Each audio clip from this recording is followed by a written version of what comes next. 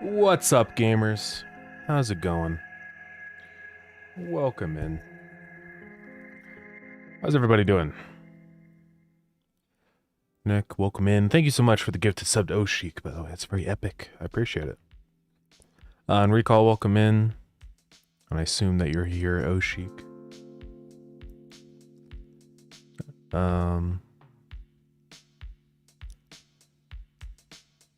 Yeah, first up your review. Oh yeah, that was you that gifted. Congrats. Bought lured into play on my brother's PC. He's still playing and letting me play. Let's go. Made a new fresh Steam account and had lured in the first place under popular new releases. You legend. Congrats.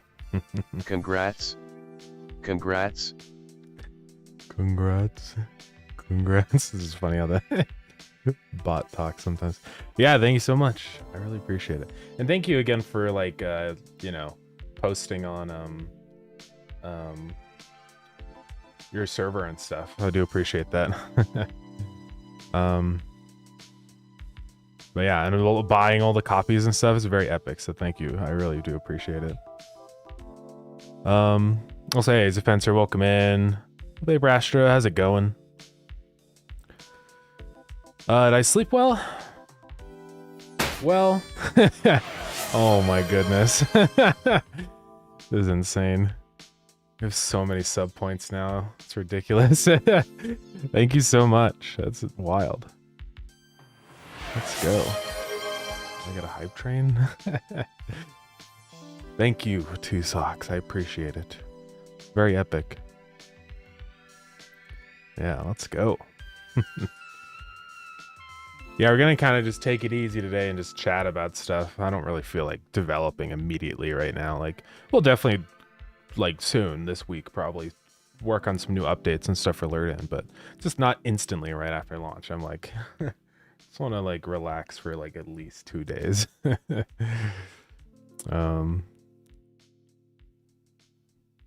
I can only buy 2 for me and my brother. I don't know why, but copies no longer stack in your inventory.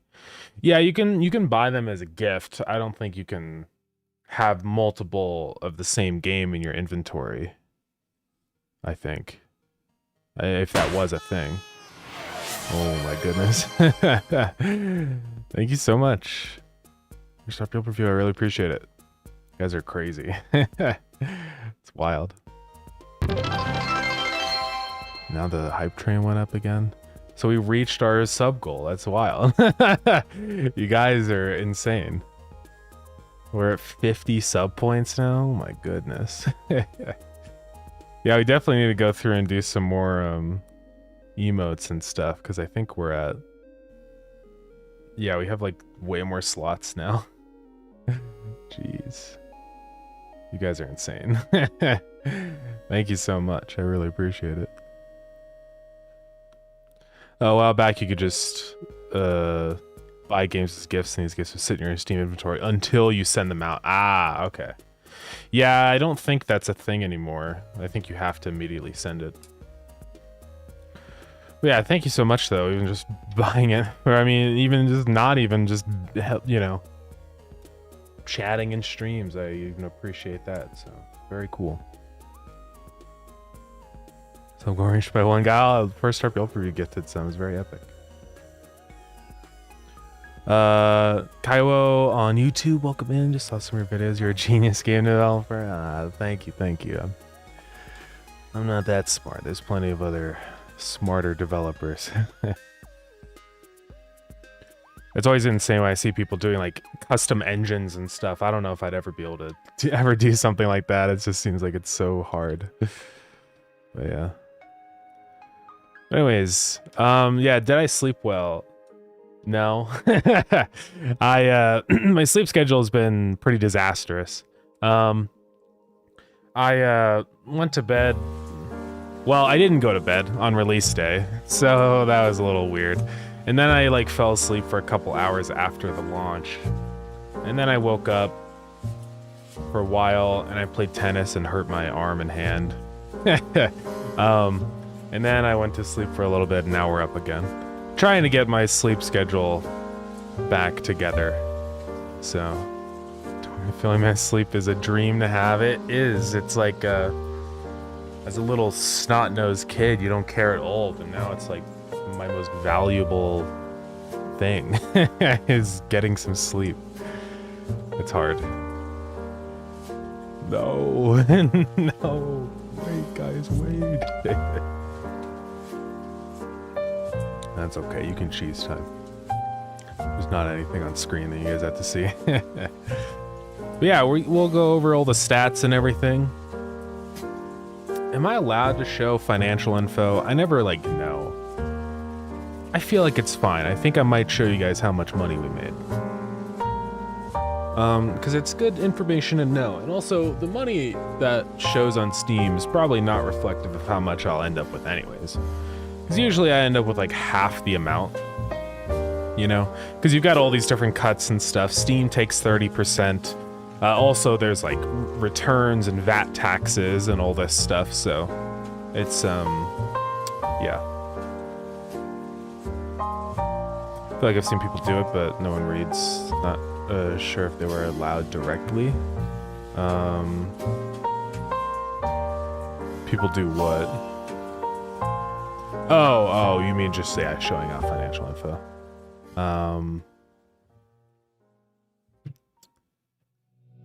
Yeah, I don't know. I mean, I don't see why Steam wouldn't allow you to show that info. It's your own information, right?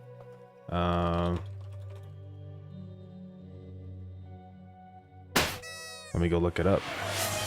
Oh, let's freaking go. Thank you so much for the gifted sub again. You guys are wild. Thank you so much. Well, that's like a private account.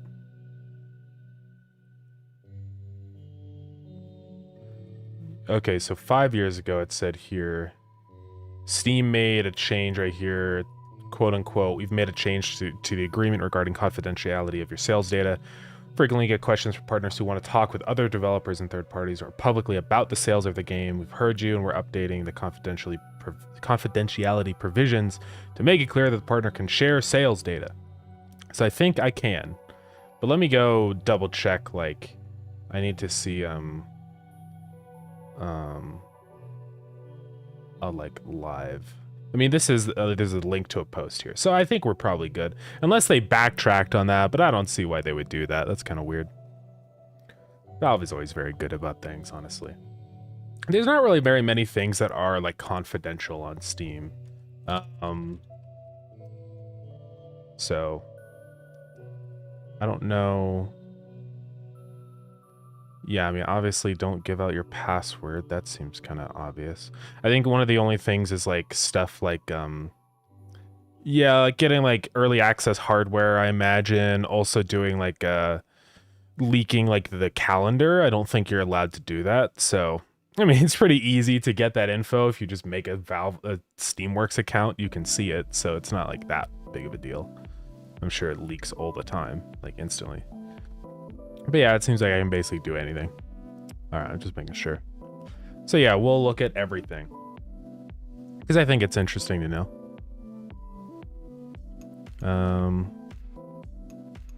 Yeah, let's see. Sorry if I'm missing any messages in here. Just going through and making sure. Yeah, we'll look at the Steam DMB stuff, because that actually has good information there that Steam itself doesn't have, which is kind of interesting. So. DJ Cat, another one. Yeah, thank you so much, guys, for all the subs. I really appreciate it. It's crazy. Can't believe we're at 51 subs. It's wild. You guys are too kind.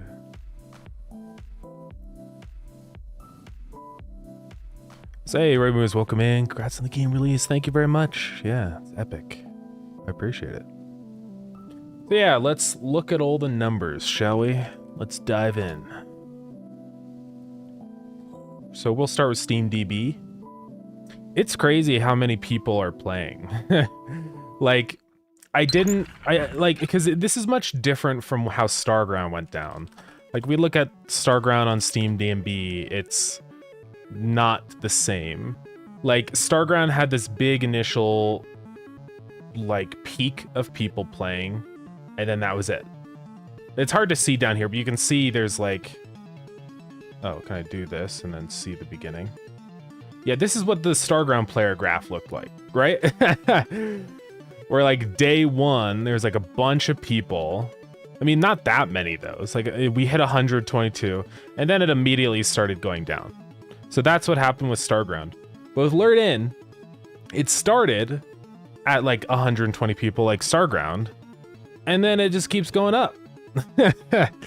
We're at like quadruple the numbers we hit on Starground, which is pretty insane. So that's very good. I don't know why Lured In has so many more. Like I don't know why this goes up. Maybe it's like content creator stuff, or people like over on like social media, Instagram and YouTube, figured out about the game. I still haven't posted another reel. I need to tell everybody the game's out, but I've just been so tired. It's hard to find the time. But yeah, concurrent numbers are insane. Kind of scary in a way. Yeah, I think it's a little worrisome, because there's like there's like a pressure. If people keep playing the game more and more, then I need to like I need to make sure that I like update it and do good. So it's a little scary. And yeah, I think we're still at 100% positive for all of our ratings, which is wild. So that's very cool. So by a lot of metrics, things are going very well. I do appreciate a lot of these reviews and stuff in here. Like, some of them have been like critical, but not negative, you know what I mean? And that's always like the best kind of review, I feel like, as a developer. Like, I think like this review is great because it really is a very comprehensive overview of everything and gives a bunch of ideas on how to improve things. And is still a good review, like positive and helpful. So these kinds of reviews are like the best, because I can look at this and like it helps me realize how to make the game better, right? So it's very nice. Let's see, amazing numbers. Yeah, it's crazy. And we'll get into like all the behind the scenes stats and stuff. Yeah, I'm happy with them. I'm pretty happy with the numbers so far. I think things have been going a lot better than I expected. For only like 6 months development time, for a smaller game like that, it's pretty crazy. So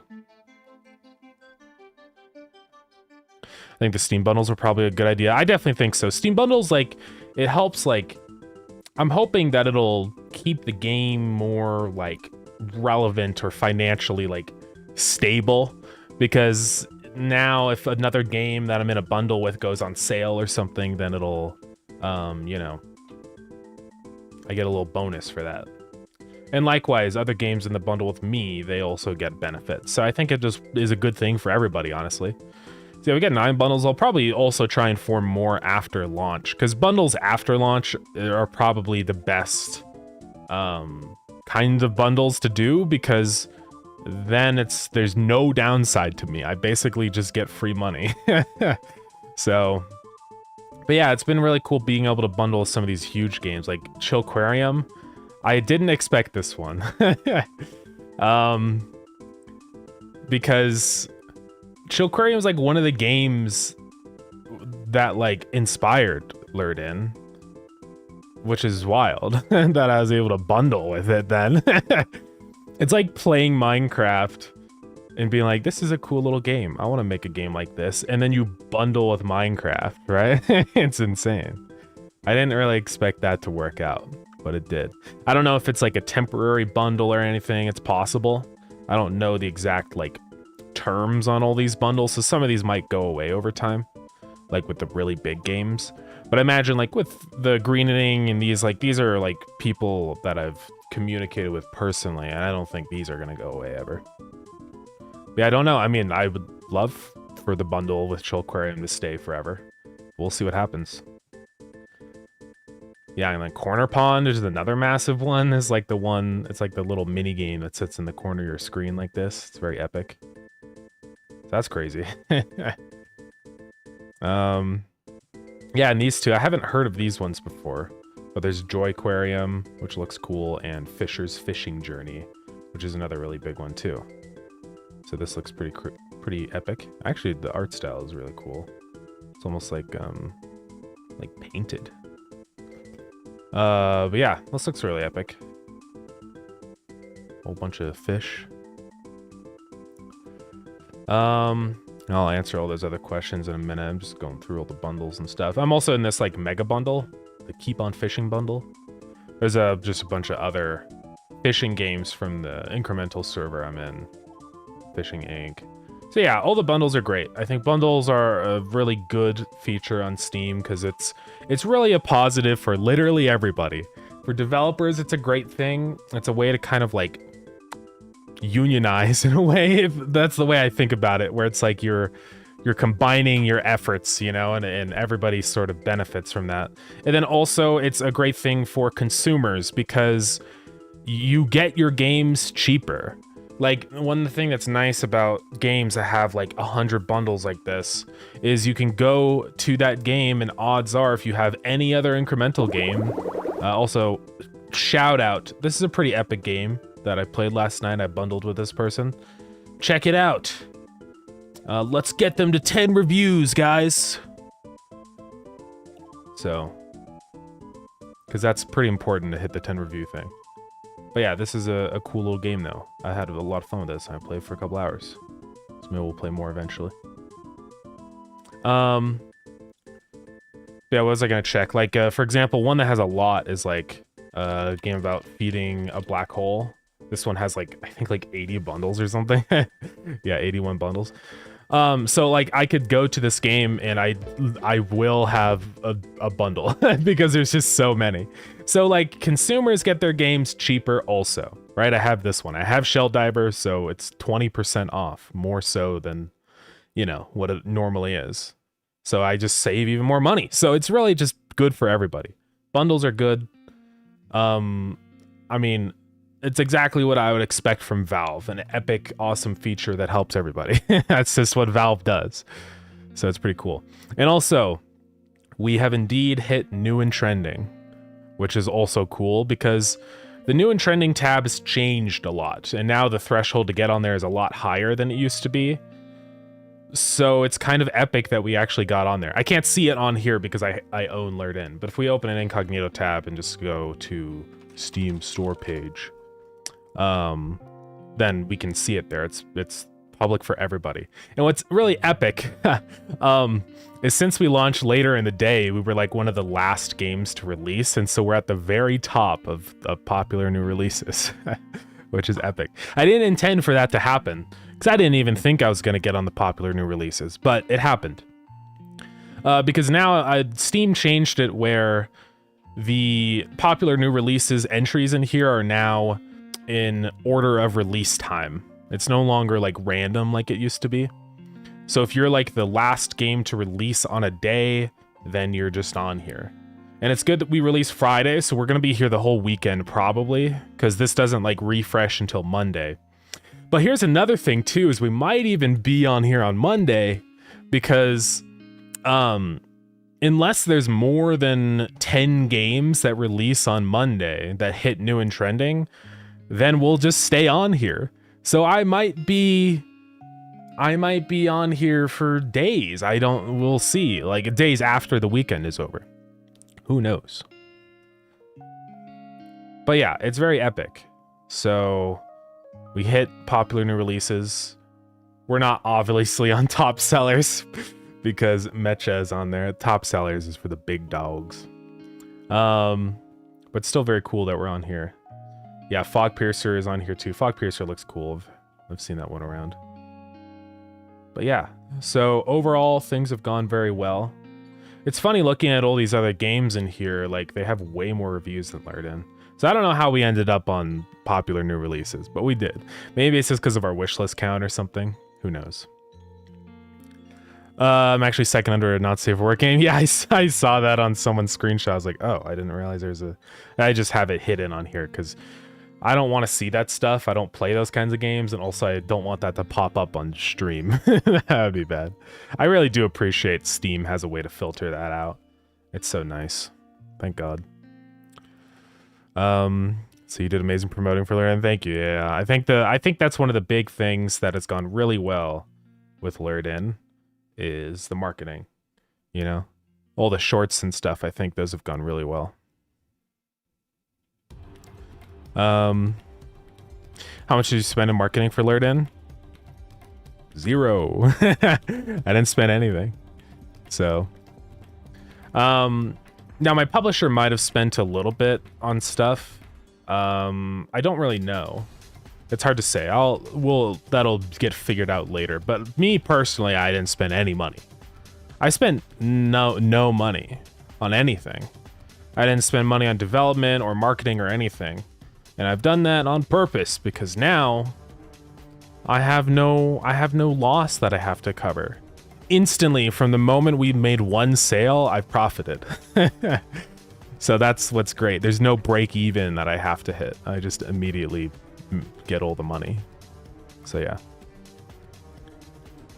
But yeah, I think it's definitely completely feasible to self-market for free. It's hard. I'm not gonna lie and say it was easy for me to make all those shorts, because man, sometimes I would just be so tired in the middle of the night and I'm like, okay, I guess I'll make a short. But it was worth it, because obviously they work. I mean, that's how we were able to hit 20K wishlist before launch and stuff, which was crazy. Also, it's crazy there's almost like 500 people on this little broadcasting thing. That's wild. So that means there's like almost 500 people on the store page right now on Lured In, which is insane. Am I quite the review? I haven't seen that one yet. Yeah, the big review. No, it's a good one though. So I'm sure at some point we're gonna get a negative review. You know, it's bound to happen. But I'm just gonna count my blessings and be happy that we haven't yet, right? So I think it's fine. I think it's only getting started as more and more people see it on the homepage and content creators pick it up. That would be very cool. Already, I feel like I'm definitely like everything is a success. So anything after this point now is a bonus, right? I have seen some videos and stuff come out for Lured In. I know Graham has been spending time like doing creator outreach and stuff, which is very cool. So yeah. And there's a couple big like YouTubers, like Blitz did another video on Lured In. He already did one a while ago for like the playtest or the demo version, and then he did another one. So that's pretty epic.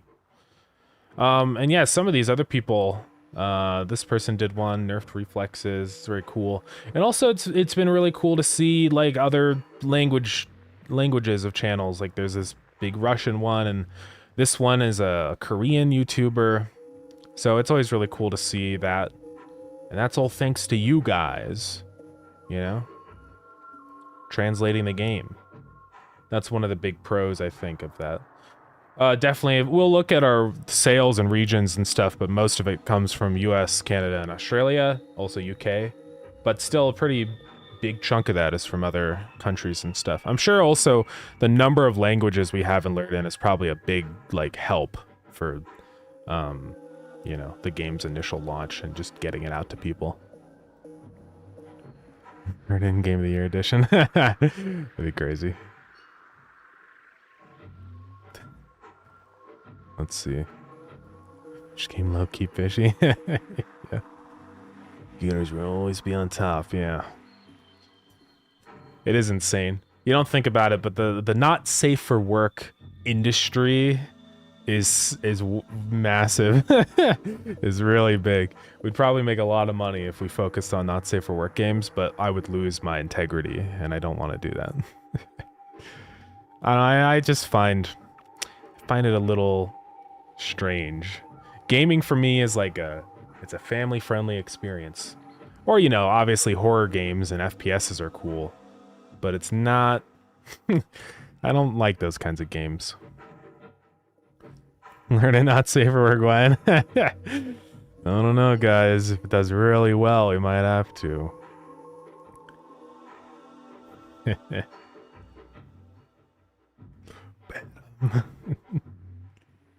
Yeah, it's crazy. Don't ban them. But yeah. So yeah, we can look at the numbers. We already looked at some numbers, but will the greed of money consume you? Hopefully not. I don't really have that like desire to be wealthy, you know? Some people like they get a taste of money and then that's all they care about and it becomes like a game for them, you know? Like all the billionaires in the world just view their companies as a little game that they're playing with each other. And it's like, who can be the richest guy? Right? They don't even care about the actual money or using the money. They just want more, right? But I don't care. If I ever made that kind of money, then immediately I will give the money away. It's too much money. Like, I'll probably prioritize improving the lives of the people I know personally. And then after that point, you know, donate to foundations. Obviously, that would be an insane amount of money if we were... we're not talking about that kind of money. But really, my goal right now is just normal salary, you know? I feel like the upper limit of like how much money I would ever need is like 200K a year. Like any more than that, and it's just like, I don't need it anymore. So. There it is, not safe for work confirmed 2030. That'd be crazy. Game gets really popular, it's bound to happen. Ooh. That would be, I don't know, guys. Hopefully I don't ever see that on, on any websites. People find a way. You... I think you misunderstand how prolific the Rule 34 is, guys. I don't know. Anyways. Yeah, let's look at the numbers. We're gonna show the earnings. Now keep in mind, I probably won't get most of this money. So I'm hyping it up like it's like I'm gonna show you guys like $1 million or something. All right, let's go. So we've made $25,000. Now that's gross. Net is after taxes and returns and stuff. So net is like the actual money that Steam has. So 22K. So usually I end up with like half of the net, right? Because we got publisher cut, Steam cut.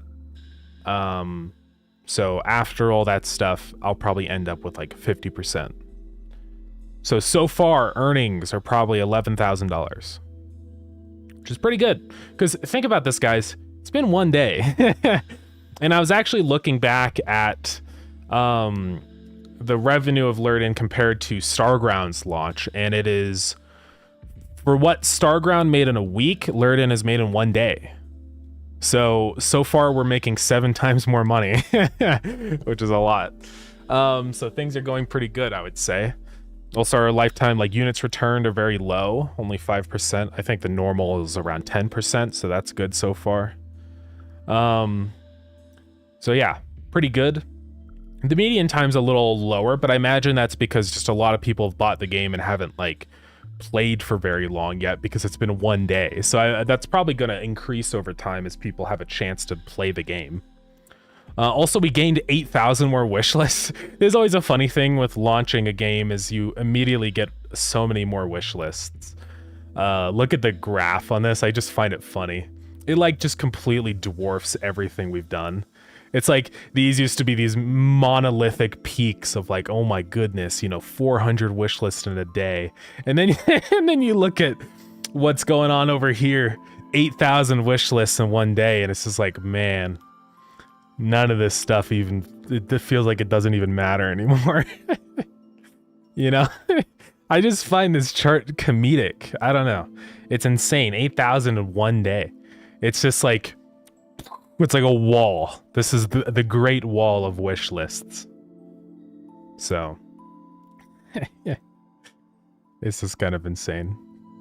Wish lists don't really matter that much after launch. But But it's still cool to have them. If like we launch like a big update or something, it'll email people that have it wishlisted. So it can be good still. Doesn't matter. It's not like a critical thing anymore like it is before launch, but okay, one day, not bad. It's not bad at all. Yeah. Oh yes, I remember making $11,000 a day at my job.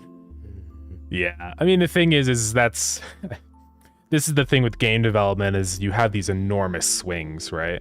Like if you take that earnings and you space it out over the course of time that I've been working on the game, then it's not as impressive anymore.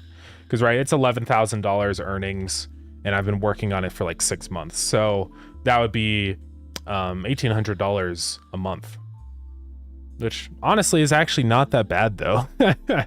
Looking at it that way, I haven't thought about it that way, so that's pretty freaking good. But yeah, I remember making 0K in my dreams. This is so sad. As long as it pays the bills. Yeah, luckily I don't really have any bills right now, so I'm just in full like saving mode, right? I think my goal financially, right, is freedom. Not freedom necessarily, but like I'll still have to, I'm fine if I have to keep making money. It's not like I want to like retire at 20. Well, it's too late. But the goal is just to be able to like have like pay for food. Right? Like basically the goal is like I have a checklist on the side of my screen, like objective, don't die. Basically have food so I can eat, and it'd be cool if I could make enough money to have like a house or an apartment or something so I could like live and have a computer. That's the goal. Anything after that is undefined right now. Eventually it'd be cool to have an actual house, but you know, that's freaking expensive, guys. The problem with that is in the region I live, a house is gonna run you like $800,000. It depends. It varies a lot. Actually, I think the housing market has been down recently, which is good for me. So I think you can like find stuff cheaper. Let's say like if like a little tiny home is like $500,000, you know, that's a lot of money. And like you get like a 30-year mortgage on that. You'd be paying thousands just for the mortgage, and then you also still have to pay for all of your utilities and everything. So it's kind of pretty expensive. And mortgages suck because the thing with a mortgage is you end up paying like double the amount of your home, right? Oops.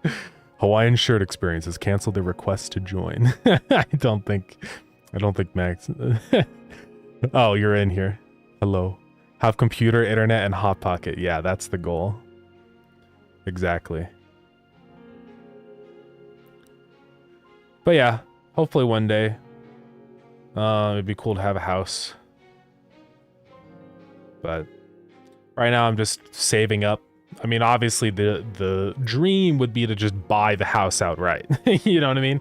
I don't really want to get a mortgage because then it's this constant thing hanging over you. And you've gotta have money, otherwise it all goes away. But if you own your home, like obviously there's still a lot of expenses. You've got to pay property tax every year, but that's usually not that much money. It's like a couple thousand or something a year. And then all the utilities, you know, you've got to pay for water and electricity and all that garbage, and internet and food. Food is a never-ending thing. But yeah, anyways. Is this a full-time job or side passion? Yeah, you said it. Full-time passion, exactly. Yeah, I've been doing it full-time, so it is a full-time job for me now. Also, Lubrical Rising on YouTube. Dude, I've been addicted to the game, trying to maximize about 60 million a minute. Hey, let's go. Very nice. Hopefully people have actually been getting the Trillionaire achievement. I think I've seen a bunch of people do it. I think if you utilize Ascensions and stuff, it's not too bad. But if there are any achievements that feel pretty impossible to get, definitely let me know and we can tweak them. I think 1 trillion is pretty achievable, especially if we add in more content to the game. It'll get easier every time. But yeah, release has been pretty good. We're just going over numbers and stuff right now. Yeah, I don't know. Twitch may request to join your stream as soon as I open it. That's wacky. If one of your games made like 800k in sales, would you put all that into a house? I definitely probably would. I mean, it depends on the situation. Like, if it was feasible for me to buy a house and then still have leftover to pay for utilities and everything like that, then definitely, right? I mean, that's kind of the ultimate goal right now, basically, is own a home, right? So, because that would be the ultimate freedom. I think we're a long way from there. But here's one of the things I think about Lured In that's great compared to Starground. We've been working on Starground for a long time. And even before launch on Starground and stuff, you know, we went into it with early access. And so from the get-go, I was trapped. I'm still going to be working on Lured In just because things are going really well and I want to. But with Starground, it's a forced development timeline. Like, I have to update Starground, not because it's out of a place of passion or success, but out of a place of I have to fulfill my promise. And it's been difficult to stay motivated for that. But with Lured In, it's out, you know, it's full 1.0. So like, I can just stop working on it if I really feel like it, which is great. That's not me saying I'm gonna immediately abandon the game. That's definitely not the plan.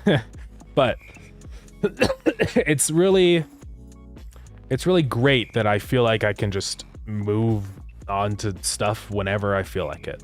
So I think Lured In has been a good like proof of concept, basically, that I'm able to make a game in 6 months and probably still make as much money as Starground made. So yeah, it's pretty cool. But yeah. Let's see, I have like 10 times multiplier from Ascensions maxed out and I can make like 100 billion in 8 hours offline time. Yeah, it's we'll just have to add in another region to make it easier. I think if we add in the deep sea area for people, then it'll be significantly easier to get the trillion. So that's kind of the solution, I think. So yeah, we'll work on that soon. You're just one clip on YouTube Shorts going viral away from buying a house. That would be pretty epic. It's the classic case of as soon as you have to do something, you don't want to do it as much. Exactly. Yeah. It's like motivation, the best kind of motivation always comes from a place of like desire, you know, of wanting to do something. So the minute it's no longer about the desire, but about the, like, you're forced to, I think that's when I lose my motivation, because I'm immediately like, all right, this has now become a chore for me instead of being a thing that I enjoy doing. So yeah. Is the mobile version still an option? I definitely think so. We'll probably start looking at a mobile version eventually. I want to make sure the game's in a really good spot before moving on to that, you know, because it might take a long time for me to make the mobile version. I don't really know. Hopefully it doesn't take me that long, but it might take like a month or something. So I want to like post a bunch of content updates and alleviate issues, fix bugs, work on controller support, maybe even get the game deck verified, I think would be good. But yeah, those are all things I want to tackle before we go on to mobile. But I think eventually we will. I think mobile could be pretty interesting. I definitely think Lured In works as a mobile game. So, but yeah. Also, I didn't realize it was you, Graphic. Welcome in. How's it going? Hey, Bear Devs, welcome in. Yeah, how am I feeling about the numbers? They're pretty good. This is only 1 day of numbers, you know, and so that's pretty wild. I mean, yeah, it's been just very interesting how Lured In has gone so far. Because if you look at like the sales, ignore this because it's just like it just turned. Steam doesn't update the newest hour, but I mean, if you look at the way that the units have been moving, it's just very interesting. Because like normally you see a massive spike right at launch, right? And then it drops down to like trickling numbers, right? But it's just been, it hasn't done that. And it's been kind of insane, right? It peaked and I was like, okay, here we go. It's going to plateau, and then it goes back up, and now it's almost like we've had another day that's almost at the peak of launch, which is insane. So it's been a much different experience this time around releasing Lured In compared to Starground. A much better launch for sure, by far. And maybe that's all because Starground was early access. I'll never know for sure unless I actually see other people's stats, but yeah, it's just very interesting. We can see like where it's from. United States is the top, but only 40%, you know? There's so many other countries. It's actually interesting. Germany is more than the US, Canada, and Australia. And actually Korea is a lot. So it's pretty popular in Korea, I suppose, which is really cool. So yeah, this is why you localize your games, you know? It's worth it. Like, localization is hard, and it took me a lot of stress and work to get the localization system set up. And of course, all of you guys spent so much time translating, which I always really appreciate it. But I mean, that's resulted in like probably 50% more money, right? So it's pretty insane. Localization is really important. And Lured In might be like a special case because we just have so many freaking languages, which is really cool. But, you know, you pick like, if you go with like the top like 10 languages, it still puts you in a really good spot language-wise, I think. So yeah. Doing ads on mobile? I probably won't do any ads or anything. I don't know how mobile is going to go because like Lured In is, not going to be the usual mobile slop. I see so much garbage on mobile that's just loaded with microtransactions and trash, you know? But I don't want, Lured In obviously isn't that kind of game. I'm never gonna do microtransactions, and I'm never gonna do like, probably never gonna do like, you know, cosmetic purchases. I don't want people to have to buy skins. I think that's lame and stupid. So, if we ever add in, which we will, add in more cosmetics, I want it to be something unlockable. So, I don't know how it's going to perform on mobile. We'll have to see. I know mobile, like, is a very competitive platform, even, like, way more so than Steam. Right? Because there's a very low bar on mobile. Also, there's way more people playing on mobile than computers these days. I don't think that was always the case. Like, as a little kid, I'm pretty sure computers were still on top. But, you know, with the rise of the smartphone, now mobile is king. But yeah, it's wild. I mean, there's like, what, like 5-6 billion people on mobile or something? It's like the majority of the entire world plays mobile. Or like at least has a mobile cell phone. So mobile is a massive market. But again, that's also potentially a downside because there's going to be a load of competition on mobile. So I don't really know what's going to happen with mobile. But I still think it's worthwhile to target that platform, Android and iOS. So we'll see what happens with that. I do actually appreciate Apple has like a thing where if you're a self-employed business owner, then you get like a smaller cut taken. I think normally it's like 20%, but you can drop it to like half, like 10%. So we might actually, mobile might actually be pretty epic because I'll make a lot of money. I won't have a very big cut being taken from me. So, but yeah, I don't really like feel like I need to ever do paid advertising. I don't know if it's fully worth it, you know? Like, I think it's worth it if you have a super flashy game that just has that je ne sais quoi, you know, that's just like people just eat it up whenever they see it. I don't think Lured In is that kind of game, which is not a bad thing. It just is what it is. So it's probably not financially worthwhile for me to do that. But I don't know. I'll have to see. Revenue would have doubled again if you let me translate to Braille. I don't even know how that would like work. Like, are there Braille characters in you know, Unicode? I don't know, but it'd be kind of funny if we did Braille. It would be so pointless, but yeah.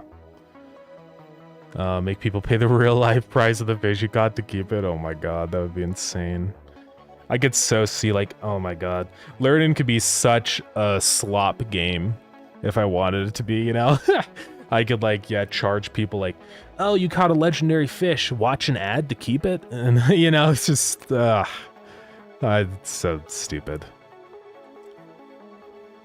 Yeah, Jeremy loves fishing. Lurden Jim. Oh god, yeah.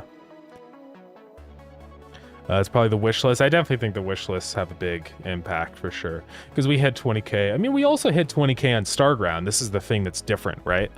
Is even though we're at the same wish list count as Starground on launch, we made 7 times money. We made the same amount of money 7 times faster. So, I don't know. It's kind of interesting. I think it's just, I have an inkling that a lot of it probably comes down to the personal calendar. Because the personal calendar is pretty cool, guys. It's, because now when you go to the personal calendar here, I'm pretty sure, well, it'll show it here, just released right here at the end, right? So Lurden released. But then also, it's going to stay there for a while. So it'll be under this, both of these tabs. There's released in the last 7 days. It's going to be in here, and then also released in the last month. So we're literally going to have visibility in the personal calendar for a month after launch, which is like wild. That's kind of unheard of, right? That's not a thing that has existed before. So it's pretty insane. This game is going to do numbers, I'm sure. I think it has like 100,000 wish lists or something now. It's on the Discord. But yeah, there's a lot of big games in here and stuff. Thank you for the spin. So yeah, personal calendar is a big win, I think, on Steam's part. And I have enjoyed using it as a consumer too. It's nice to see like relevant stuff. So, but yeah. You want to know how much is from Kazakhstan? I can go check. I don't know if it'll, I think it's just under the other category. So unfortunately, I don't think I can actually, or if I hover over it in here. Where is Kazakhstan at? I don't know. That's Afghanistan. Uzbekistan. Kyrgyzstan. A lot of stands. Oh, there it is. Kazakhstan. 34 units. So very epic. I think a lot of that is probably your doing too, Sock, so thank you. I do really appreciate it. But I don't know, unless Kazakhstan is just a big gaming country. I don't know.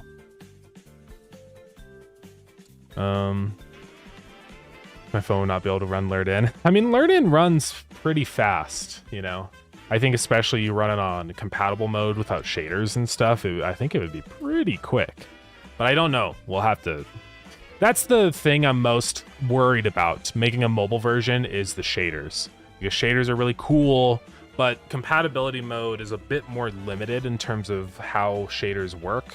You can't do as many instance uniforms, which means some things might be hard, or we'll have to go through and recreate some shaders and make them use less instance uniforms. So it's complicated. We'll have to see.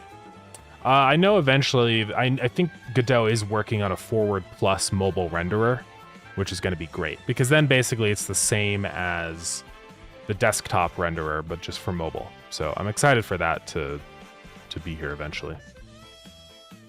I think YouTube Shorts video where you talk about how much you made in the first 24 hours to get people interested, then you can mention future aspirations for mobile support. I definitely think so. I'll probably do a lot of shorts. I've had a bunch of ideas popping up in my head, you know, just all about things I've realized or noticed this time around with launch. I think it'd be interesting for people, you know, like how much money did I make, and is the personal calendar good, and just all these questions floating around, right? But yeah. Now you have to pay $2 million per minute. That's how much you make in game. Watch an ad to get it. That'd be insane. Official mod support soon, or any idea when that might be added? Yeah, I do want to do that eventually. It's probably, I'd say, like in a similar priority as like mobile is right now for me, where it's not something I'm gonna tackle immediately. I want to focus on like some content updates and like fix things first, but I do want to do mod support. If we go do mod support, I'd love to do workshop support, so you guys can just upload your mods there and everyone can download them easier, because doing it through Discord is kind of lame. So yeah, eventually. I just want to wait a little bit longer before we start tackling that. So bad, yeah, it's not bad at all. I think you underestimate your task skills. I appreciate it. Yeah, Larry is extremely impressed for 6 months of work. It was released on the first day of school holidays in the UK. Oh, let's go. I didn't realize. Got to cry when you saw your sales numbers. No, I appreciate it. Yeah, I mean, it's... I don't know. Imposter syndrome, right? Thank you for the spin. It's always like, I never view myself that way, you know, being some seasoned developer. Because I think the thing is there's just still so much to learn. And that stuff I'm still learning about launching and making games, you know? Like, even though this is the third game, it still feels in a lot of ways like the first launch I've ever done. You know what I mean? Like, it doesn't feel like it's this normal thing. I don't know. I think that's one of the biggest like skills you can have, in all honesty, though, is the willingness to learn and the discipline to try, right? Because learning is the most important thing to succeed, I think, right? Because knowledge is power. I mean, think about it. Like, imagine you knew, like, you know, NVIDIA was gonna spike 1,000% or whatever. Like, you could make millions. So knowledge is just so important. It's a lot in a lot of the same ways. It's with creating games. It's like, if you know how to make things, then it no longer becomes, the only challenge left is just your own imagination, right? So. Oh yeah, with the crying. There's like the guy that released Tangy TD. I mean, he made like $1 million or something like week 1. That was insane. I don't think we'll hit $1 million. I mean, that'd be really cool if we made $1 million, but it's probably not gonna happen. The game would have to really blow up for no reason. Yeah.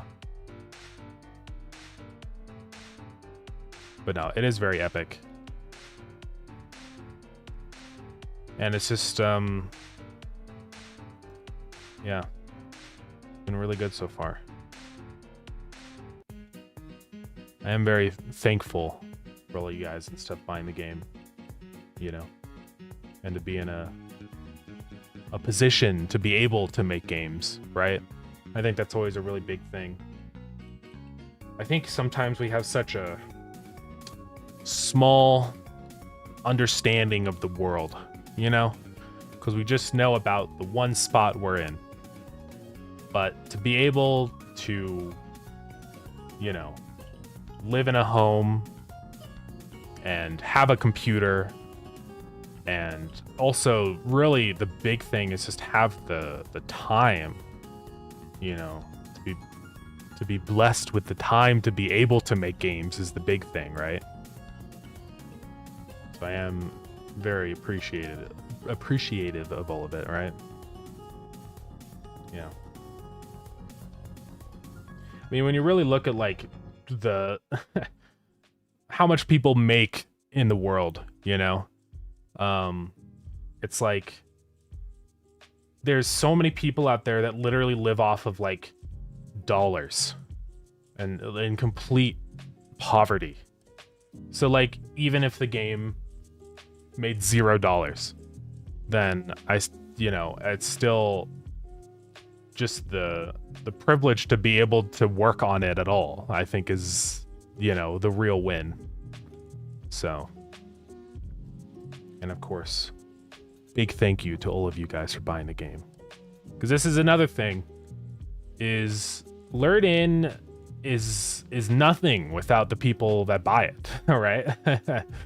So, I mean, of course, I like put in the time to make the game, but I really am like a small part of the game, you know? I mean, you guys are the ones that made it a reality, so I appreciate it. But yeah, anyways. Can make sure about some of the issues that were found in the game. That would be cool, yeah. No, I think a lot of people are interested about things like that. I always find shorts about things like that, like weird little quirky bugs. It's kind of fun. But yeah, you're in your 20s, right? The game is very polished. I mean, like shines in the money bags, rotating decorations. I appreciate it, yeah. Yeah, I'm 23, which feels ancient, guys. You know? Feels like just yesterday I was 17 years old. Now I'm 23. 7 years and I'm in my 30s. Ooh. It's rough, guys. See someone stream your game on Twitch? Ooh, very cool. Let's go.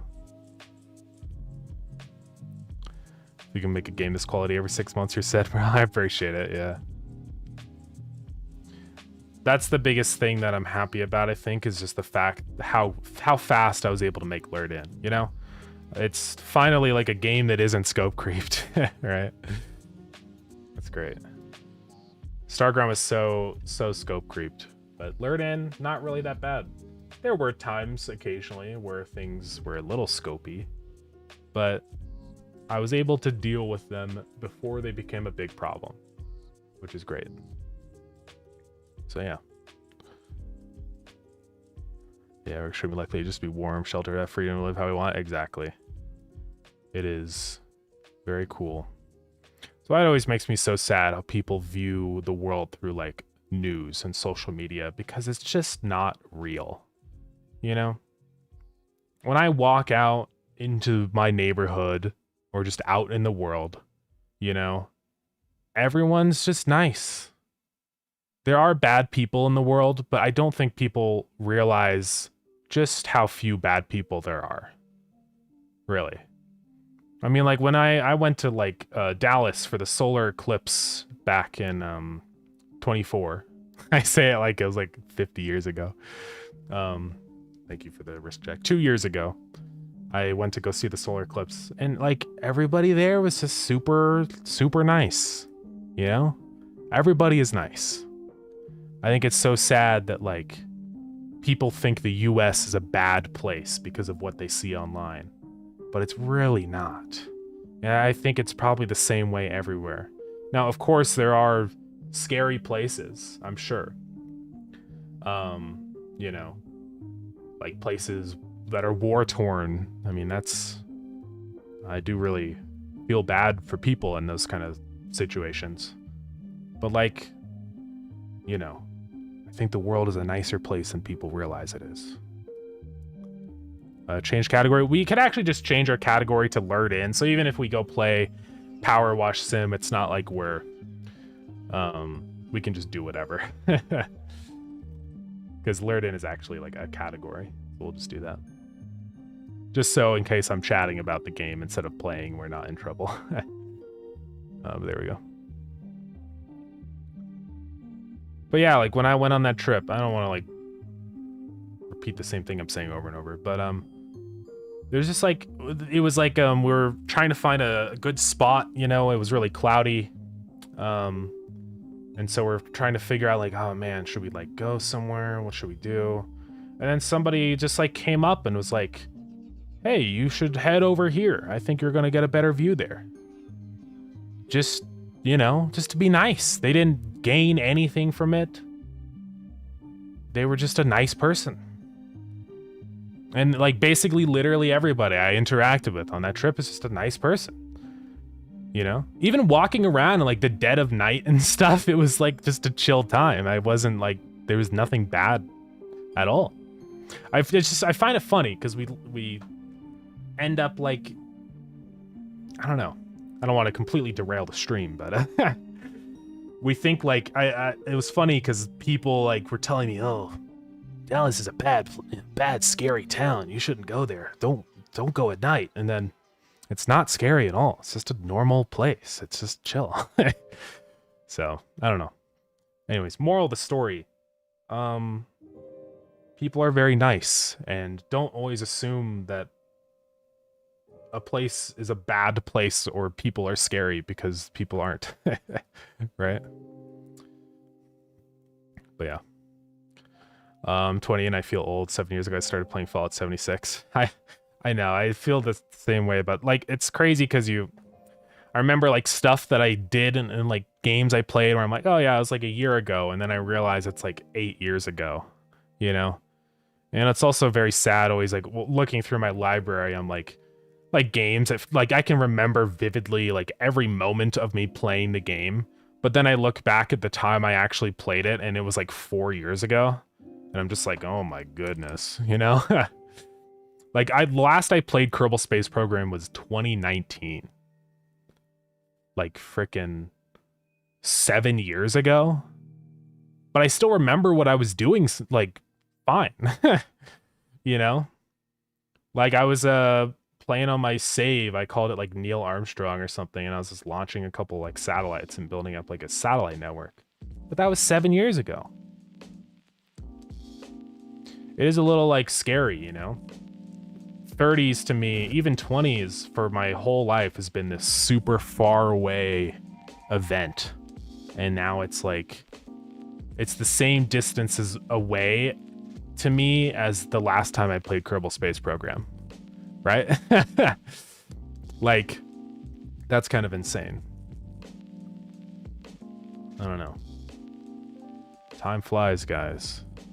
Take advantage of it now, because it will go away. I mean, I know I'm still pretty young in the grand scheme of things.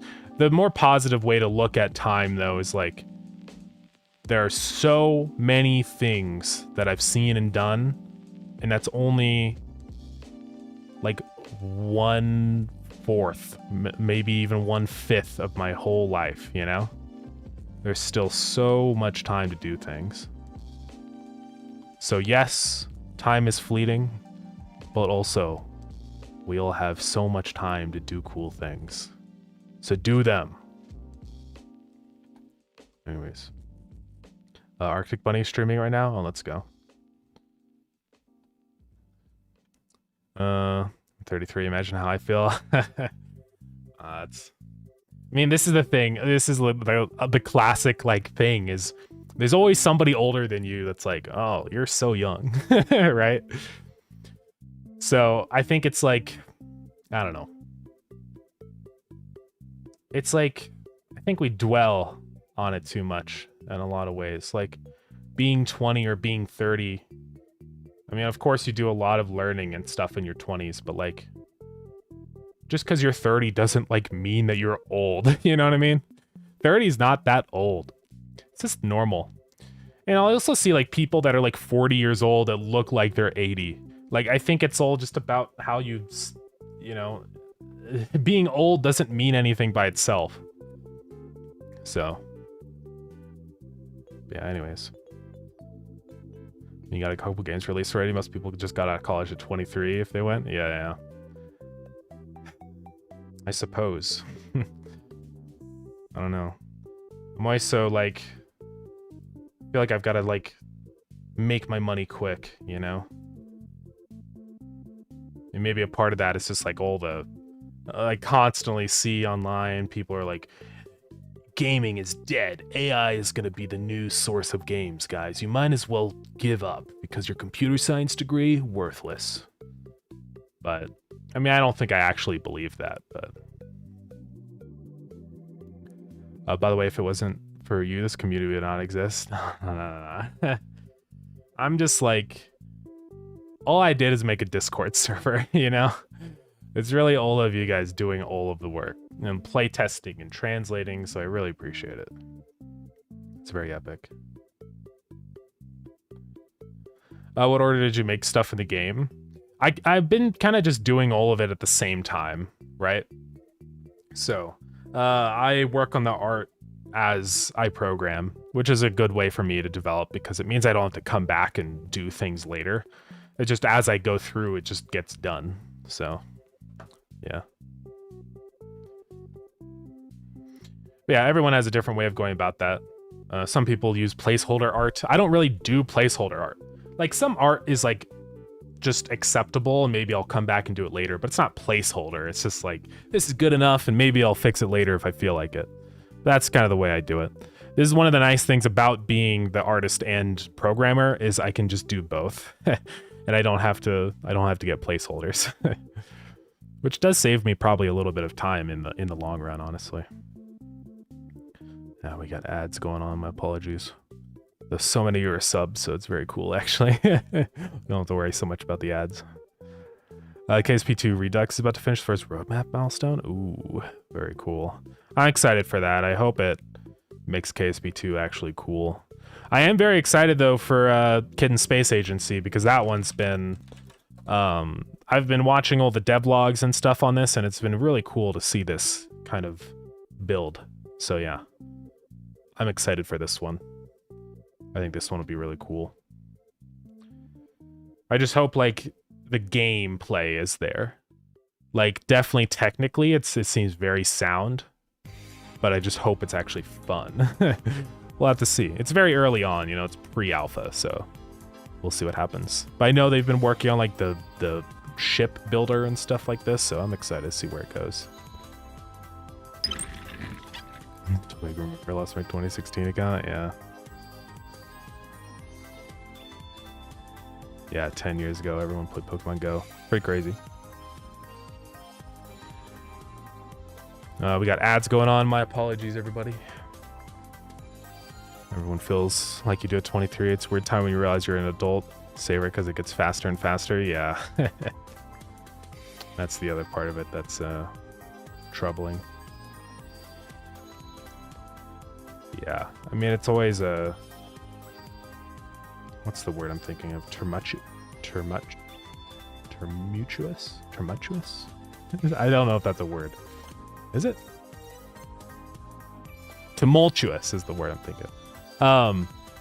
It's always a tumultuous time, I imagine, being in your early 20s, because it's right after your boring child stuff is over, right? You're finally done with high school and all this garbage that, like, you're railroaded on. And it's finally your chance to, like, do things. But that also means you've got to, like, figure it out. Like, what are you gonna do? Because, you know, if you don't decide, then you'll just go on living and not do anything. So. Mini David, welcome in. How's it going?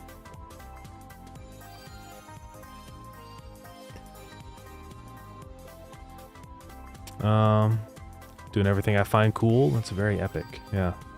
So I always think people should, if they like something, then genuinely try and like do that thing more. I really feel like I liked making games, and so my goal is like, you know, I want to make games. So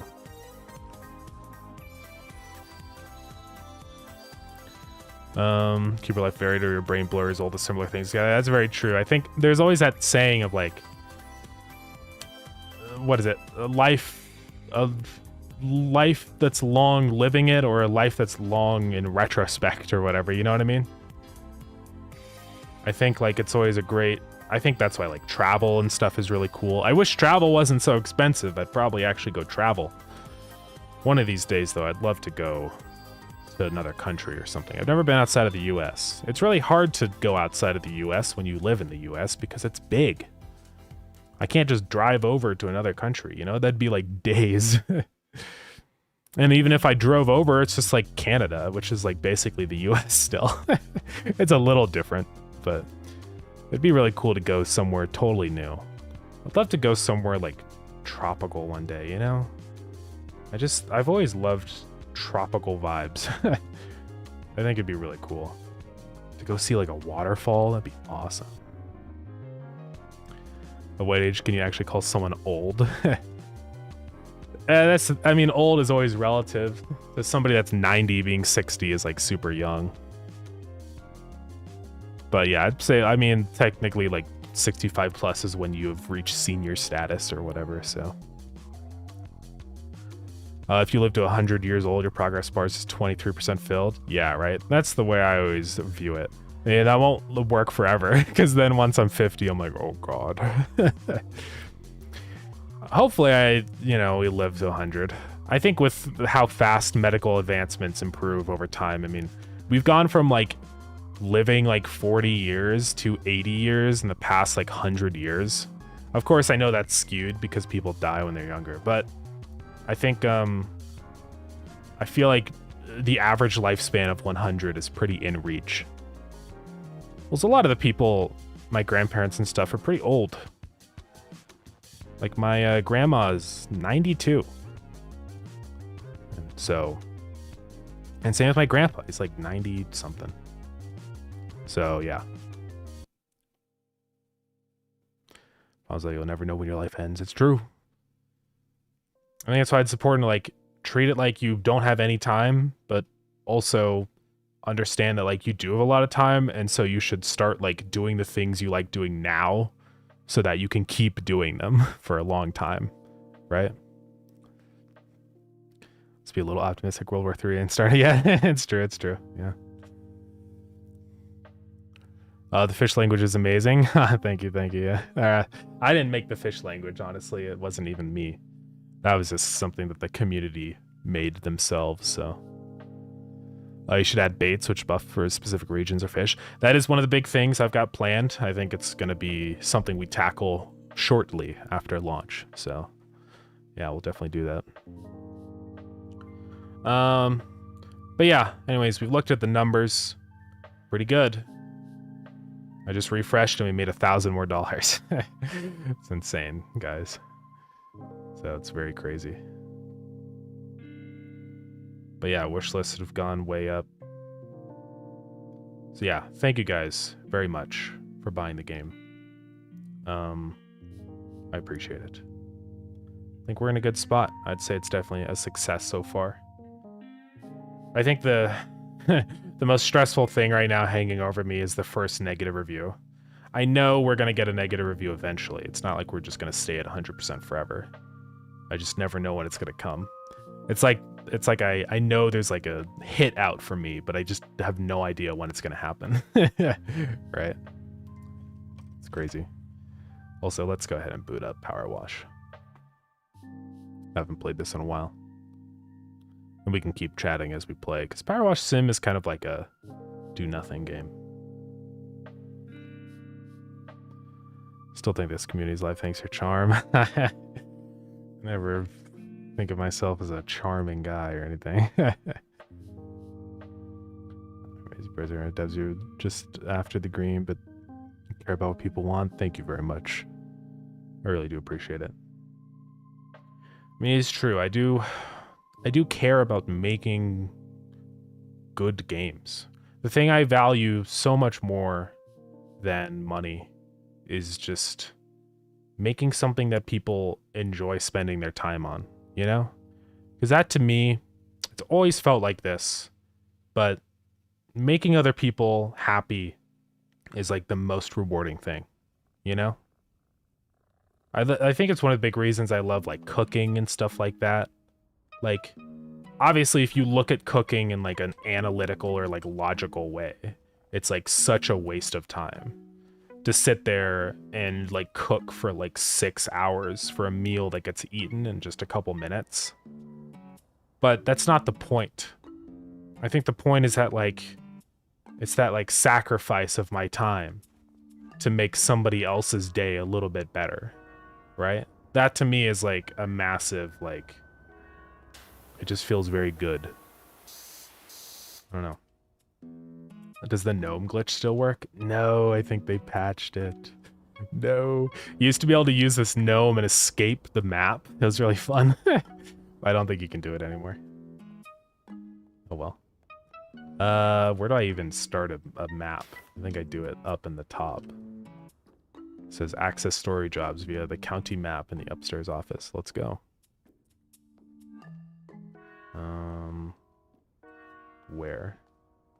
Oh, right here. No, that's not. In the upstairs office. Oh. So what do we want to clean? Nouveau house? Isn't there just like a menu where I can just like see everything? Oh, here we go. There's all these like DLCs and stuff now. Did I buy the... Okay, I didn't buy that yet. There is a new update called Dara Chronicles. Alright, this is the house we gotta clean. Let's go. But yeah, anyways, I really like being able to help people and make people happy. I think that's the most, like, fulfilling thing to me in life. You know? I don't know. It's just very nice. How do I flip? Oh, it's R. But yeah. Also, let me know how the volume is on stuff. It should be pretty quiet. I don't want it to get too loud and annoying. But yeah, #1 goal, I don't care about money, guys. I just need enough money to keep doing it. But I just want to make very epic games that people like playing and feel happy playing. Right? Anyways, let's see. Probably missing things in here. Just imagine where you'll be at my age. 20 games released, millions in revenue. I appreciate it. Would be very cool. If I ever had like an obscene amount of money, I'd probably buy a yacht. That's like the biggest, most grand purchase I could ever imagine. Because that would be really fun to just live on the ocean and sail.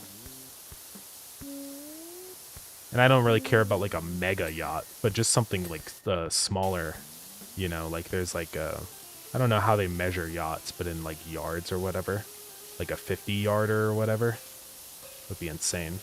And it was kind of interesting looking at yachts. I was just looking one time out of curiosity because I was like, how much do they even cost?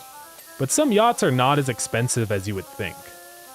Like there are actually some that are just like $1 million, which is still a lot of money. But I think we think of yachts as being this like 10 like billions of dollars. But some yachts are like kind of practical in a way. Obviously not practical, you know what I mean? Achievable. But it's kind of insane. I guess we can change our category back to PowerWash Sim now. Let's go do that. Yeah. There we go.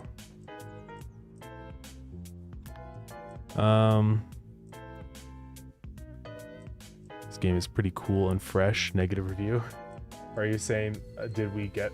Is that a negative review we have? Or are you saying that's like what the first one's gonna be?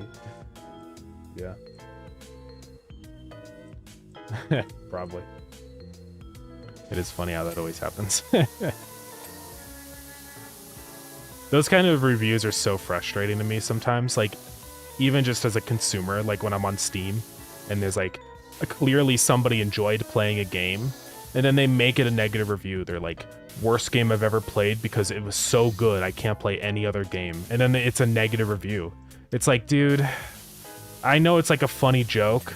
It's like, this game is so good that it sucks. But that's like, do people realize it's like somebody's like career that they're like tarnishing by doing that? I don't know. I don't think they do. Like, if you enjoy the game, like literally just leave a positive review. Don't like try to be funny and be negative on purpose. It's like, bro, that's kind of mean. Like, if you didn't like the game, then yeah, leave a negative review. But like, if you actually had a good time and spent thousands of hours, you shouldn't do that. Oh yeah, how do I, there's like a keybind where you can see where the dirt is. Let me go look at the keybinds. I don't remember how to do it, but it's very useful. Yeah, it's like the dirt highlight. Dirt highlight is Q. See, I can do that and it shows us where the dirt is. It's useful for when we're like getting toward the end of things. Let's see. Never switching off of it.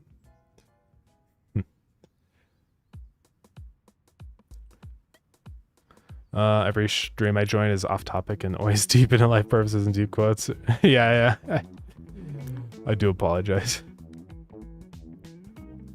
Oh, what is this? From the revenue of your earnings, you could buy a small house in the countryside of Washington, really? I have honestly thought of moving to Washington before, because it just seems nice. Oh yeah, it's actually pretty cheap. It's a pretty bad home, but still. Find out there's free time you can play these games. Yeah, I've been really wanting to do some gaming. I've been just so busy with Lured In. That's why I wanted to play this today, because it's like been on my list.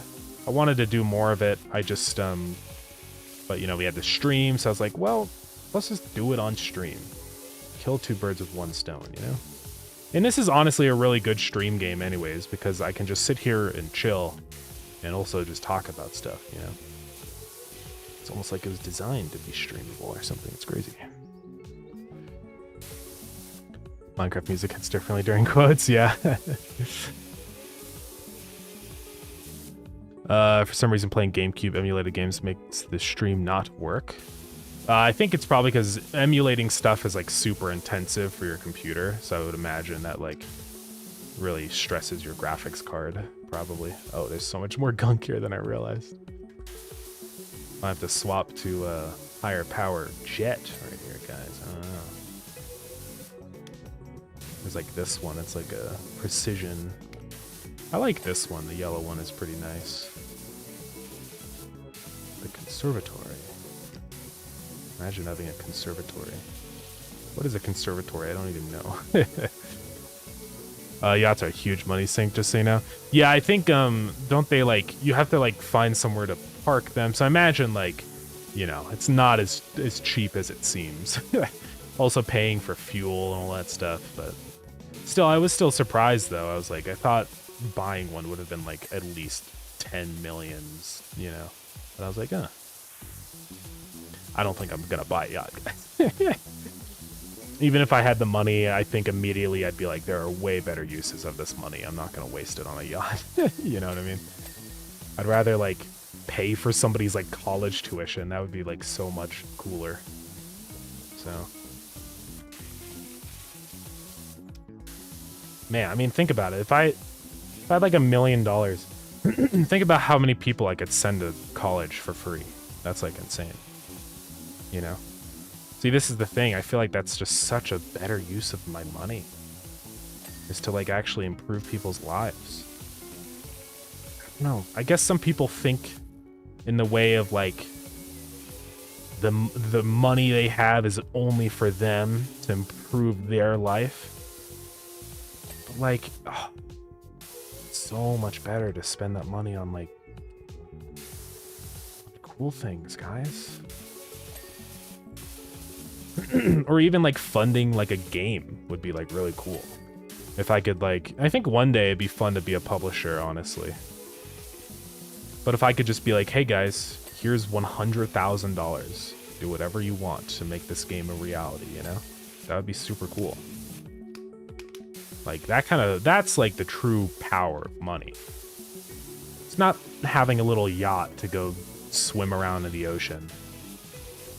It's to make things happen, you know? To be like, this is really cool, or this person is a good person and I want them to succeed, and then having the ability to make it a reality, right? That's really cool. Let's see.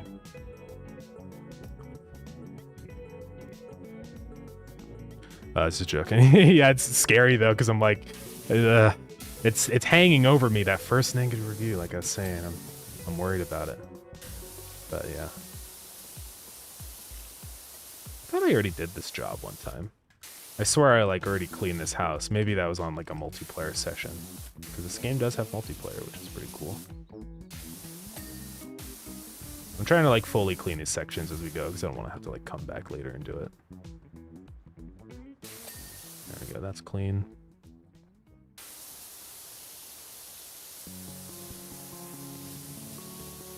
Love Ultra Kill. Look at the bad reviews. Is there a lot of bad reviews? Or what are the... Or it's probably like, yeah, comedic reviews, aren't they?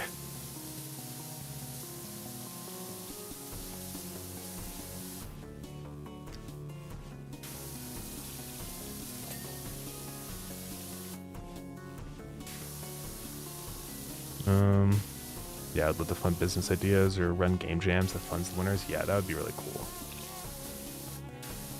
Harper Shaw, Wishy, do you think we should ask? Be quiet, who even is that? Oh man, this wall is gonna take forever. That's fine though. That's the whole point of PowerWash Sim, right? So just chill.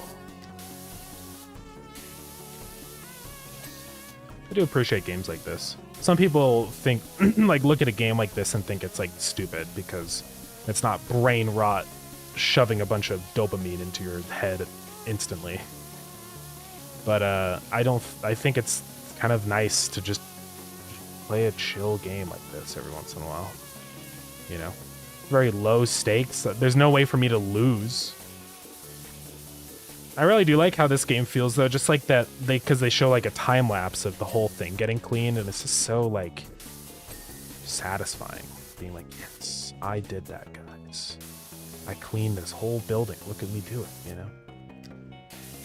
It's kind of nice. PowerWash Sim is just a reference to clean your tanks and layer it in, yeah. Yeah, it probably uses a pretty similar system, I imagine, for like the way it handles the cleaning stuff, you know? Like it has like a big texture on top of all the maps that it like modifies as you clean stuff, you know? Sparkly clean.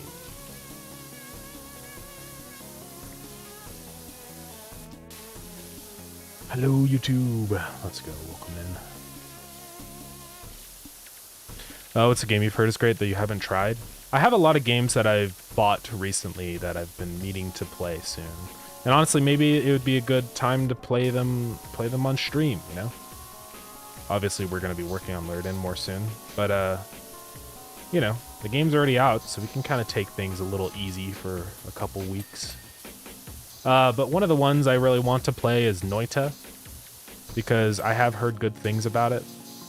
It just seems very interesting. It's like it simulates every single pixel on the screen, which is already just a very interesting premise, but it just looks fun and cool, like something you get to like experiment with a lot, and probably very hard. But yeah, it seems like a good one. That's one I want to play. Also, Core Keeper seems fun because it's like got similar vibes, I would say, to Terraria, and I really love Terraria, so I think I would have a good time with that one too. So yeah, those are some of the ones I have that I want to try out for sure. Yeah, other games. Outer Wilds is the other one that I've definitely heard about that I want to try soon. So no spoilers, guys. But it seems really... I've just heard a lot of really good things where people are like, this is the best game I've ever played. Just play it and don't spoil. Don't spoil yourself. Go in blind, you know? So I guess it's like sort of like a puzzle game. I actually remember seeing Outer Wilds a long time ago. Like, I think I watched like Jacksepticeye or something play through like a alpha version of the game. So it's something I've known about for a really long time, like a decade, it feels like. But I think, yeah, it just wasn't out yet at that point. But I'm pretty sure it's fully out now. I know there's also like DLC and stuff. But yeah, it seems like it'd be just a really fun like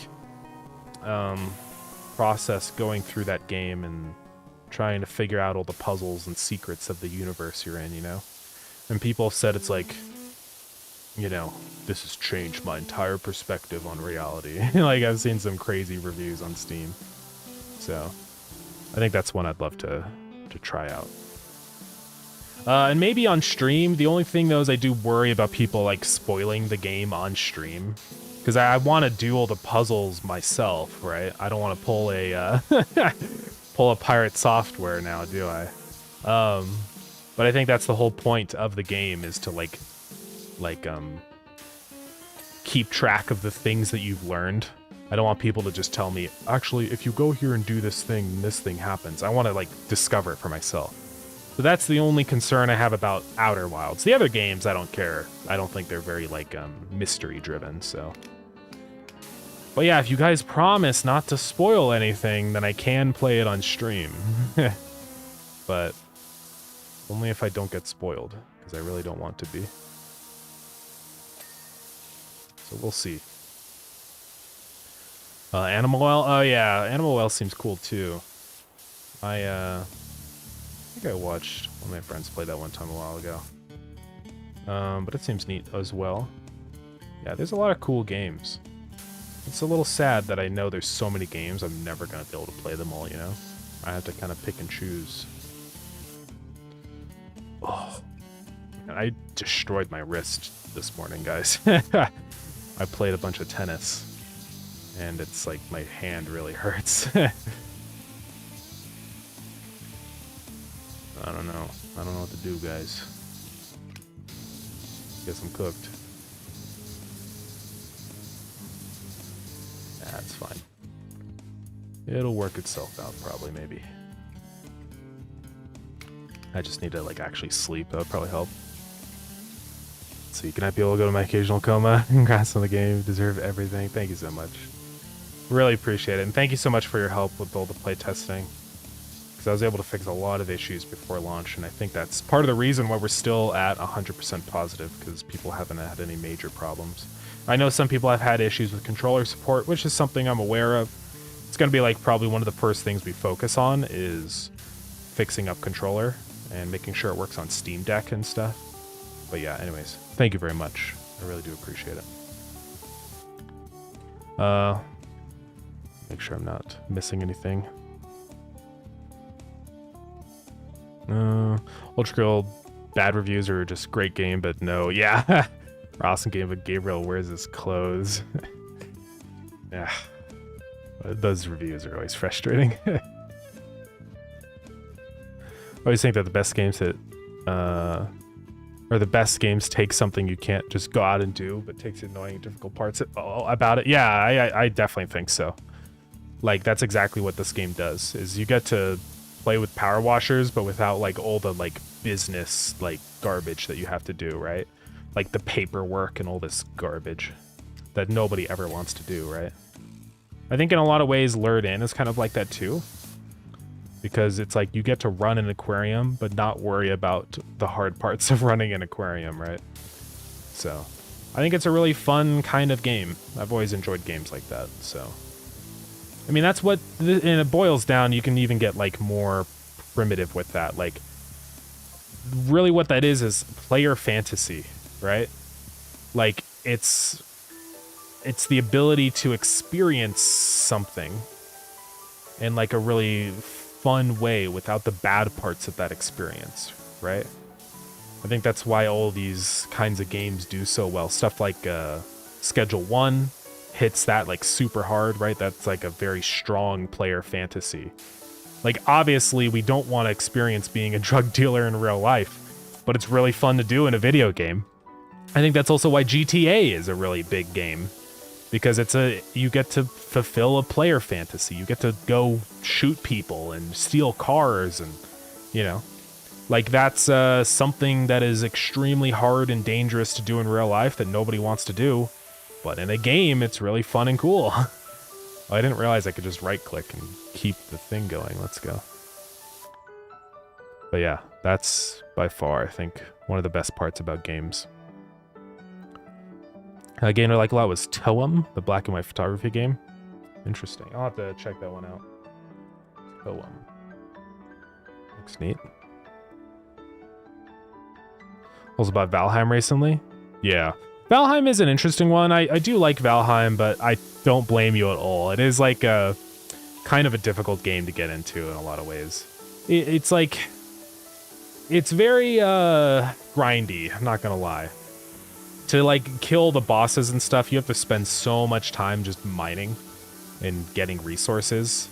And there's a lot of, like, things that make that really hard to do, because you can't, like, teleport around with metals in your inventory and stuff, so it's hard. I think that's also, though, why people like Valheim, is because it's, like, a rewarding experience. But I 100% feel you on that, though. I've enjoyed it in the past, but sometimes it can be hard to enjoy. So, don't worry. I think a lot of people... I know a lot of people that have tried Valheim and feel the exact same way, so... Oh yeah, how do I do my extension? Oops, I just, like, changed... Yeah, what even is my current Like, what's my best gun that I have right now? Because I have 2. I want to get this guy, the Urban Extreme. We'll get that eventually once I make enough money. I have $200. Okay, so I have this one. This is the Prime Vista 3000. I think that's the one I want to use. I don't even know why I have this one anymore. I think I can sell it. Can't seem to sell it. Maybe I can only sell these, like the attachments. That's probably what it is. Oh. Oh. Oh, that's how I sell it? Oh, these ones are like, I can't sell. I see how it works. They're like the basic.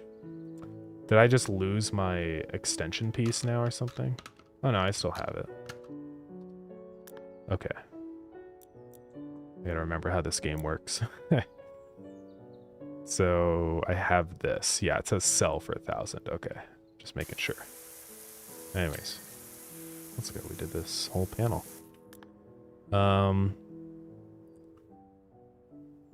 Yeah, Noida Core Keep on Outer Wild would be cool to see. I definitely think so. We'll have to do that at some point. Animal Wall is an incredible Metroidvania. Yeah. I think I already read that a while ago. Sorry, I'm not keeping up good enough with comments. Part software, big brain Animal Wells, hardest secrets too. He's just that much of a genius. I don't know, man. I was watching like an analysis of like the puzzles and stuff, and there was one that's like literally like the odds of completing it or something without like doing the proper route to learn the information. There was like a code or something. It's like 1 in 50 quintillion, and it's like, all right, this guy's cheating, you know? But yeah. Haven't played Outer Wilds, so I'm innocent. Also, maybe a replay of Schedule 1. If you're okay with the stream being demonetized. Yeah. That'd be cool. Shall fan for you to do it again. Thank you. I can go controller testing if you want. You're totally welcome to if you feel like doing that. But don't feel pressured to. So I'll definitely be doing my own testing too with that. I just need to... And I have a Steam Deck, so I'm going to test specifically on Steam Deck too, because that's kind of a big platform I want to target.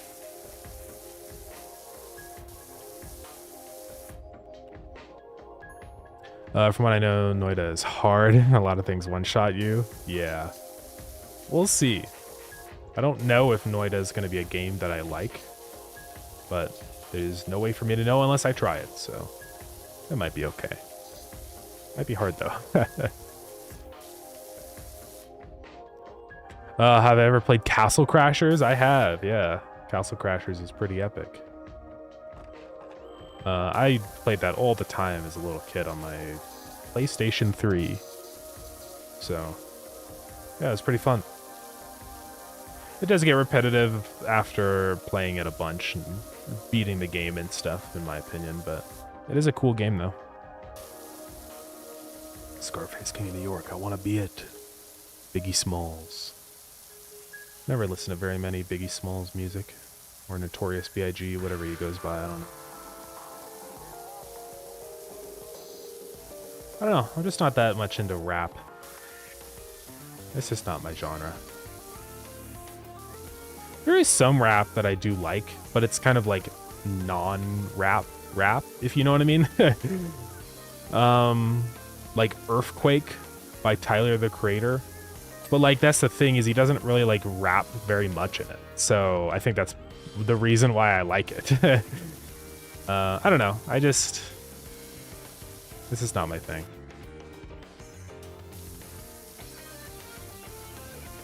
Music for me is so like random in terms of my music tastes. Like, I don't just like, some people are like, I love death metal. I love old death metal. This is my genre. But for me, it's more like, there's no genre. It's just whatever I think sounds cool to my brain, and then I put it in my playlist, right? So my playlist is like whack. It's really funny because there's like all these serious songs, then all of a sudden it's like SpongeBob music, and it's like, what? It's just like completely random.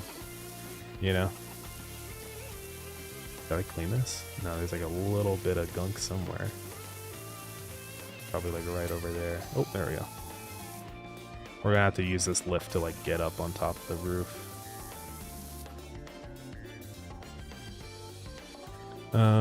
Yeah, I don't have time for supermassive MMOs or RPGs anymore. Gone are the days of WoW and RuneScape. I know. I used to play a lot of World of Warcraft when I was really young, like 7 years old. And I did really enjoy that game, but man, I think I mean, the reason I stopped playing World of Warcraft is because it costs $1 million. That's the big reason. But the other reason is the fact that it was really hard to justify spending time on that game when I had so many other cool games to play. You know what I mean? Like, cause there was like around that time, like Minecraft, and that game was crazy.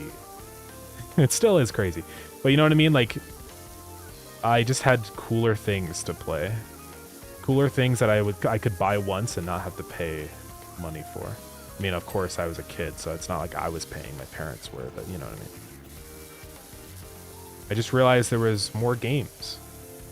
And so I kind of just stopped playing World of Warcraft. And then I did try playing it recently. Like, I say recently, probably a year or two ago. I don't know, it's just not the same. You know? I hate to say it, but there was something different about World of Warcraft when I played as a little kid, you know? But I think my problem is, like, going back to it, I realize I'm not the same person anymore, right? Like, I'm not gonna feel that same, like, nostalgia for it, because I think especially the problem with World of Warcraft is that even though, like, I can go through and do the same missions and stuff I've already done, I think fundamentally World of Warcraft is just a different game now. Like, there's all like the new stuff. I don't know. It just feels way different playing World of Warcraft these days than it used to when I was younger. So it is what it is. And that's just what happens with live service games like MMOs, because it changes over time and they add new things and remove other things, and I don't know. It's just not the same vibe anymore. But I still feel that way with Minecraft a lot of the time. I think it's because you can just choose the version you're playing with Minecraft, right?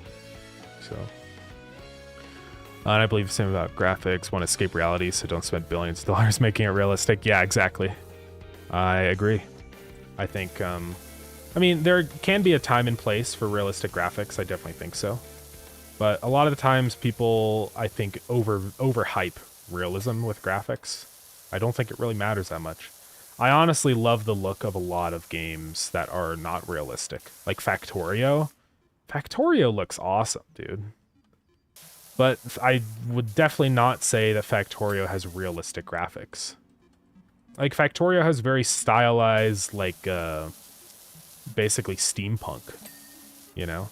I think that's what's cool about the style of Factorio, is that it's not just the real world. Because I already see plenty of real world factories and industry already. I don't need more of it in my games, right?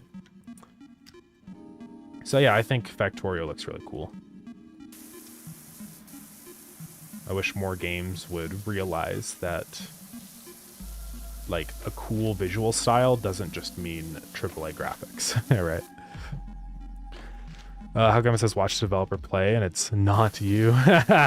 That's Graham. He's my publisher. I do appreciate that he recorded him playing through the game and put it up for there. It's really hard for me to spend the time to do that when I'm also, like, developing and doing all the stuff during launch time, so I do appreciate that he handled that for me. Did you watch Meat Canyon's video for Pirate Software? I don't think so. I'll have to check that out later. Meat Canyon's crazy, dude. I respect him.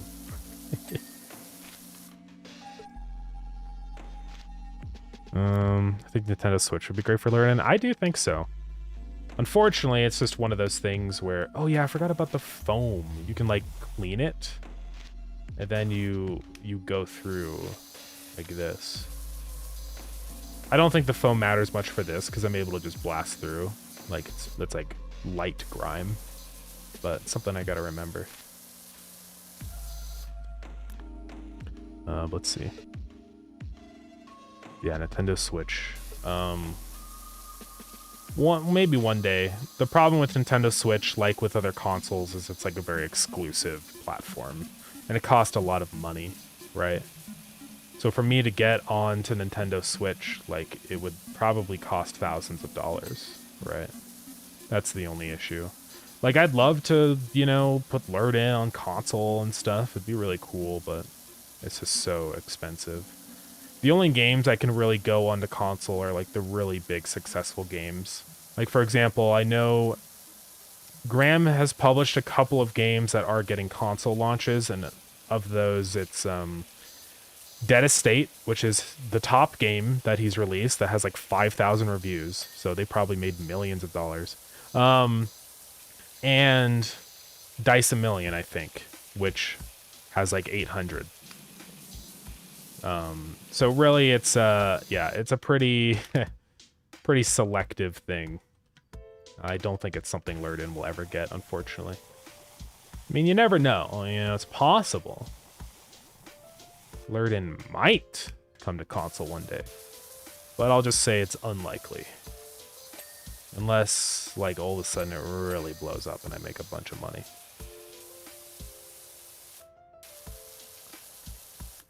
Yeah, sorry if I'm not, like, reading chat too slow. Oh, was I Tauren or Night Elf? I was always, like, human class. I actually don't know if Tauren existed. I remember when they added Taurens to the game, and I was like, whoa, there's like a new guy here now. That was a long time ago now, man. It was like 15 years ago. But yeah, I always played as a human, because I was like, stupid. I did always like Night Elves, though. I thought the shape-shifting stuff was always really fun, you know, being able to, like, transform into a bird and fly around was awesome. My dad's account, he was always a night elf, and I was like, whoa, this is epic, dude. I didn't know I could shape-shift.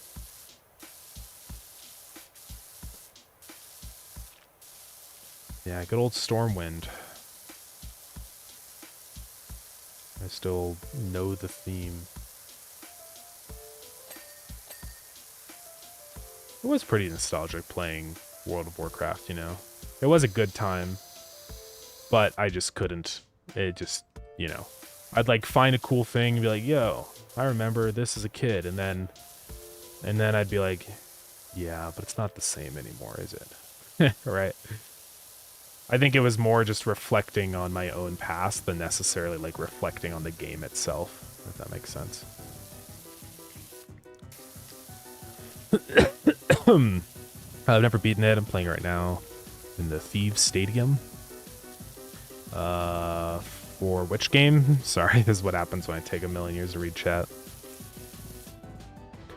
My playlist is kind of like that. Yeah, one time you're listening to the heaviest metal song, and after 5 seconds you're listening to Shadow of the Day by Linkin Park, nearly a pop rock song. Yeah. That was totally fair.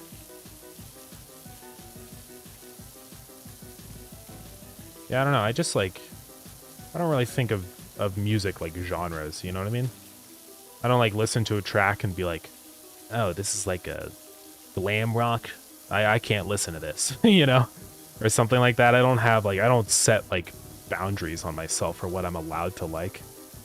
I think some people do. I don't think there's any reason to. I just like, it's a literally gut reaction. It's like, do brain happy? Yes, then put it in my playlist. I mean, I have stuff that would be like embarrassing, you know, like you know, like the Barbie world theme song or something. I don't know actually I don't know if I have that in my playlist. I need to add it though. But you know the one. I'm a Barbie girl. I'm a Barbie one. It's kind of a banger though. This is the thing. I don't care that it's like kind of funny. It's just a banger. If you want to play WoW for free, try Turtlecraft.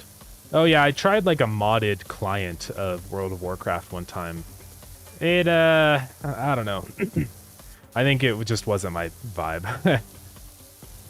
I always just felt like I was like, well, it's cool and all, but it's not actually World of Warcraft, because World of Warcraft, a big part of it is, you know, being on the real servers with everybody else, like playing the game. Like, I know I was on the game with other people on the modded version, but it just wasn't the same vibe. I think also a part of what I miss from World of Warcraft is playing with other people. Because, like, I played with Ace when we went back and tried out the game, but it was just one other guy, right? So I always really miss having like a guild and going on like big like raids with everybody. It was just really, it was fun. But nobody plays anymore. I don't know a single person that still plays World of Warcraft. So it's just kind of, you know, it's not going to happen, unfortunately. But oh well. Are you gonna put the Pupfection achievement I suggested and layered in?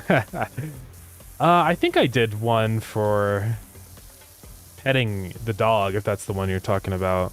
I think so, right? Yeah. But I might do more eventually too. I definitely will do more achievements. Was there like a different thing for the Pupfection one, other than just petting the dog?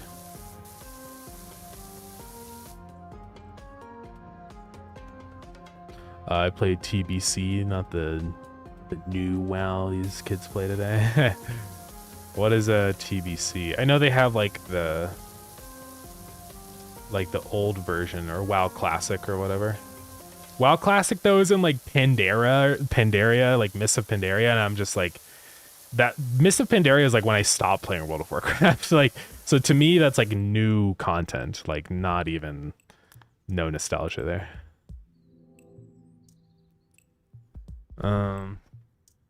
I'm missing so many comments. Sorry, guys. I'm taking so long. Let me lock in and respond to some comments and get caught up here. Generation didn't play Minecraft. Never understood the appeal. Minecraft to me is a very special game because I could see how people might not understand the appeal if you're coming from like an era of gaming that was very linear, you know, stuff like Doom and things like that. Like, but Minecraft is like, it is definitely was a very different game when it came out, right? Like this fact that you can just like, you have ultimate freedom to do anything. You know, I can build anything I want to. And Redstone, man, is like insane. I never really did a lot of Redstone as a kid. I would only do like ultra basic stuff, but it's just, it's like the most freedom I've had in any game ever, probably. You know, I can just do literally anything. And like games like GTA, I guess, have some sense of freedom, but not in the same way that Minecraft has. Because Minecraft, you can like physically shape the entire world, you know? I can like, if I want, I can like dig out a big pit, or I could build a castle. I can build and create things. That's the part of Minecraft that I really like.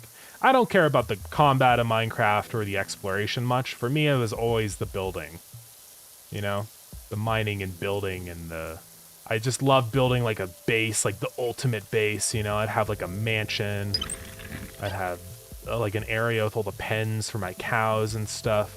I just love building. I still really love building houses in Minecraft. It's just really fun. I think in another life, I would have been an architect, you know? I've always really enjoyed designing architecture. And actually, funny enough, in a lot of ways, game development lets me do that. But it's just the coolest thing ever. I really love building things. I'm sure a lot of that is why I like making games, because I am building something. Oh, it's just really cool. I love building houses. I love building houses. Anyways. I just can't play realistic games. I don't know why. That's fair. Yeah, I mean, I can play realistic games. I don't necessarily dislike realism. But, a lot of games go way overboard for sure. When I think about all my most favorite games I've ever played, pretty much all of them are stylized. Minecraft, pixel art game. Factorio, stylized, like 2D pre-rendered graphics, right? I can't really think of like an ultra realistic game I've played that I like actually like remember and enjoyed. Even World of Warcraft is like a stylized art style. Like it's not a realistic looking game. So I do actually kind of like the art style of World of Warcraft. It's kind of neat. It's got this like, it's like 3D, like cell shaded, or not cell shaded, I mean, vertex shaded. It's actually kind of cool. I think one day it'd be really cool to make a game that looks like World of Warcraft, honestly. Maybe a little bit more modernized, but a lot of the principles they have for creating their textures and stuff, it just looks really cool.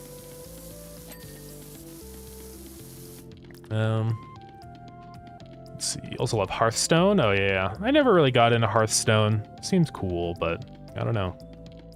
I'm just not a big card gamer.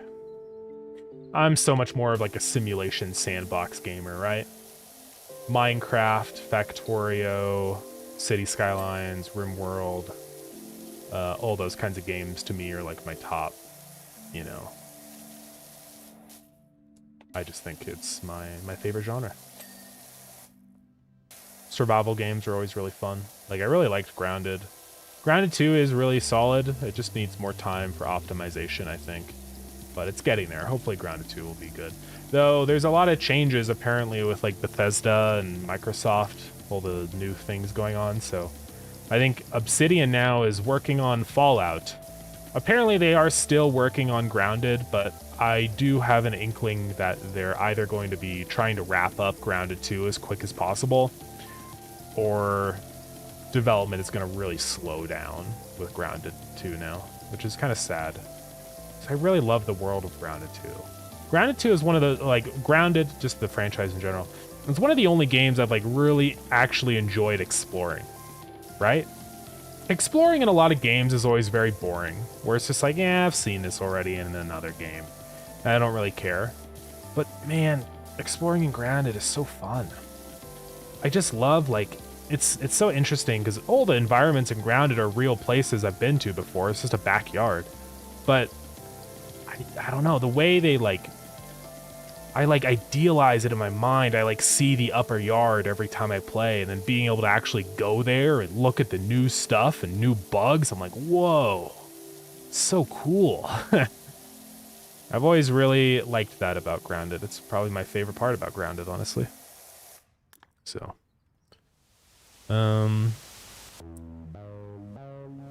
let's see. That's the petting the dog kitten achievement. I think I did add that, didn't I? I added an achievement for petting the dog, I think. So yeah, I think it's already in the game. I'd have to go check to make sure, but my playlist can go from Bohemian Rhapsody to the Kahoot theme. Exactly, that's what mine's like too. Literally, I think I probably have Bohemian Rhapsody and then like all this just goofy cartoon music. It's really funny. Yeah, I think it's in. Yeah, I think we already have it. Oh, you play as an undead priest in WoW? Oh, yeah. Yeah, I played WoW in 2010. Tauren Hunter running around with a lion was so sick. Yeah. I always thought that was a cool class, the like Beastmaster or whatever that one is, where you get to like have all these creatures. It's kind of awesome. Remember Oblivion coming out? Blew my mind completely in 2006. Oh, yeah. A lot of stuff that was groundbreaking back then. Yeah, I was 3 years old back then. I've never really, I don't know anything about Oblivion. Like, what even is Oblivion? It's one of those games that I've heard so much. Like, I like when I type in OB, it's Obama. Oh, Elder Scrolls. Wait. No, that's Oblivion game. That's not the same Oblivion, is it? Oh, yeah, Elder Scrolls Oblivion. Oh, Skyrim. No, not Skyrim. I always think of Elder Scrolls as Skyrim just because that's like the most popular, like the big one. Well, it's not the biggest. I don't even know. But yeah, RPG game. Very epic. Yeah, now there's the remastered one. I tried to get into Skyrim, but I don't know. I just never ended up fully doing it. I played for a little bit and just kind of abandoned it. But one day I'd like to play again. Maybe when Skyrim, the next one comes out or whatever. but it does seem cool. I've always liked Fallout. I played a lot of Fallout 3 and 4. I never really got into 76 very much because it felt a little too gamified. I liked the stories and stuff and the building in Fallout 4 and 3. 3 didn't have building, but you could like buy like a house and stuff, which is fun. But Fallout 76 doesn't have that quite as much. I feel like it feels more like a mobile game. So I don't know. It's not like I'm like going on this journey and this quest. It's more of just like I'm like just a guy in this world just walking around. I don't know. Started seeing this new game on TikTok. Looks like Powers, but it's about picking up leaves. Oh yeah. Yeah, I've seen a lot of incremental games coming out that's just like, there's that one like the paperwork shredding game where you literally just like sit there and shred paper. It's kind of interesting. I was saying this to someone, I was just like DMing them back and forth, but like, it's crazy how many spins there are on incremental games. Like, there's literally an incremental game for like any activity you could possibly imagine, you know? It's kind of funny. Castle Crashers think it's Stadium. Not sure. Entered it very long ago, so I don't remember. Oh, yeah. Yeah, there's like a whole stadium thing. I don't even know how that works. It seems cool, though. Still cool still that even super old games like that still get like new things every once in a while.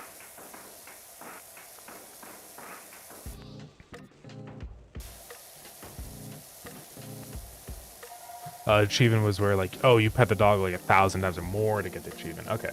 Yeah, I could still add one in like that, a secret one. Just an unknown quantity, how many times you have to do it. And you're gonna see the Barbie song. Yeah. What version of Godot am I using for Lurden? I am using this Godot Steam branch. Honestly, I have thought about maybe swapping over to the plugin version of the game though, just because it is kind of annoying sometimes having to download the editor again every single time. So if I did the extension instead or whatever it is, then let's go.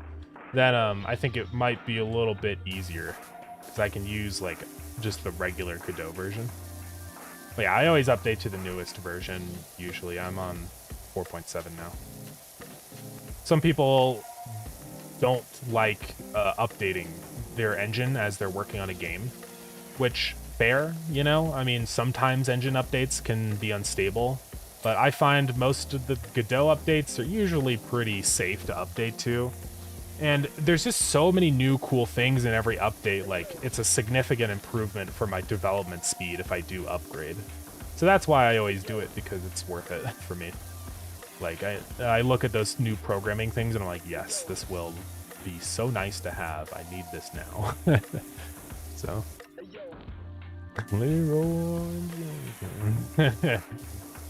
Everyone always referenced that to me when I was playing when I was like 7 years old, and I had no idea what they were talking about. I was like, what do you mean? And then years later when I discovered what YouTube was, then I found it and I was like, whoa, it's like a video. Crazy. I never used to watch a lot of YouTube.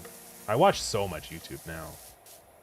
YouTube is kind of an epic platform. I don't like Google, but I do appreciate the content creators putting time into YouTube. There's just so much good content on YouTube. It's insane. I feel like YouTube is like, I could just watch YouTube forever for the rest of my life, and I have like infinite content basically. Ever heard of the game Moonshire? I think I might have. It's probably my favorite game demo. Sorry, learning this one too. Nah, it's all good. I don't mind. Was that the one where it's like Stardew Valley, but it's like fishing? Oh no, this game. Yeah, this is by Shalacade. Yeah, I've seen this around on YouTube.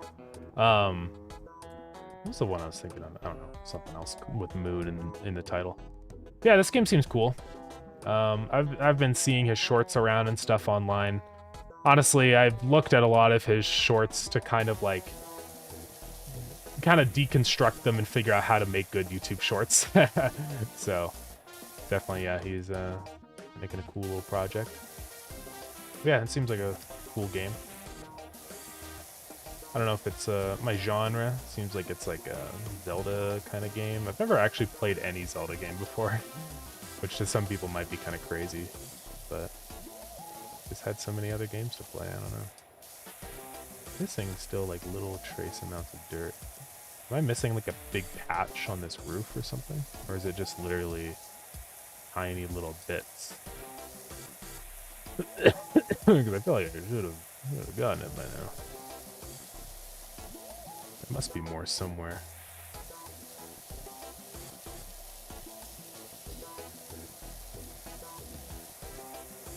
Oh, I just see bits. Snooze that ad. RimWorld. Yeah, RimWorld is pretty fun. I like RimWorld. Sometimes I do a lot of modded RimWorld. There's a lot of cool mods and stuff. So sometimes it's very easy to install too many and then your game runs really bad, so you know, have to be careful. I really enjoy Fallout 4. It's my first Fallout game. Yeah. It's a pretty solid one. I think it's a pretty good upgrade from 3 and stuff. Some people don't like Fallout 4. I don't know, I think it's good. I've never really played it and thought like it was worse than Fallout 3 or New Vegas. So, feels nice and refreshed and modernized. I really like a lot of the systems they added, honestly. Like, being able to craft weapons and stuff is really neat. I had a lot of fun with that. I think it's a pretty good game. Oh, that's probably why it's not going through. There's like little bits. Yeah, we're getting there, guys. We almost got this whole house cleaned. I better get a lot of money for this job. We can do some jobs after this that are smaller. It is a really big job. It's a whole house.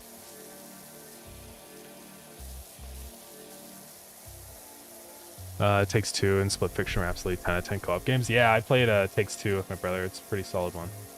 Very cool. I haven't finished it yet, actually, but I think we're getting pretty close to the end now. Fallout TV series is epic. Yeah, I've watched that. It's pretty sick. I think they did a really good job, honestly, adapting it into a show. I really appreciate like all the just set design. Like everything looks super accurate. Stuff like all the Pip-Boys and the suits, the Fallout suits, like they're like spot on. It's like very cool. I really do appreciate when, you know, game adaptations and stuff like that are true to the game, because it instantly makes me feel like way more connected to it, right? I've seen some game adaptations where it's like, this feels weird, almost like it's like a different like universe or something. But then some are like, man, this is like, I'm like playing the game. It's crazy, you know? I think Fallout does that for me. It's like very, very accurate. And it's really cool also to see how they're like basically exploring all the games. I don't want to spoil anything, but you kind of see like, okay, we're in the New Vegas arc now.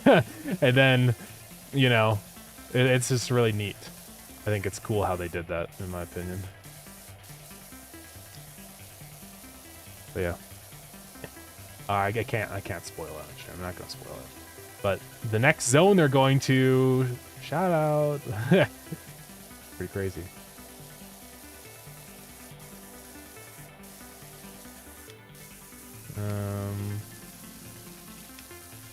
Hey, we're getting there, guys. Almost. Just got this whole house cleaned.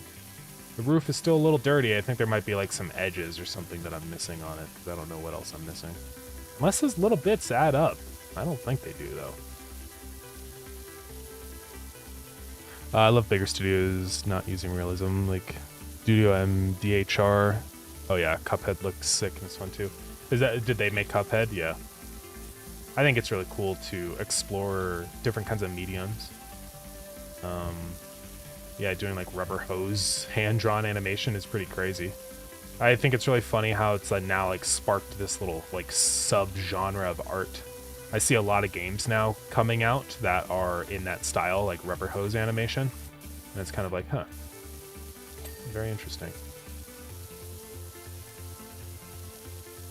Yeah, it's cool. Like, yeah, hand-drawn stuff. It's very interesting to see what people come up with. Roof is clean. Yes, I did it. Yes. Dude, we're making big moves. Big strides.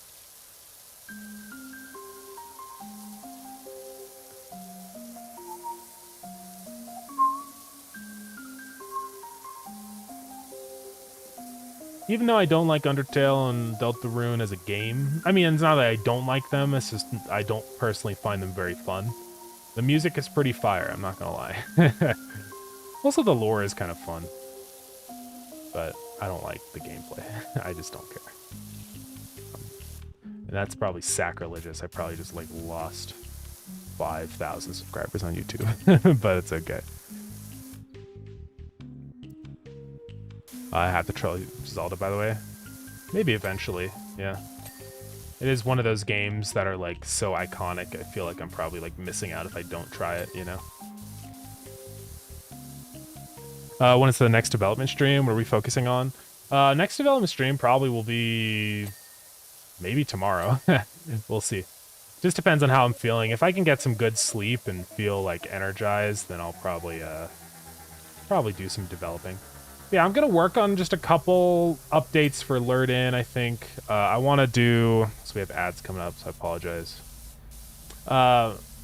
I want to do like some controller improvements and fix some bugs. And then right after that, probably do some content updates for Lured In. Add in some new regions maybe, and I really want to expand out the Ascension system more. I think that's like, from what I see from the reviews so far, that's like the weakest part of the game a lot of people feel like right now, which I agree, honestly. I don't think those people are wrong. So I think I want to work on expanding that out. Oh yeah, I forgot I have like this other tool. It's like this one. I can just like... This is actually really good for big, wide areas like this. I should have used this more. It's like a little like scrub brush, you know? Did my audio just break? It might have. I don't know what happened. Then I have like all these extensions. Yeah. Look at this thing go. No, I've fallen. This is so sad. Man, look at this house. It's almost clean, guys. But yeah, I just want to keep working away at that. At content updates for Lured In. Work on Ascension, big thing.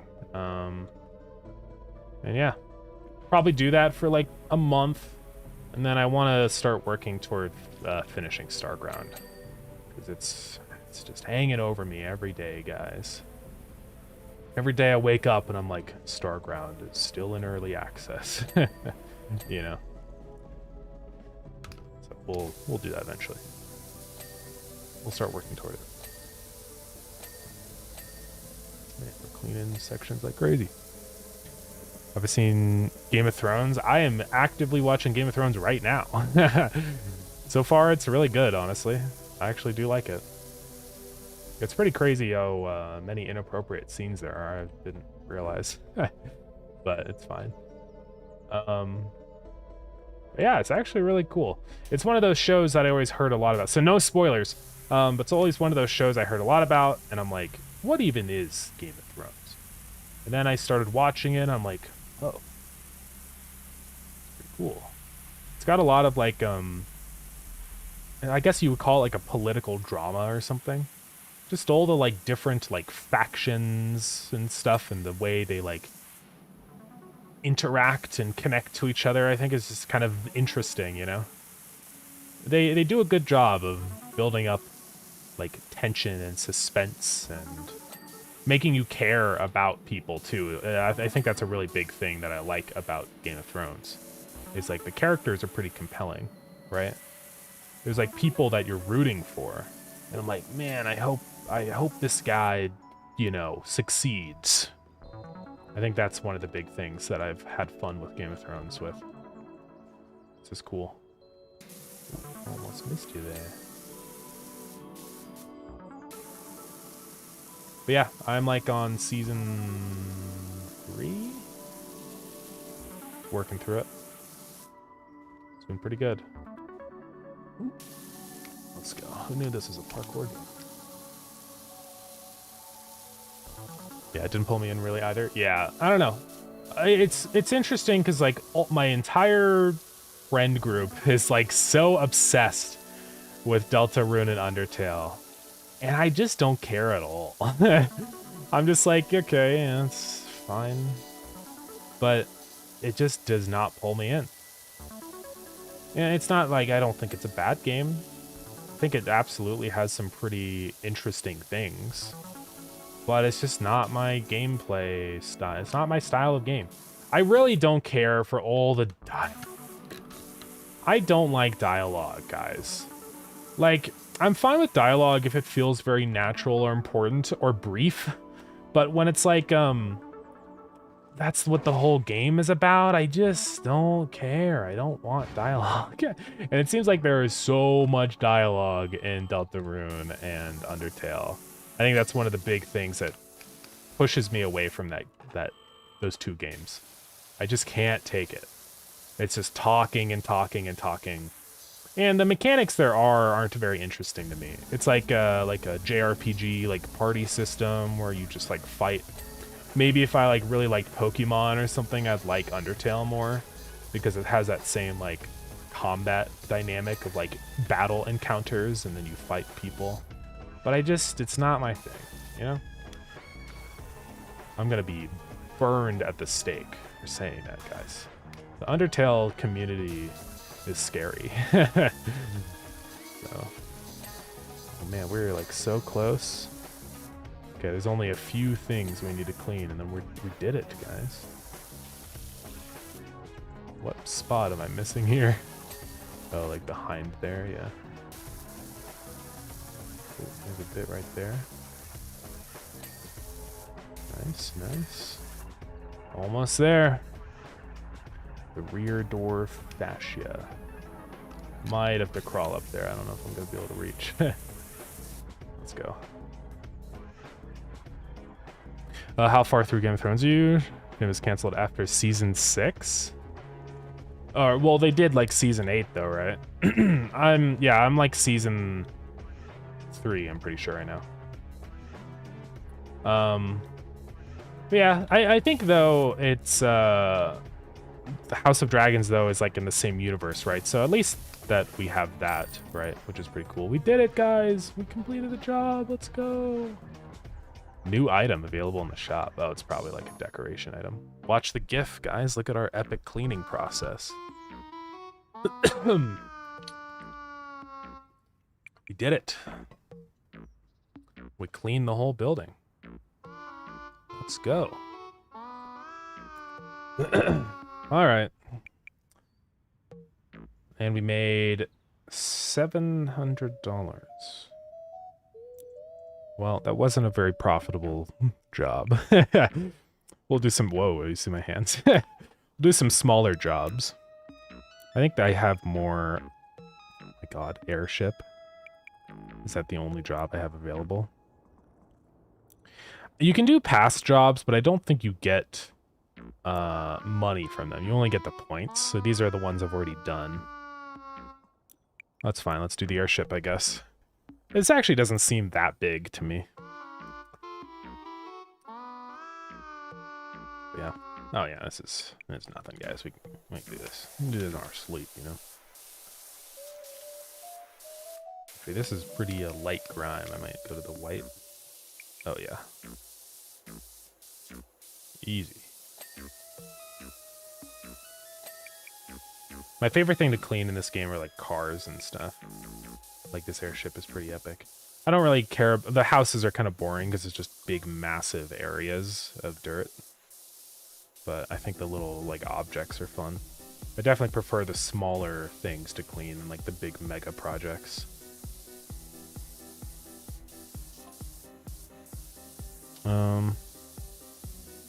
Yeah, one of those games that are more enjoyable to watch than play. I agree.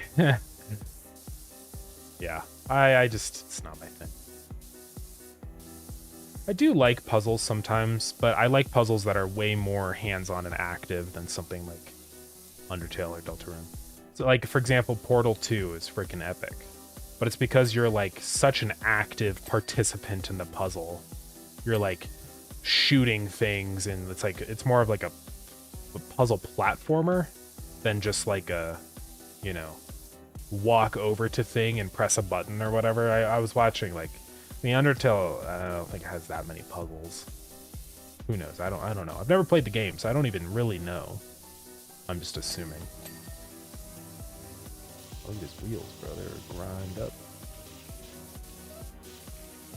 Oh, grimed up.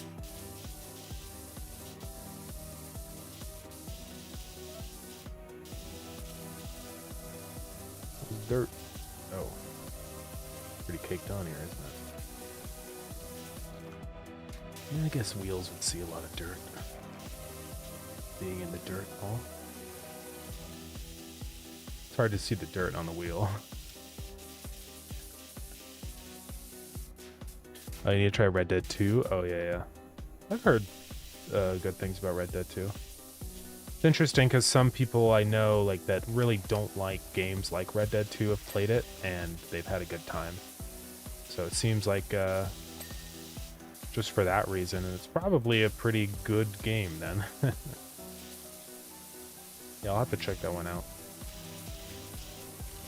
I think I have it because of my Steam family library, so... Dude, it is insane what you can do with the library, guys. I have like 2,000 games or something. It's just like... It's kind of overwhelming how many games I have. It's like, oh my goodness. What's left on this wheel? There's a wee bit of grind. There we go. Let's get this little thruster done.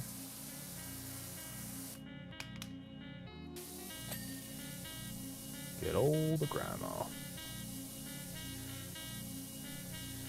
Man, my hands hurt. Shouldn't have played tennis while my hands already hurt, but it's too late.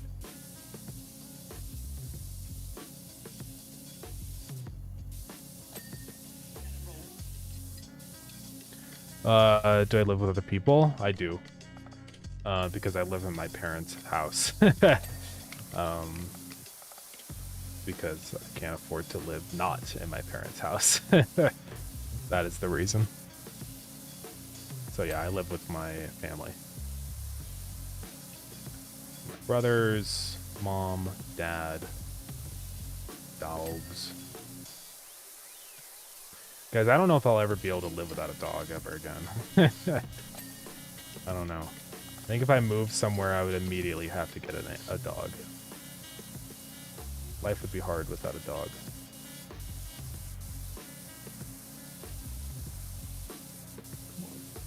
Spray. Alright. Some dirt.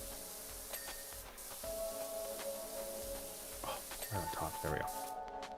Okay, we're getting there. Thruster's done. I think this big, like, body area will be easy. I can just walk along like this.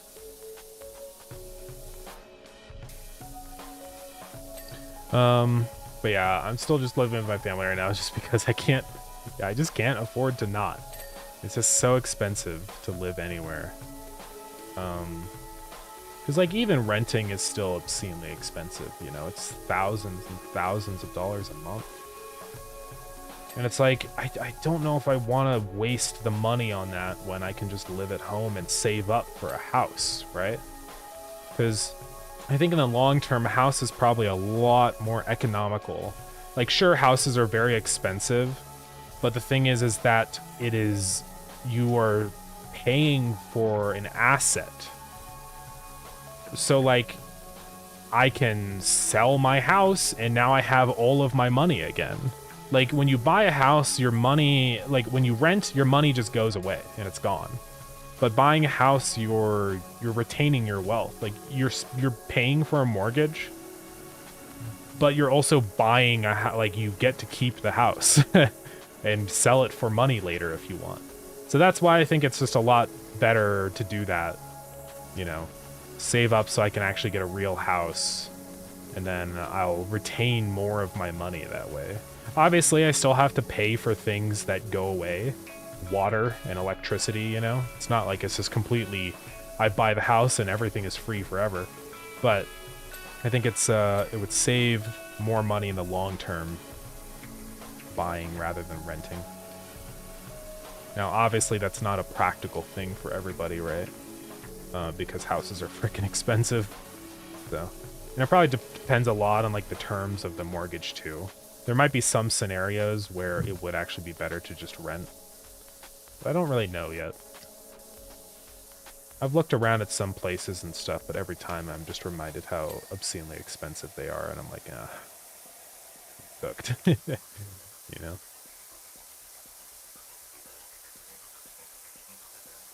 But we'll see what happens.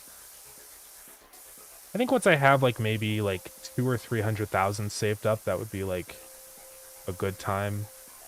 You know, I have enough to like give myself a little bit of a couple, like a year or two of a buffer, so that I would have time to like make another game to bring in more cash. Because here's the thing, like, it's really cool that Lurden did so well, but also like, you know, it's not a guarantee that every game I make is gonna do as well. And so I could totally see a universe where I release a game and I don't make any money. And so I don't want to like bank on having to be successful constantly. Because I would worry like if I bought a house, then it becomes less so of a, you know, great, things I've sold well. It becomes like I have to sell well, otherwise I lose my house. You know what I mean? It's a little scary. So, yeah, it's hard to say. I think if I were to buy a house, the best route would probably be like roommates. You know, buy a house with somebody else, because then, you know, you can split the mortgage payments a lot easier. A lot cheaper. So that'd probably be better. And just splitting everything, splitting utilities and food and all of it, so just a little more stable. Because then even if like one person's going through like a spot where they're just like low on cash or whatever, then it's okay because the other person is there. Like if I went through a period, if I was living alone and didn't have any money, then I lose my house. So that's not good. I guess you could get like a loan or something. I don't even know how that would work. Like if you ran out of money and couldn't make your mortgage payment, I think you would just get like a second mortgage or something. I don't know how it works because I've never bought a house.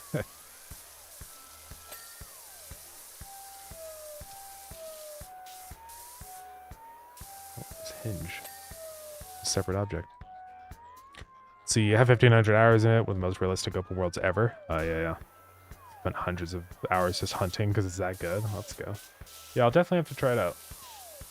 I've seen some videos and stuff of like, apparently you can like, there's like a debug mode or something where you can like become an animal, which is like weird that that's even a thing in the game. Or it might have been a mod, I don't even know, but it looked kind of crazy. I was like, whoa, is that actually a thing? Obviously, I don't think you can become an animal in-game, but did I clean this wheel? I guess I did? Yeah.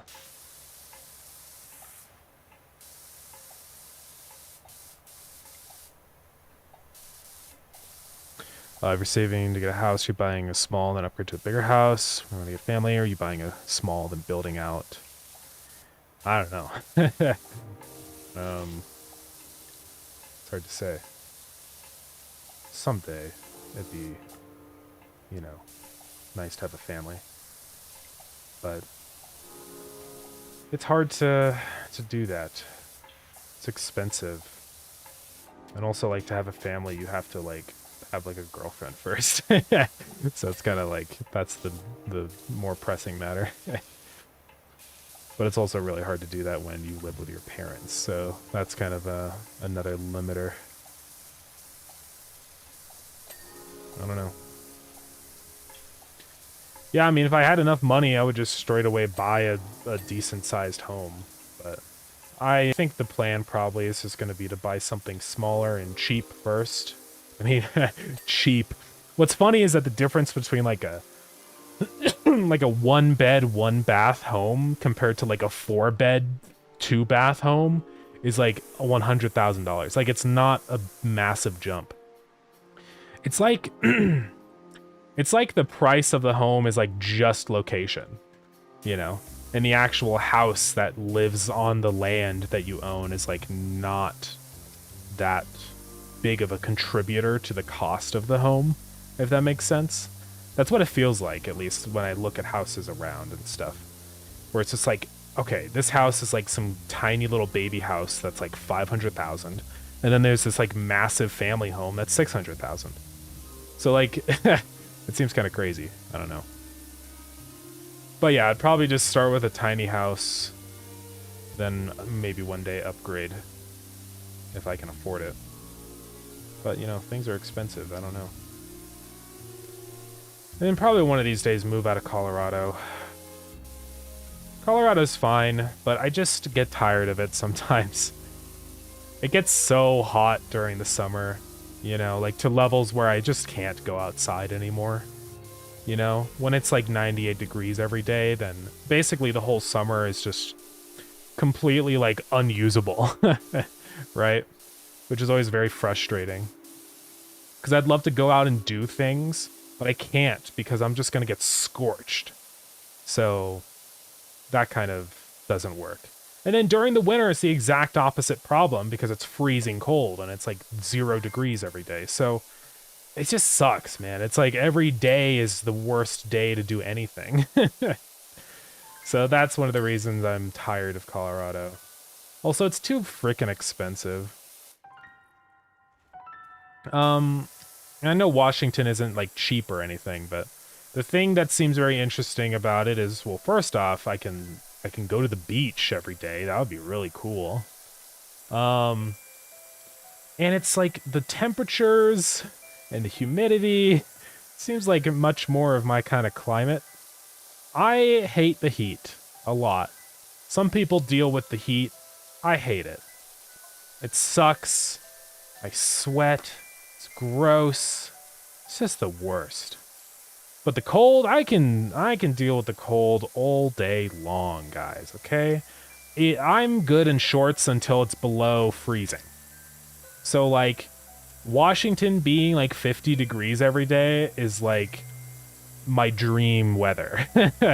Also, being cloudy every day, that would be so cool.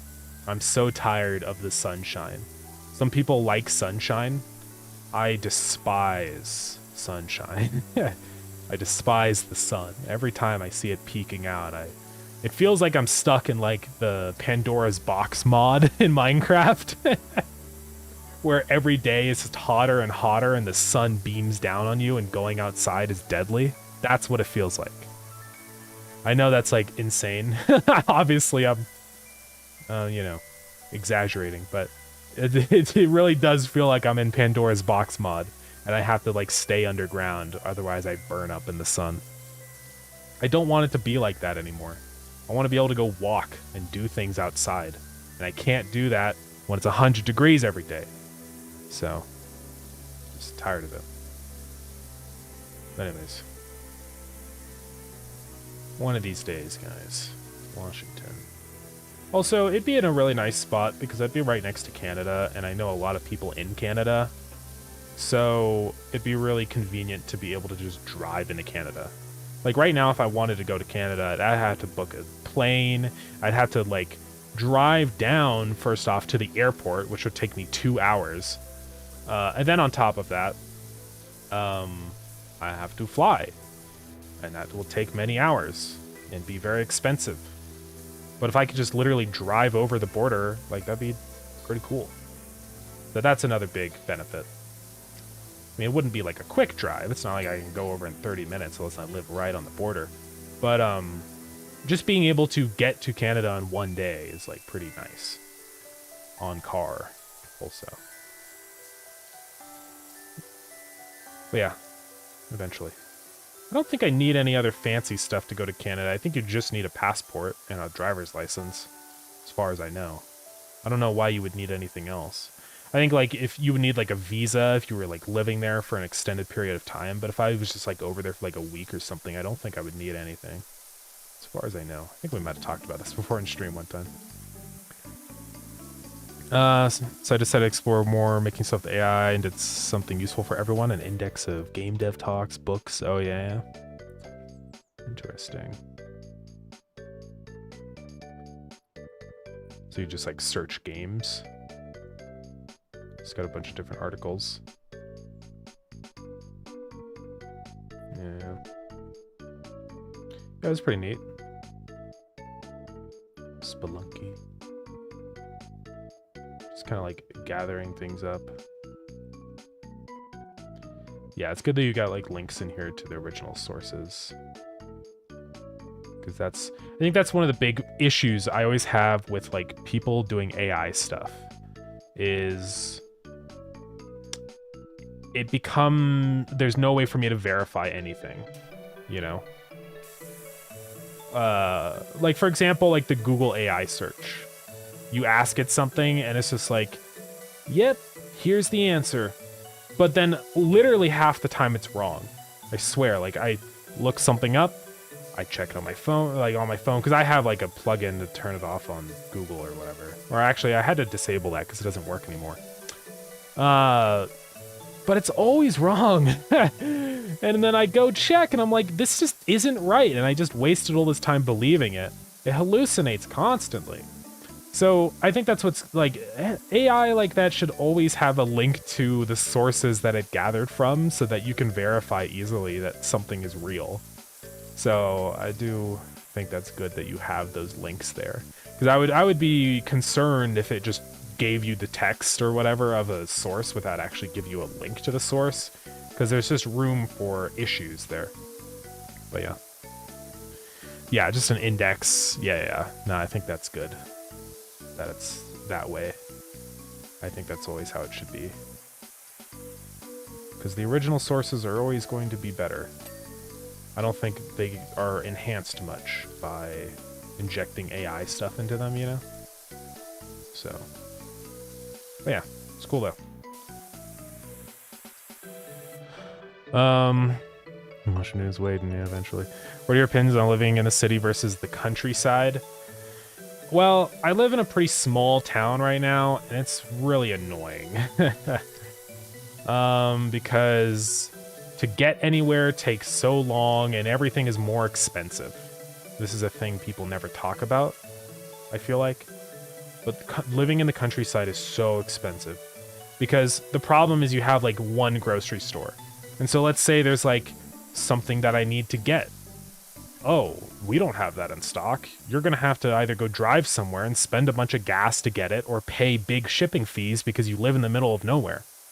So living in the countryside sucks. I wouldn't necessarily say I'm like super living in the countryside. I mean, I still live in a town.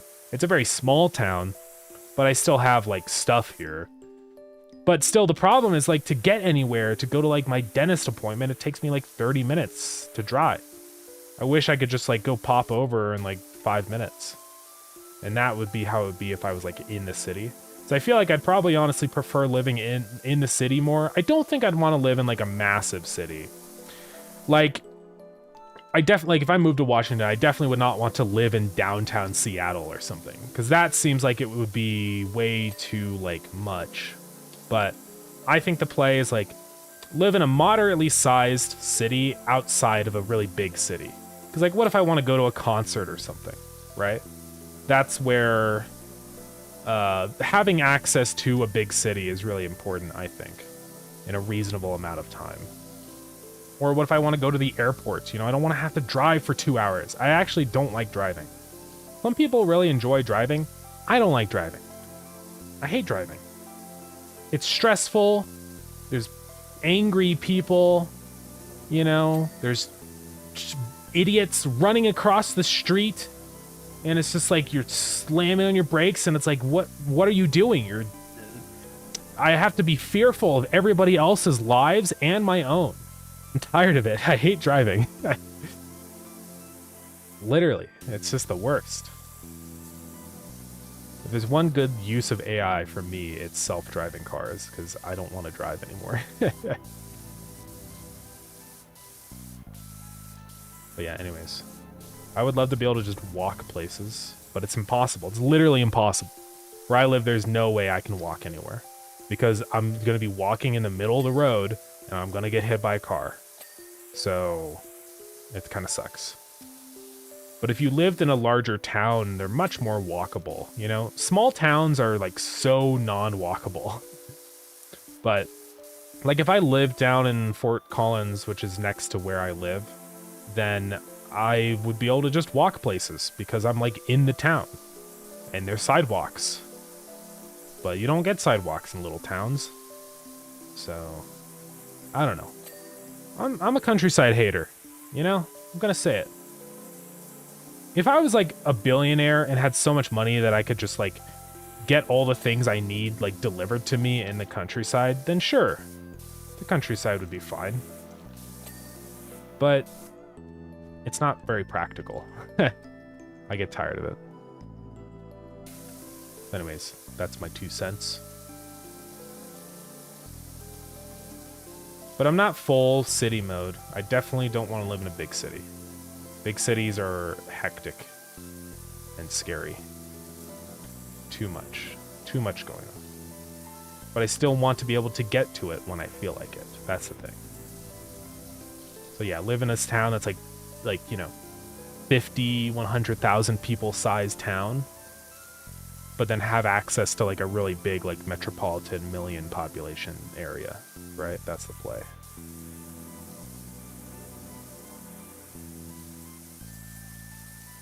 But yeah, it's expensive.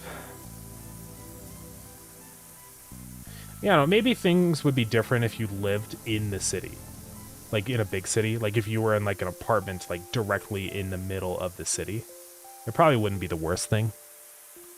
But man, I just hate traffic and driving, guys. It's the worst. Anyways. All right. We'll just get on the underside, and then we'll have to go up on the lift to get all the top stuff. We're getting there. It's a pretty big, I guess it's a little bigger than I expected. It's crazy, though, that whole house that we did only gave us $700. And this one's like half the size, and we're getting $900. That's kind of a ripoff, dude. I need to report that guy. It's not fair. Because I think the last, like, power washing gun is super expensive. It's like $10,000 or something. So I'm gonna have to do a lot of jobs to get it unlocked. What is nice, though, about this game is it does let you sell your old tools. So it's very great because it makes it a lot easier to buy things. If I wasn't able to sell my old stuff, that would kind of suck.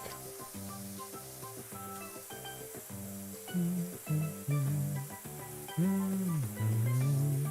remember going to Tortimer Island, Animal Crossing New Leaf. Animal Crossing New Leaf was really fun. One of those games, though, like World of Warcraft, where it takes so much time to play.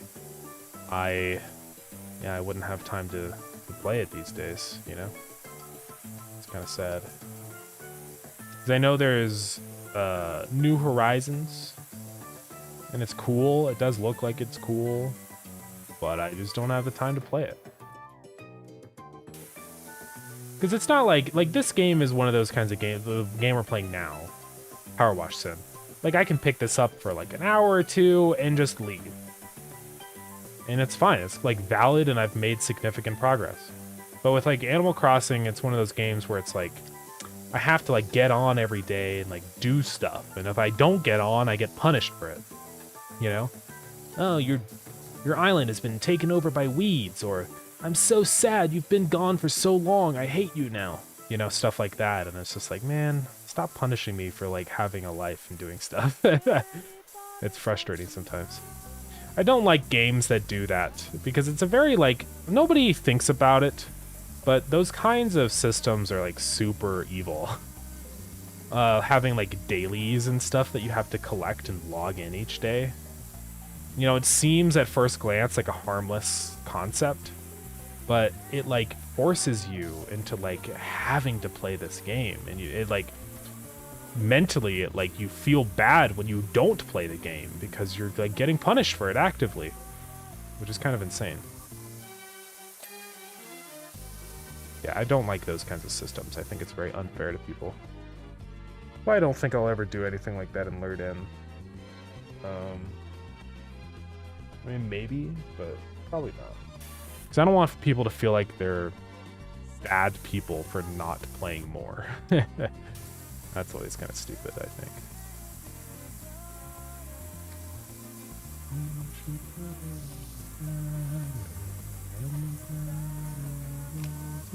This song goes hard, dude. This is kind of another example of my taste in music. It's just like a random weird song, but it's just fire. Is this a separate panel here? I can't like tell. Maybe. Perhaps? I don't know. Oh yeah, it is. Okay, I think we've done all the underbody stuff. At least as far as I can reach. We gotta get up on top. This does have a... Oh, there's no lift on this one. Is there? Or is that like something that I have to like equip or something? Is that something that I've bought? There's van cosmetics now. Which doesn't even really matter because you don't use your van. Oh, there's washer cosmetics. There's not that many though. There's Star Wars. Could you like pressure wash a the Star Destroyer and stuff? That's kind of insane.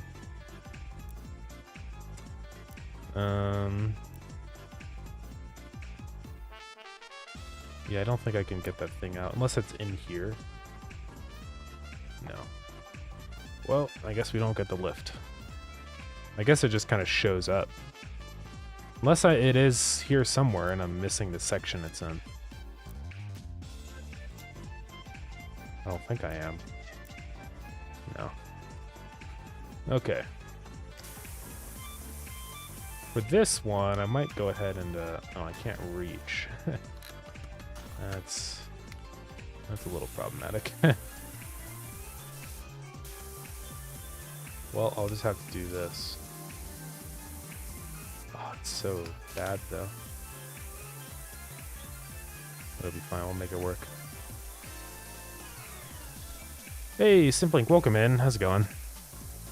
Congrats on releasing Lured In. Thank you. Yeah, I appreciate it. We're not being active in last month? No worries. Don't worry about it. It's totally fine. I really don't... Nobody should ever feel like they like have an obligation to be active. It's so like... you don't have to feel that way ever. Like if you got stuff to do and want to take a break, or even if you don't have stuff to do and want to just leave, that's fine. Yeah. But yeah, how have you been doing? We're just playing PowerWash Sim right now. I'm just kind of relaxing a little bit. We'll get back into Lured In stuff probably tomorrow, but I just wanted like one day to take a break, you know. We'll have to end stream eventually.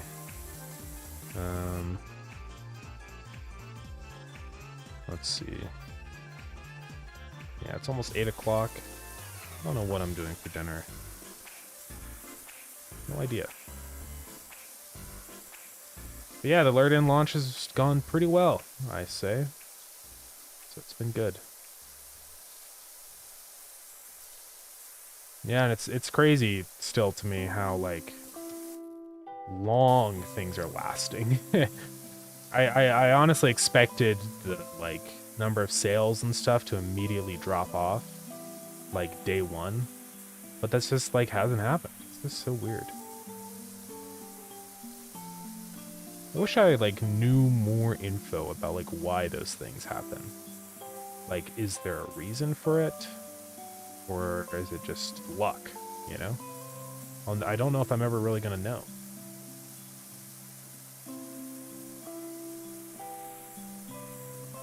But it is cool though. That's for sure.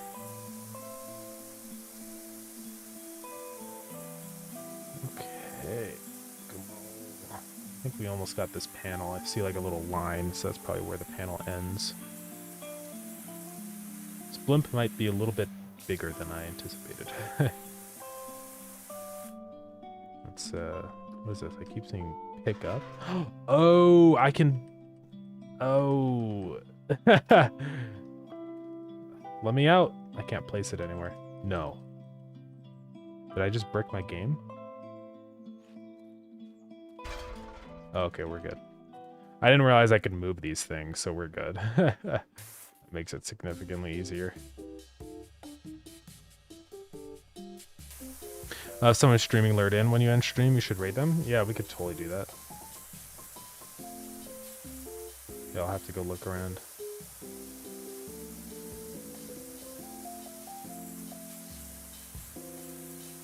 Give me grime. Don't give me grime. Get rid of the grime.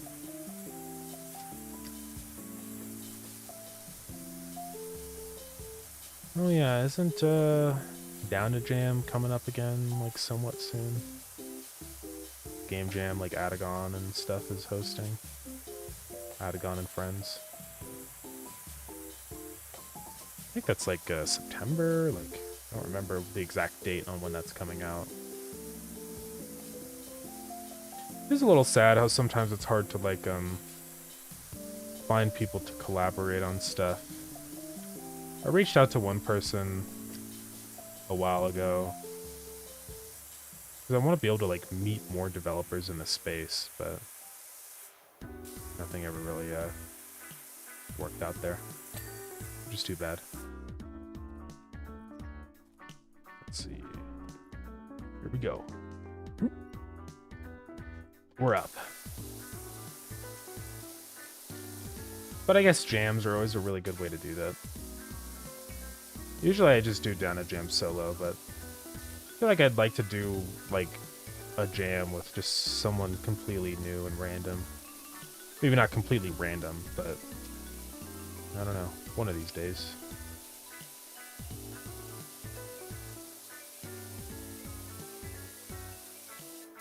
Look at this shiny little guy.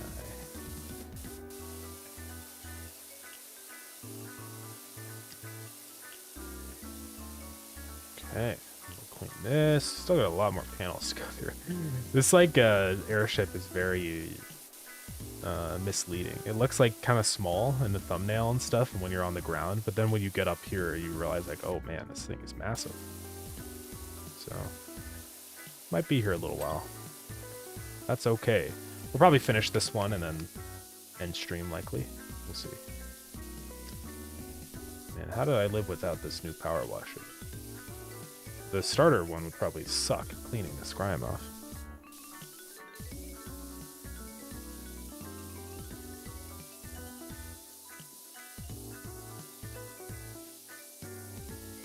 The white is working pretty good here. It's doing a pretty good job.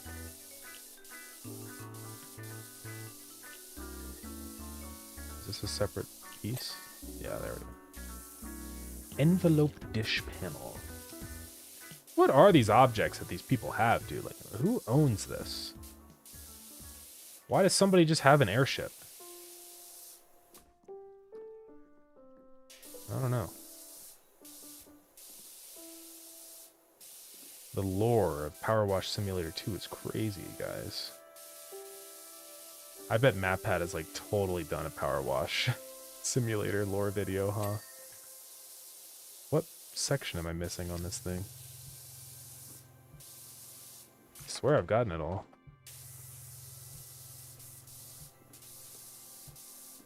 I don't know. Oh, there it goes. Was that all of it? Yeah, I guess so. Yeah, and how did it get this dirty exactly? Something's a little suspicious here, guys. Oh yeah, this thing is great for like these big massive areas like this. Look at this. Oh yeah. We can just walk along and massive. Oh yeah. I should have used this on the other panels, but oh well. Don't fall. Yeah, if I just like walk along like this, dude, perfect. Oh yeah. There are a couple spots that are hard to get. Man. Unfortunately, this game is very like mouse dependent and it's making my hands hurt. Ugh.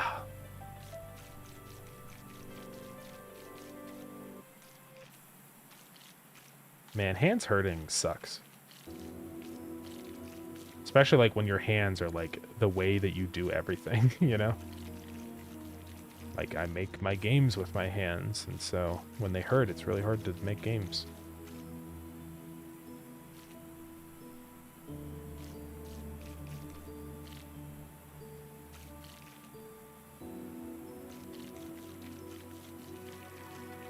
Okay, look at this whole panel we just did. Boom. Oh, I guess it's only half. It's fine, nothing a little bit of a swirl scrubber can't fix.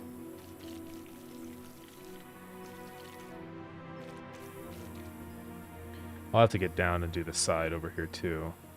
We'll see if we can get the whole panel done. Maybe I'll just start, I'll just clean everything up here on the top that I can, and then we'll go back down and finish up down there. You know?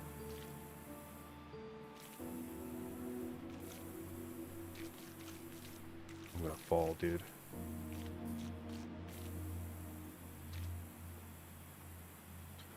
Jeff Jefferson.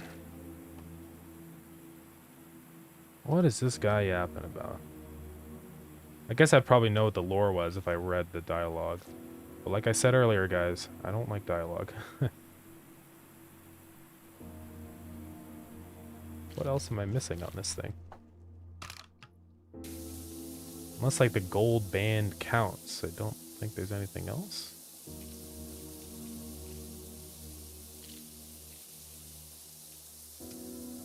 I don't know. Oh, I guess I missed more than I thought. Just looks like I didn't, but... Oh, like right along here, there's like a bit. Come on, give it to me. There you go. I feel like sometimes in this game, like the objects like that can be like a little confusing on like some objects. It feels like the tolerance is really low, where I can like barely clean it and it just snaps clean all of a sudden. And then some like that, it's like practically spotless, but it's just like one little tiny bit that makes it so the whole thing is still dirty. It's kind of annoying.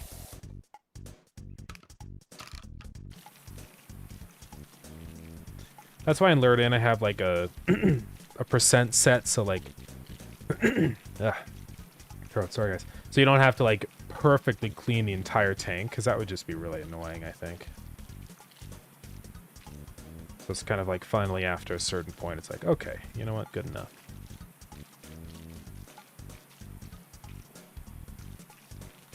And this game does have that too. I just feel like sometimes it's a little like not forgiving enough.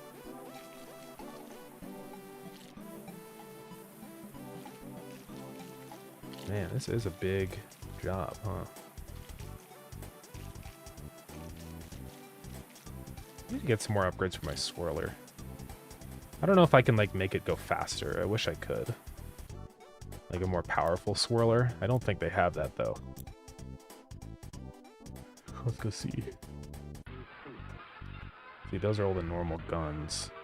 Turbo nozzle. Is it... Okay, it's this guy. Do I not have these? Oh, maybe I don't. Wait, that's the Swirl Force Ace. Which one do I have?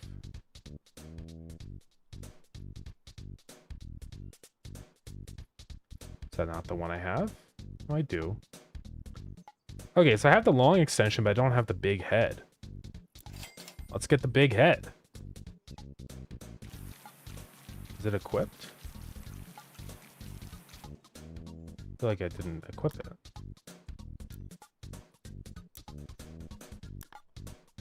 Ooh.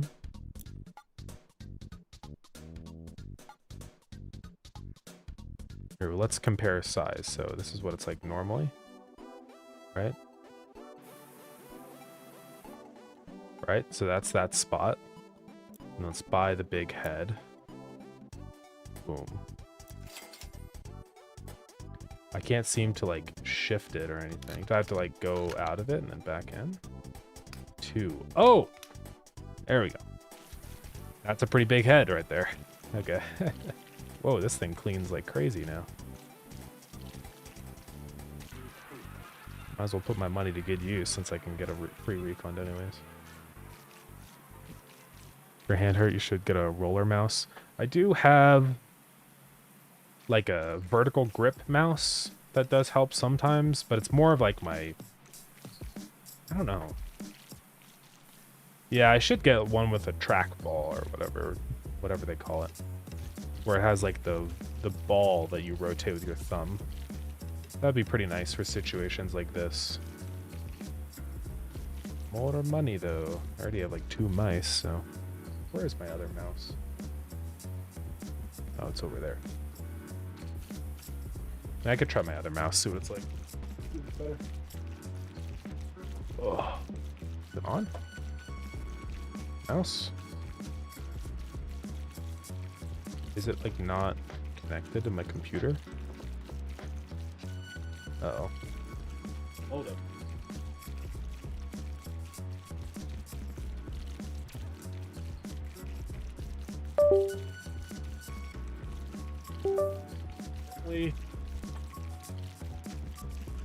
In.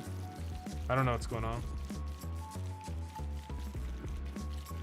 Find it to the wrong computer. It's just flashing. Out of energy? Try plugging it in.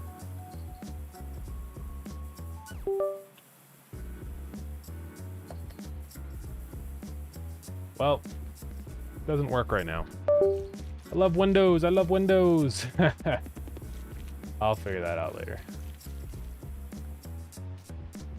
I was thinking like, oh, contour roller mouse. Yeah, I'll check that out later after stream probably. Yo, what's up, Zach? How's it going? Yeah, Lurden is out. Oh, why am I moving? Oh, okay. Yeah, it's pretty crazy.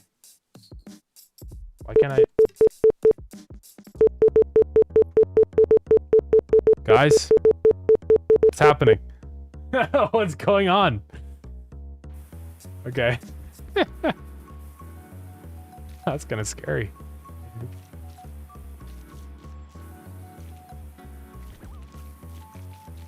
I don't know. Sometimes I think what happens is like if you put in too many inputs at once on Windows, it like stalls and freaks out. I don't know. I've had that happen before. It's terrifying. It's like it sounds like your computer's about to like blow up. Like a bomb is going off, like boop, boop, boop, boop, and then it's gonna blow. I'm melting. It's so hot, dude. Don't even get me started. Today it was like, I think 98 degrees or something like that. Which in Celsius is... Alexa, what's 98 Fahrenheit in Celsius? 98 Fahrenheit equals 36.7 Celsius. 36 Celsius? 36.7? So round up to 37 Celsius. It's pretty hot. Thank God I got that AC unit, honestly. I think I would have died if I didn't have it. Yeah, it's been pretty miserable. I was up at like 5 a.m. And that's when I went to go play tennis. And then literally the second the sun comes out, boom, temperature goes insane. Like it rose by like 10 degrees in like 30 minutes, and I'm like, oh my god, this is miserable. I'm telling you, man, the sun in Colorado just sucks. It sucks so much, and I'm tired of it. I'm gonna be like Gru, guys, but I think I'm gonna steal the sun instead of the moon. I think I just want to get rid of it. I want to steal it and put it in a box and put it away because I'm tired of it. Oh! Hello. I gotta go back up.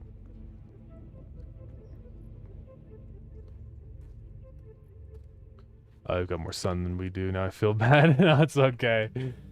I mean, this is the thing. There's always somebody with more sun. Like, if somebody that lives in Arizona probably is like 36 degrees. That's like a cool summer day, you know? That's always how it goes. But also, I think a big thing people don't ever think about is it also, like, depends on, like, your setup. Like, I can deal with the 98-degree heat because I have an air conditioner. But, like, some people get, like, a heat wave like that in a place that typically is not that hot, so they don't have an air conditioner and have no way to deal with the heat. That's, like, miserable. Like, 80 degrees with no AC is way worse than 98 degrees with AC. You know what I mean? That's the thing. So, I don't ever discount people's misery. I think all misery is valid. But man, I sure wish it was 26 Celsius. What even... Alexa, what's 26 Celsius in Fahrenheit? 26 Celsius equals 78.8 Fahrenheit. Dude, that would be awesome. I wish. In my dreams. It's like that temperature for like 10 minutes at like 6 a.m. And then it's immediately into the 80s, then 90s. This sucks. I'm tired of it.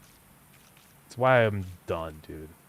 Stupid Colorado. I mean, Colorado's nice. You know, it's not that I dislike Colorado a bunch, but I just can't stand the climate anymore. I literally think the time from when I was a kid to now, like, it's just been getting hotter and hotter from global warming. It's insane how bad it's gotten. Like, having like 100-degree day as a kid was like unfathomable. Now it's just every summer. It's like basically a guarantee that it's gonna hit 100 degrees, you know? I think it already has. And that to me is, it's just like ridiculous. I'm tired of dealing with it. I can only go so many years of 100-degree summers until I can't take it anymore. Then man, like if your AC goes out, one time it was like 100 degrees like that, and our AC broke. And then that's the worst. It was the worst thing imaginable. Oh my god, it's like you're trapped literally in an oven, and like somebody's raising up the temperature slowly, and you just there's no reprieve. It's just like, oh god, this is just the beginning, isn't it? And it keeps getting hotter and hotter. That's the worst, dude. See, this is the thing with cold. It's nothing to me, man. It's nothing. I can just put on a blanket or wear a jacket and I'm good. But with the heat, there's nothing you can do. Like, fans help a little bit, but when you get to a certain level of heat, blowing hot air into your face doesn't make you feel colder anymore. You know? It really sucks. I wish the world was a colder place. Be happier. I mean, it was a colder place until we decided that we really loved burning up coal and screwed it all up. Sucks. Ad Astra, let's go. Guys, this is natural climate shift. The globe is supposed to naturally be on fire every day sometimes. Yeah, it's pretty insane. Oh man, we've had like so many like record wildfires. This is why I always think it's insane when people deny climate change. I was looking at the stats and it's kind of alarming. You look at like the past 10 wildfires in Colorado have been the 10 largest wildfires ever. That's really bad. You know what I mean? You look at that and you realize like, oh, it's getting worse. Not getting better. So yeah. And hold on. And the other thing too, is every day it's orange. It hasn't been as bad this year as it was in 2020. In 2020, there was a massive wildfire right next to where I live. It was really bad. You'd walk outside and it's just like red. like super like dark and evil. I have pictures that I took of when it was like that outside because it's like insane. It literally looks like the whole world is on fire. It's like, it looks like an alien planet. It's just so weird. I'll show you guys though, like 2020 wildfires, and there's some images that people have taken. Like it was like this every day, and it's scary. You know, it's like red and evil and ominous.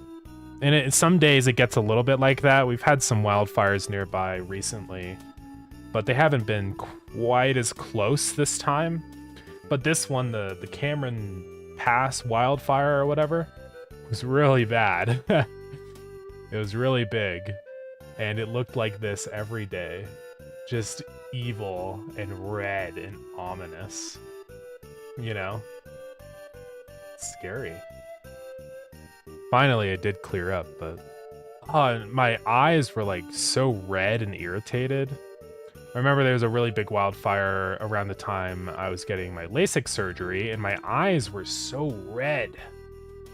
And it was really bad. They were just like so irritated from all the smoke in the air. And that's why I got an air purifier, because I realized, man, this smoke is probably not good for me to breathe in all the time.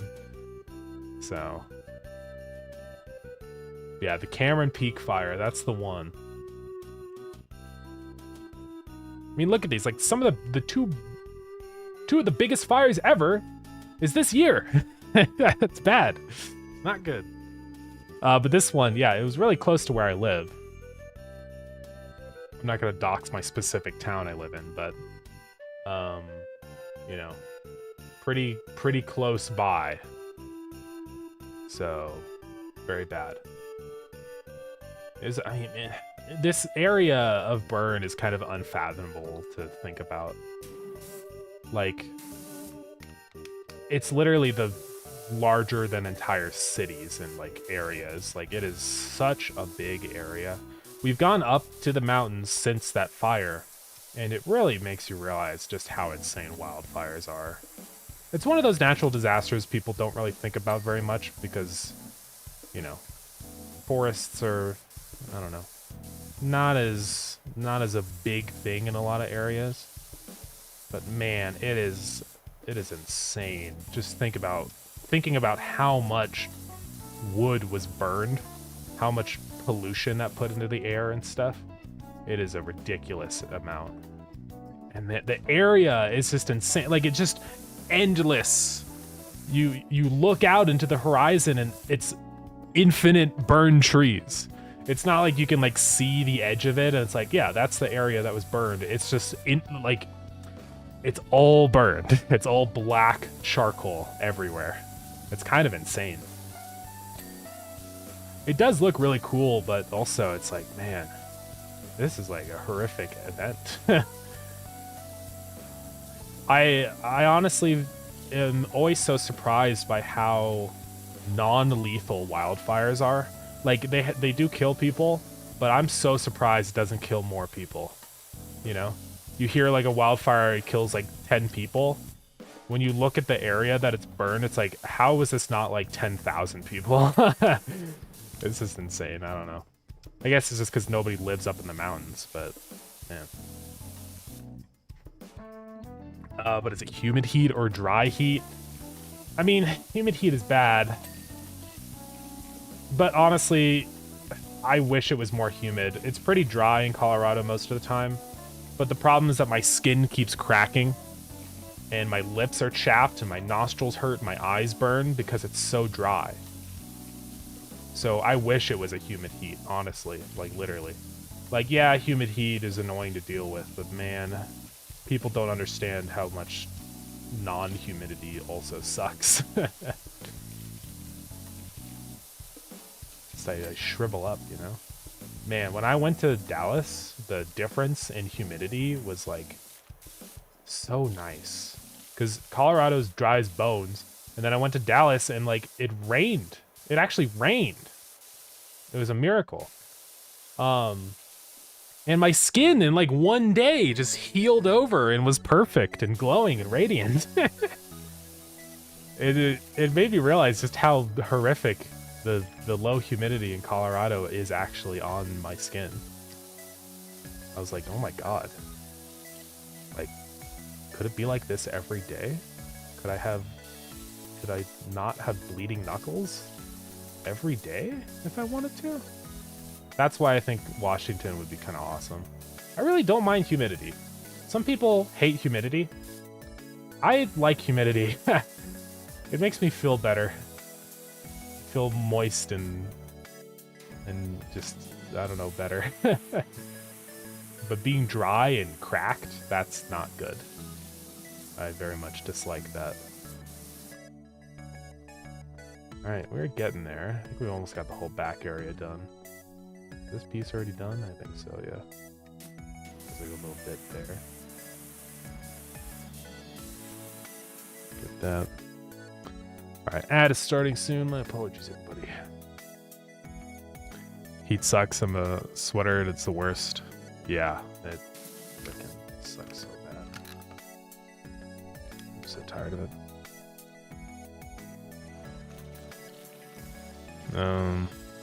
Just jumped into a pool with clothes on. Dude, I wish I had a pool. The problem with Colorado is since it like gets super cold in the winter, all your pipes are gonna burst if you have a pool. So barely anybody has a pool because you'd have to like keep it heated all the time. So I don't get to play in the water, and I get to sit in the heat in low humidity. This just sucks, dude. I'm so tired of it. Ugh. Why do people live in places like this, man? I don't get it. Yeah, I'm ready to leave. So we got ads. Sorry about that. Yeah, heat sucks. I already read that one. Yeah, Canifire is contaminating my air at the moment. Seems like every year recently. Yeah, it really has been like literally every year. It's the same in Colorado too, and also now like there's a massive fire in Utah. Hope I'm gonna fall. And it's like really bad, man. It definitely is increasing in frequency. I don't really care what people think about climate change, whether they think it's real. Obviously it's real, but some people don't think for some reason that it isn't, or that it is. But man, it is real, and it's getting worse every day. I feel like we need to hurry up and do more solar stuff, guys. Seriously, solar is awesome. I was watching a video of somebody that here, I'm gonna wait for ads before I talk about it 'cause it's cool.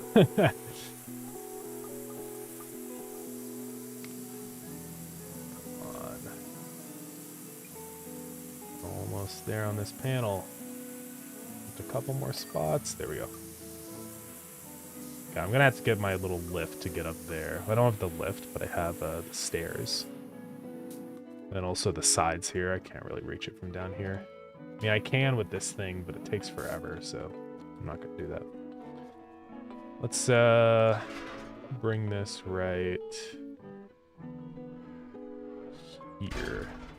And I can get up there and... Oh, that was really close. Maybe a little bit too close. Alright, ads are getting there, guys. Hold on. I don't want you guys sitting in ads when I reply to you. I hate ads. Twitch, please let me turn ads off forever. I don't want money. I just want no ads.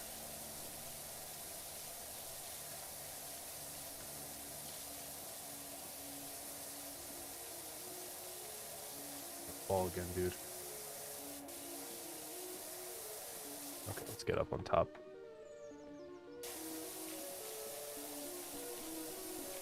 Alright, this panel done.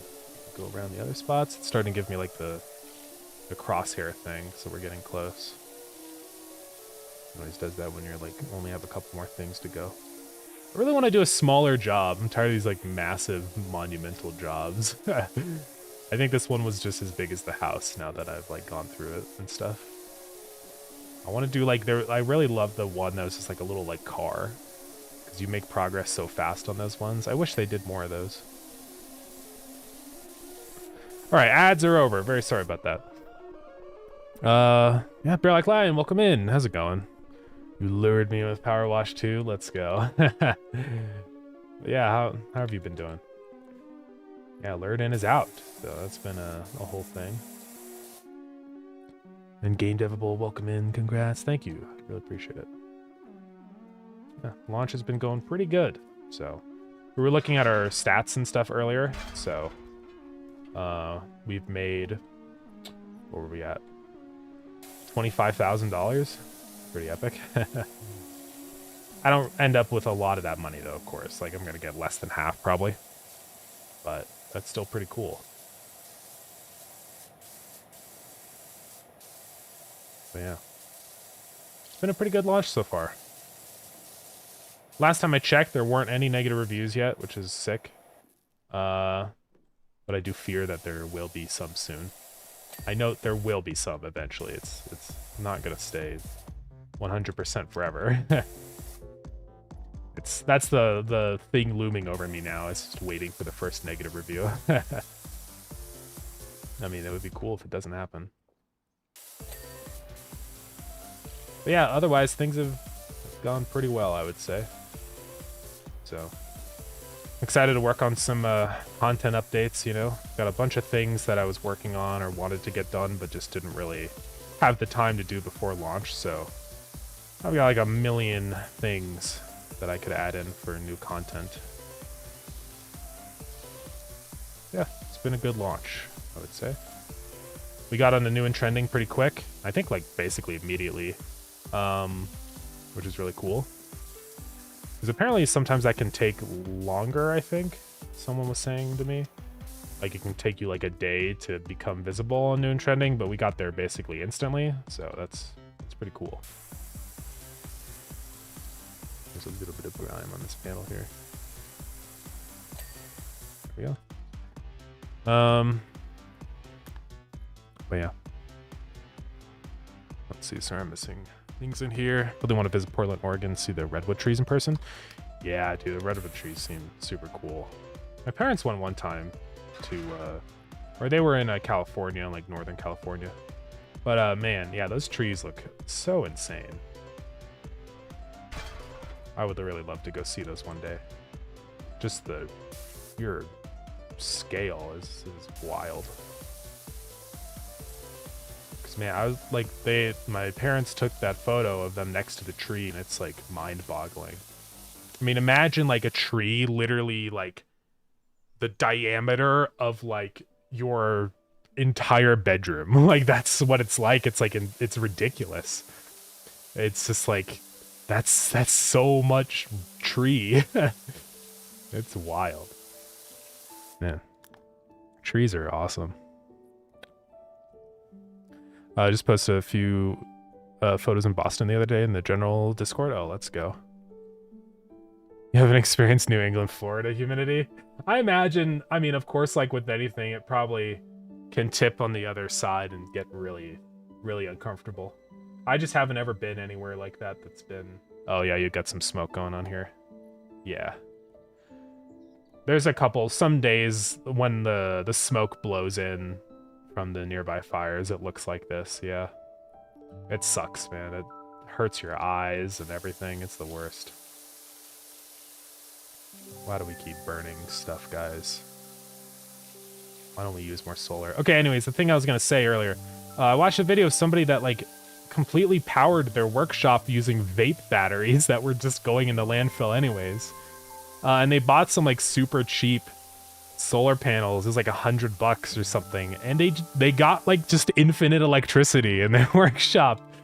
And I think it's just wild.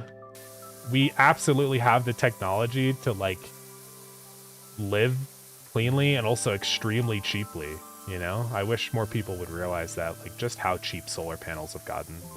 It's not this like big like thousands of dollar purchase anymore. You can find really good solar panels used, especially for just a couple $100. And also the durability of solar panels is like way better now. A lot of those solar panels have like a rating for their efficiency. So it's like after like 50 years, they're still at 80% of their power output, which is a pretty good. So yeah, I don't know. I think if I had a house one day, I would definitely get solar panels. It just seems like a no-brainer at this point. Especially in a place like Colorado, solar panels are probably really good because it's never cloudy and the sun is always scorching hot. So yeah.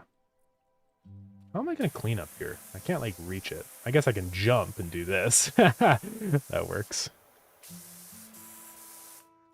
Busy AF, new job, but off the next 10 days for GodotCon Boston. Oh, nice. Yeah, I was looking into that and thinking about going. It would be really cool, but it's very far away from where I live, so I'd have to like get a plane ticket and blah blah blah and do all that stuff. Also, it is expensive and also coincides with Lurden's launch, so I didn't want to like be super busy getting prepared to leave immediately right as Lurden released. So it's complicated. I really wish they would do one on the West Coast or like over in like, if there was one in Denver, then 100% chance I'm going. But or even one in California would be way easier for me to get to, I feel like, because I'm a lot closer to the West Coast than I am East. But they did like a poll recently asking like locations, and it's Boston again. So I'm like, dang it. Why can't we do West Coast for once, guys? But one of these days, maybe if I had more money, I'd go. We'll see. But that's cool though that you're going. Yeah, it's very epic. Oh yeah. Oh yeah, I need to update the buy command to actually show Lurden now that you can buy it. So yeah.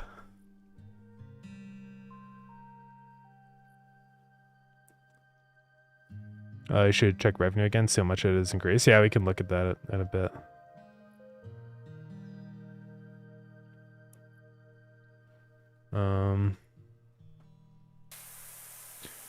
You got one? Got one. Sorry, I don't remember what I was referencing. I apologize for taking so long to get through all the chat messages. Yeah, my wife and I saw them in California. Huge. Yeah, that's really cool. One of these days, I'll have to go there and visit. That kind of forest is like my favorite, like a humid forest like that, with like ferns and big, massive trees. It just seems awesome. Like the forests we have in Colorado are fine. I say that as if they're not like an incredible spectacle to most people. You know what I mean? No, not forest fires. I mean, they're fine and neat or whatever. They're like this. Pine trees. They're like not a deciduous forest or whatever. Very piney. I mean, they're cool, I guess. Whatever. Some areas can be really cool where the aspens are because they turn golden during fall. But I really love the more humid forests. You know, like Sequoia National Park. Just looks very cool. I mean, look at these frickin' things, dude. Like, what? But yeah, like the ferns and stuff just seems really nice. I'd love to go visit one of those forests. There's a lot more humidity there. More water. That's probably why these trees can get so big, because there's a lot of water, so they can grow. I don't think a tree like this could ever be feasible in a place like Colorado, right? That's why you just have all these lodgepole pines. But yeah. Anyways.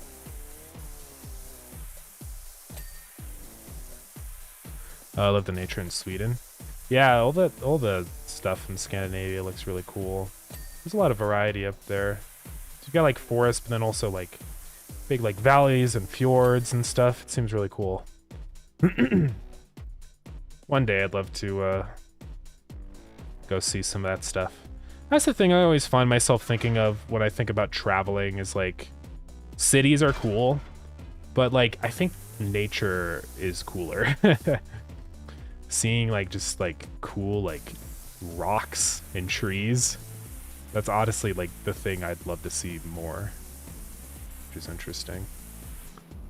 I mean, of course, like seeing, you know, the wonders of the world is cool and all, but I find nature to be more fascinating. It'd be cool to go see the Grand Canyon one day. I mean, that's actually pretty close by to me if you really think about it. I could probably drive there. That's down in Arizona, which Colorado borders Arizona, so, well, it's like, it doesn't border it. Colorado's here, and then Arizona's like in the bottom left corner. All right, let's move this to the other side. We also got leaf and pine in the same forest. Yeah, I really like that look. Those kinds of forests where it's a mix of deciduous and what's the other word? I can't think of it right now. It's the opposite of deciduous. Not opposite, but the pine tree.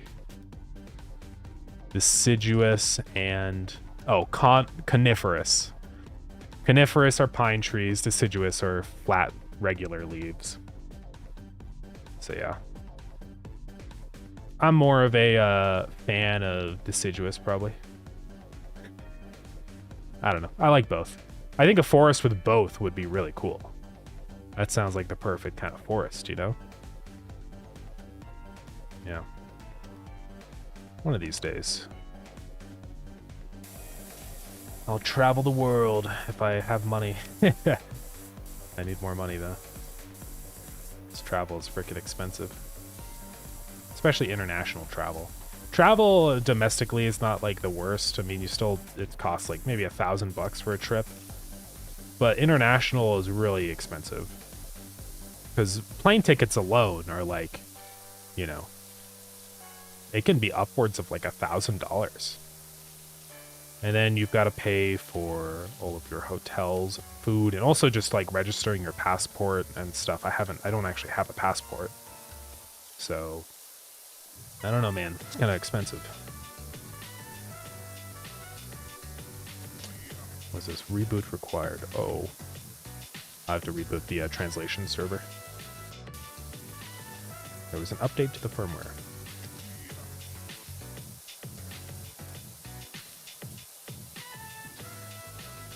Okay, almost got this panel done. And epic. We're getting there. Apparently there's more on this one over here. I don't know what part of it, though. Is it underneath? Oh, yeah, probably. Oh, yeah. Let's clean all that off. Can't reach.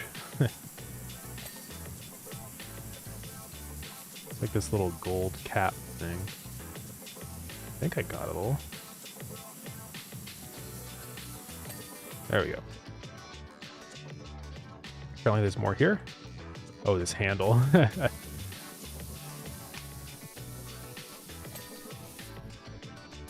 Right here. There we go. Right here. Oh yeah, I'm missing grime. Oh, I missed like a big section. Let's go do that one.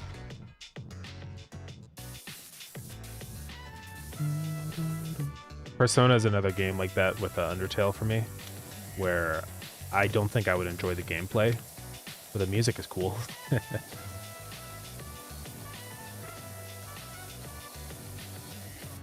Oh, I fell off. Almost fell off.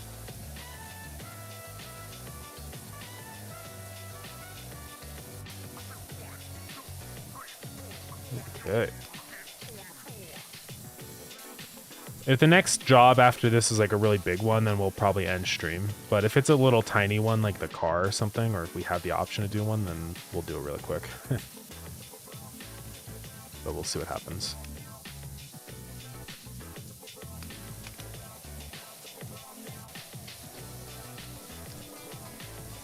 A whole lot of dirt left. This won't take long.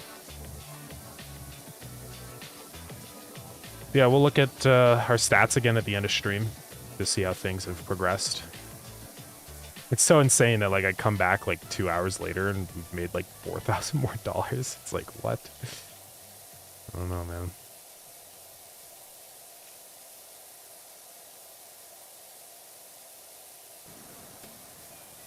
God, I was so exhausted after launch day, man. I was just like, because I had been up at that point for like 2 days straight. And I was just like, having to finish all the new like store page stuff because I had to go through and update the, there's like GIFs in the description that I had to go through and do. And then also, I was also working on new like art for the game that kind of showcases the, tycoon side of the game more. Because right now the logo has like a fishing rod in it, so it's very obviously a fishing game. But there's nothing that really tells the player that's like, hey, this is an aquarium game, right? So I wanted to kind of redo the art a bit and showcase that better, but I just couldn't get it done in time before launch. It's like too much to tackle. I'll probably still work on that and get it finished one day. But I need a break, you know? Too much. My computer is getting angry. It's going...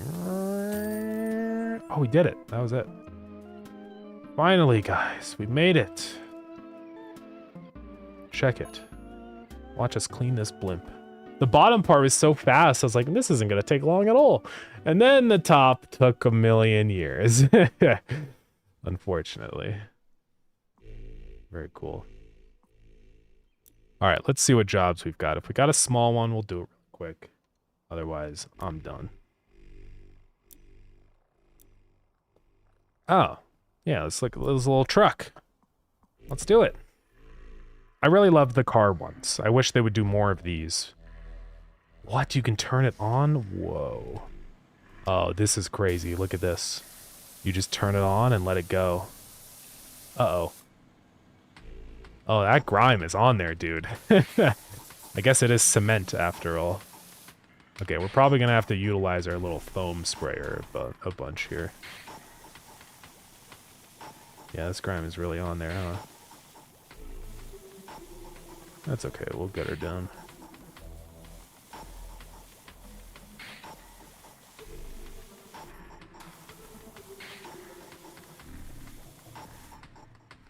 Okay, there's a teddy bear on the front. What? What is he doing there?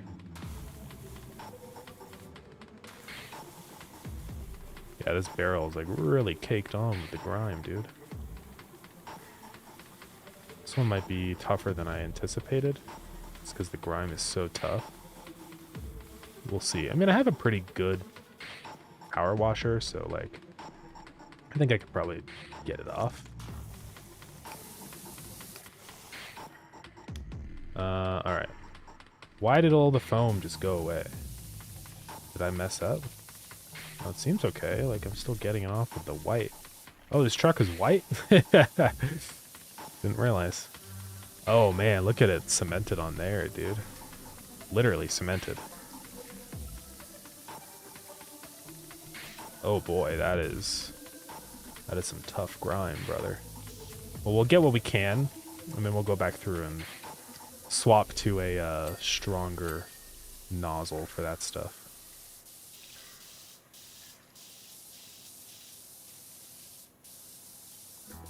Yeah, a lot of this is pretty easy to get off, but then you get into like the cement and it's like, whoa. Stuff is stubborn.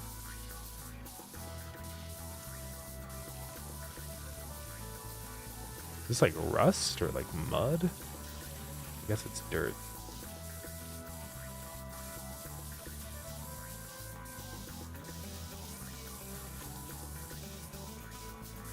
Yeah, then we'll end stream after this and look at all our stats and stuff.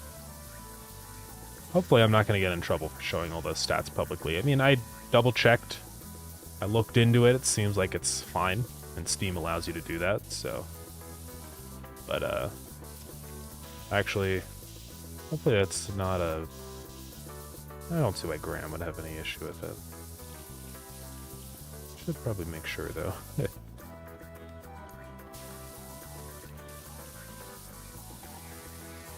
Might have to like take down the stream in case I did something I wasn't supposed to. The VOD. We'll see. I mean, the thing is though, is like immediately that those values that we showed on stream are going to be out of date and not accurate anymore. So like, I don't know if it really matters. Just saw another, I think it was for that thing again. The butterfly. Okay, we've gotten a lot of grime off, but let's just focus on like some smaller bits like this tank. Oh, the rust on that thing is crazy. Can that rust even like come off? Huh. I don't know. We'll see what happens. So this stuff is like mud, but then there's like, yeah, rust and cement. Pretty caked on. Alright, so we gotta swap to like... Let's go ahead and just foam. Homer.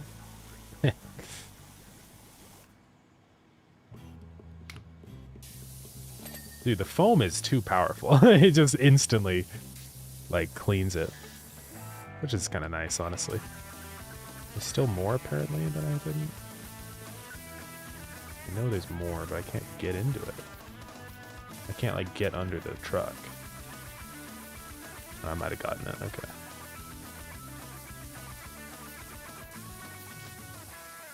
Yeah, we just gotta take this one piece by piece. Let's focus on the, oh, man. Let's foam it up.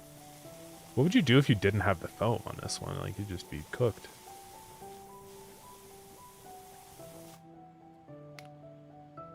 Let's go with the white one, because the foam is god tier. And I can just spray everything off. Okay. Let's do these wheels.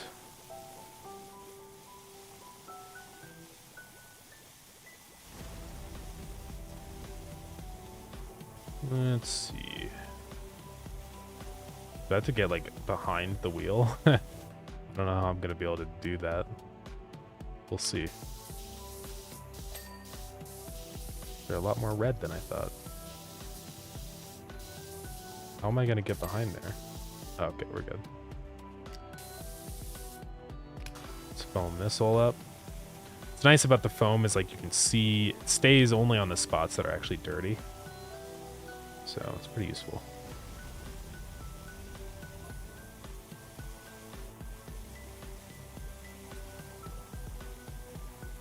And this whole door panel, man, foamed up like nothing.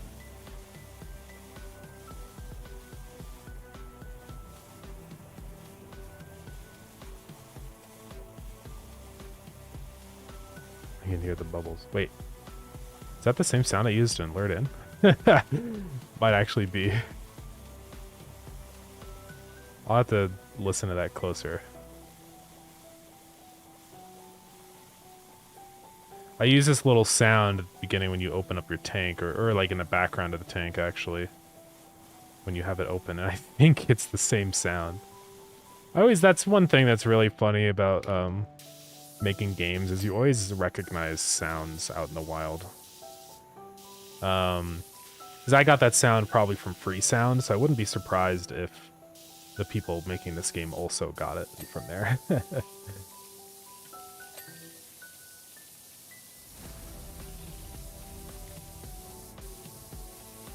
Oh, this is some stubborn grime right there.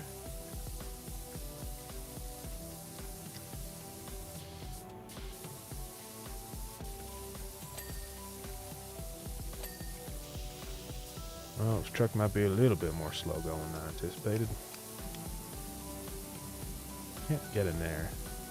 Oh, barely. Oh, there we go. Very nice. Some grime on the handle. We're gonna have to do some major foaming on the cement drum back there. Thank God for this, like, dirt overlay thing like this. How else would I find this dirt without it? There's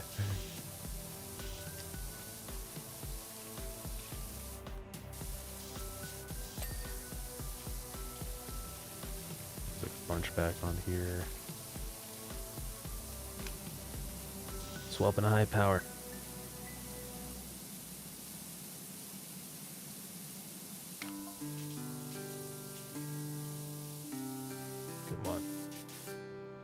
How do I even, like, get that?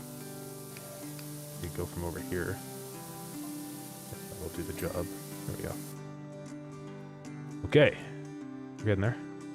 Teddy bear is pretty gross. Oh, he's also pretty caked on.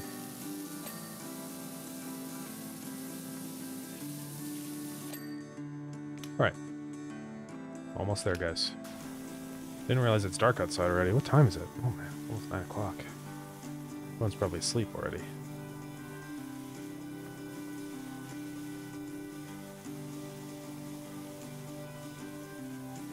Yeah, I'll have to go grab something to eat soon. I don't know what I'm gonna eat. No idea.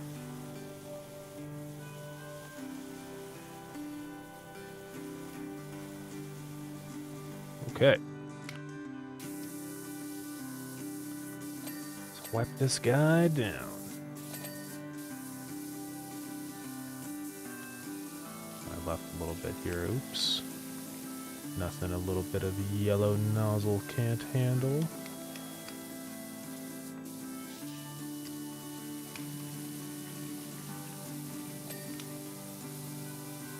Where's the dirt? Don't know where the dirt is. There's some.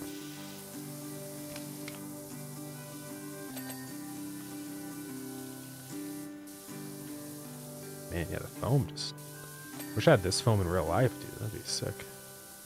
Just clean everything off in one pass. With a little bit of water.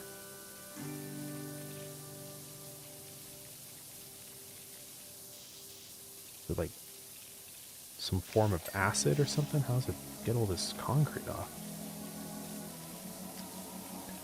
That's it, guys. I think I need to make a lore video on PowerWash Sim 2.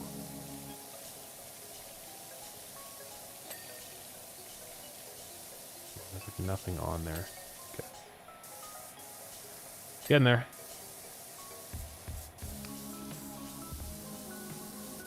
Wouldn't that be funny if I just posted something completely unrelated to game development on the Big Boy Games channel? The secret lore behind PowerWash Simulator 2 that you didn't know about.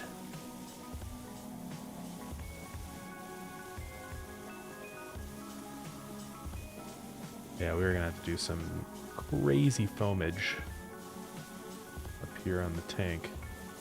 Kind of satisfying though.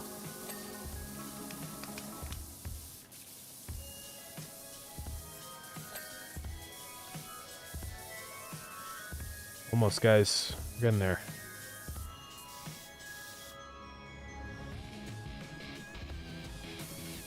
Dirt there.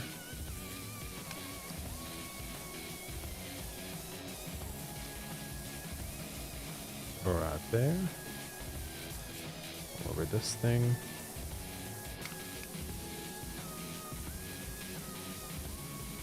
Sometimes it's hard to tell the exact point of like where my nozzle's going.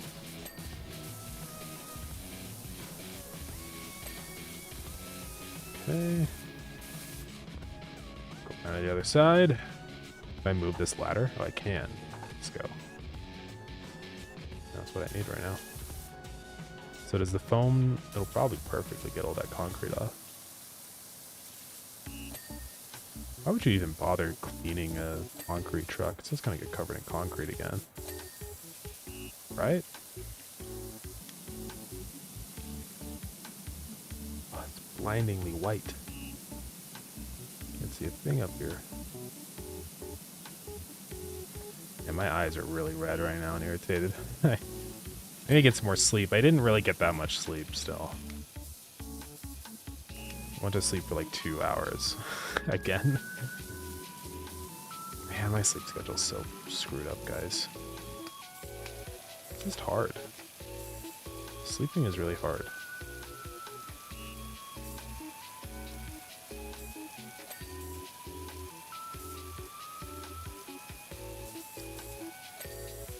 How do they even drive this thing here if their whole windshield's covered in concrete? I don't know, man.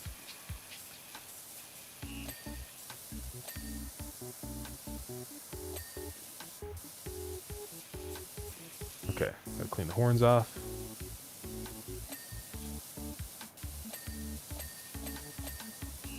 Oh yeah.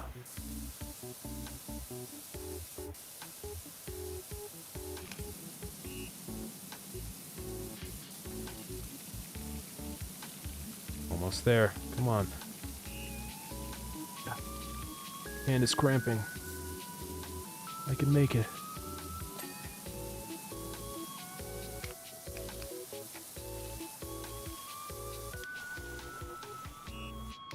Foaming.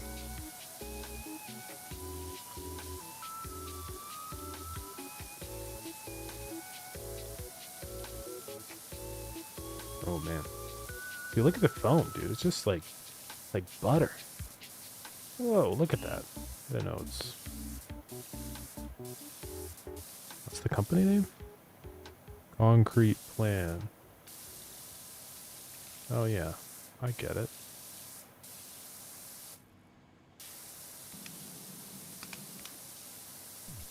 Yeah, yellow nozzle is pretty fire. I think that's my go-to, you know? Just small enough to get some good power going, but not so big that takes a million years.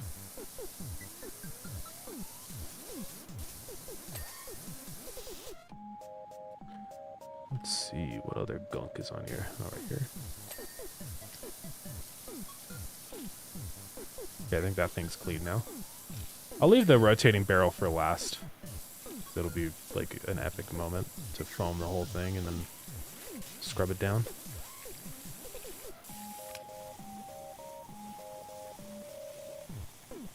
Let's clean all this stuff in the back. Clean these wheels.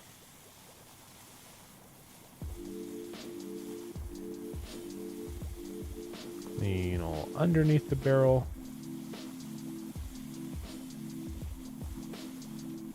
Really get the foam in there, you know. I'm running out of foam. Foam is low.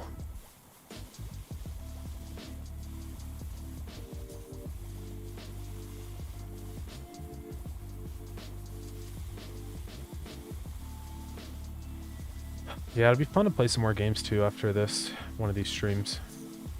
I'll have to go make like a list of the ones that we mentioned today. Noita, Core Keeper. Yeah. I just want to chill for a little bit, guys. Work so much. Trying to make Lurden. It's not like I tried like I did, but...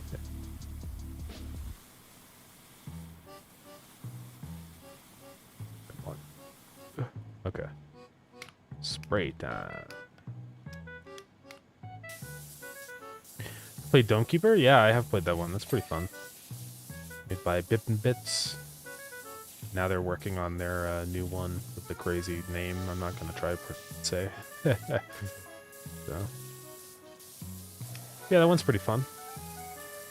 I think it's a nice little loop, you know? Go down, mine stuff, bring it back up and upgrade. It's basically like an incremental game if you think about it. Though I feel it's almost more of like a...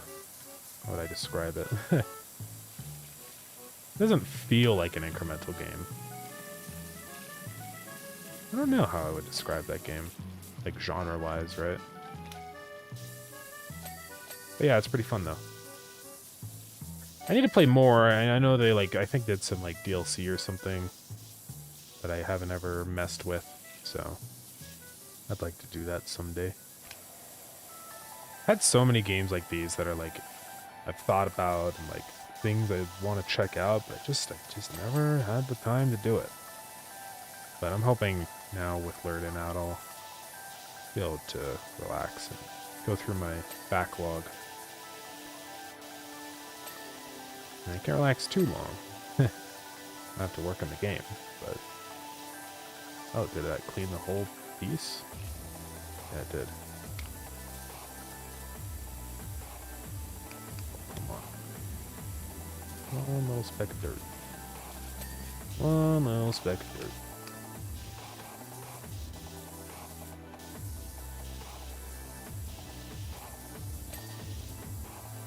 Okay, we are so close. Almost.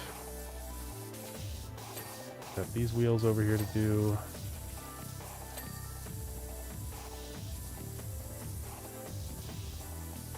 Then we'll probably have a lot of money after this. We might be able to buy a new gun or something.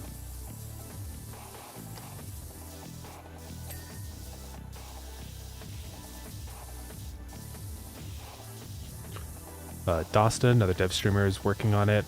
He's now working on his own game called The Mailroom. Is that the one with the notes or the paperwork that you have to shred? Or am I thinking of another one? Oh no, this is a completely different game. Never mind. What is that other one called? This looks really cool though. Yeah. I do like this style of visual style, you know. Grainy, gritty PS2 vibe. It's always pretty cool. Yeah, I do want to tackle that for deadlift.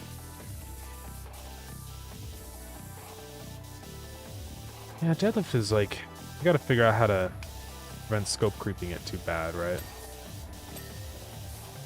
I mean, we've got a lot of ideas kind of flowing around with deadlift, but it's like, I think it's one of those things that it can very easily get out of hand quick.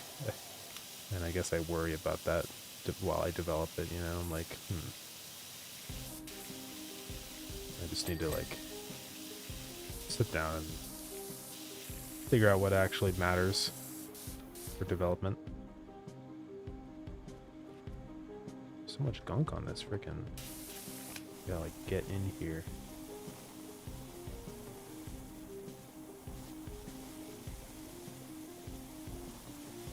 Yeah, man, launching Lurden, you know, really makes you realize just how absolutely abysmal scope creeping is, you know? Oh, Jotson? Oh, okay. But yeah, like, scope creep is just... It's just a bad thing for everybody. Developers, it's bad. I think also for players, it's bad, because you just kind of end up with, like, sort of a half-baked game. Where, like, you have a bunch of different features, but they're all super unfinished, right? I do feel that pretty heavily with No Man's Sky a lot. Like, I know No Man's Sky is absolutely a much better game now than what it used to be when it first came out in 2016, because it was pretty rough back then. I remember how, like, laggy it was and stuff, and it's like, man, this game sucks. But still, it's like, they have so many things in the game, but they're all so shallow. It's a little disappointing.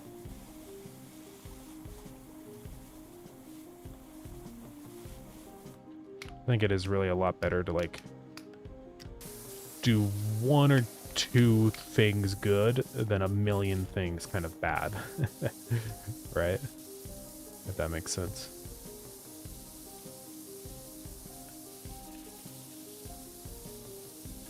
Just in terms of features. I don't think that same thing applies to other things, but...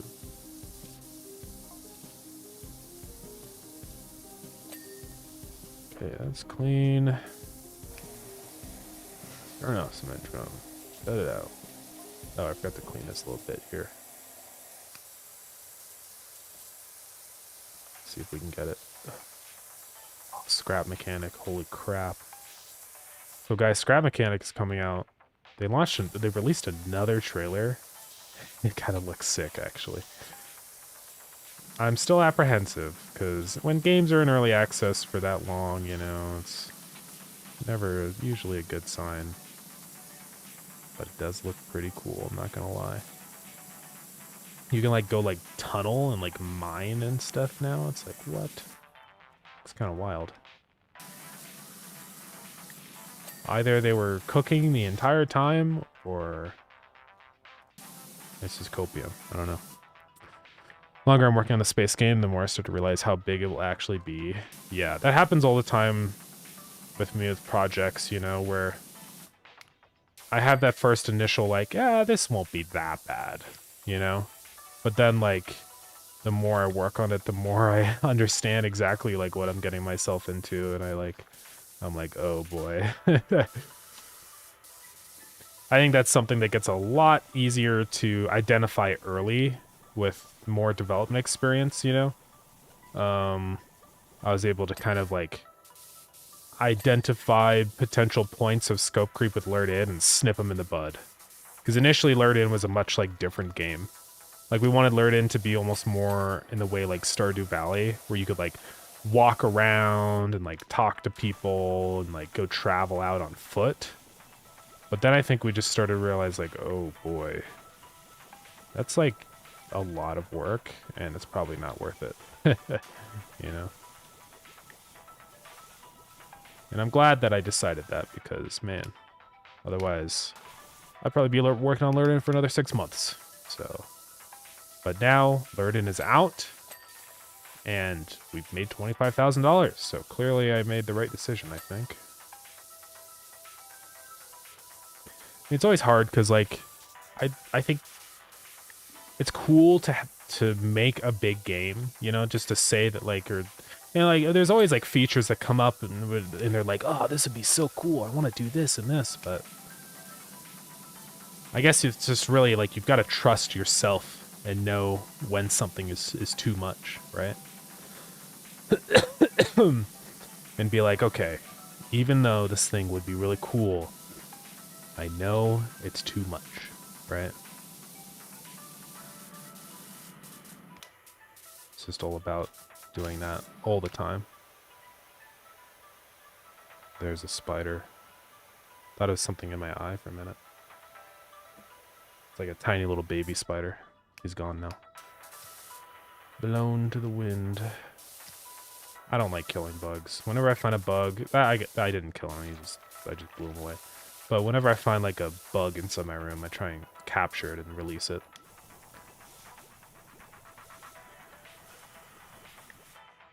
And not because like I mean, it is yucky to squish a bug, but that's just kind of inhumane. I don't want to squish a bug. He's just a little guy. He didn't mean to come in here and be in my room. I mean, imagine if like a big, massive alien guy walked up to you and just went and squished you. Like, that would be pretty fricked up. I feel like it's the same way with bugs, where I have like a moral obligation to be the responsible one. With intelligence comes great power and great responsibility.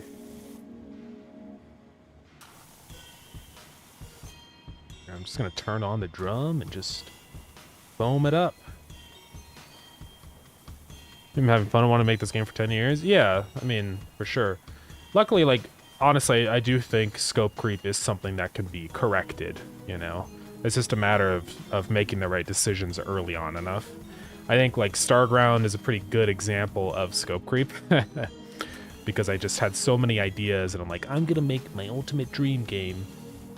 And then it turned into a nightmare, right?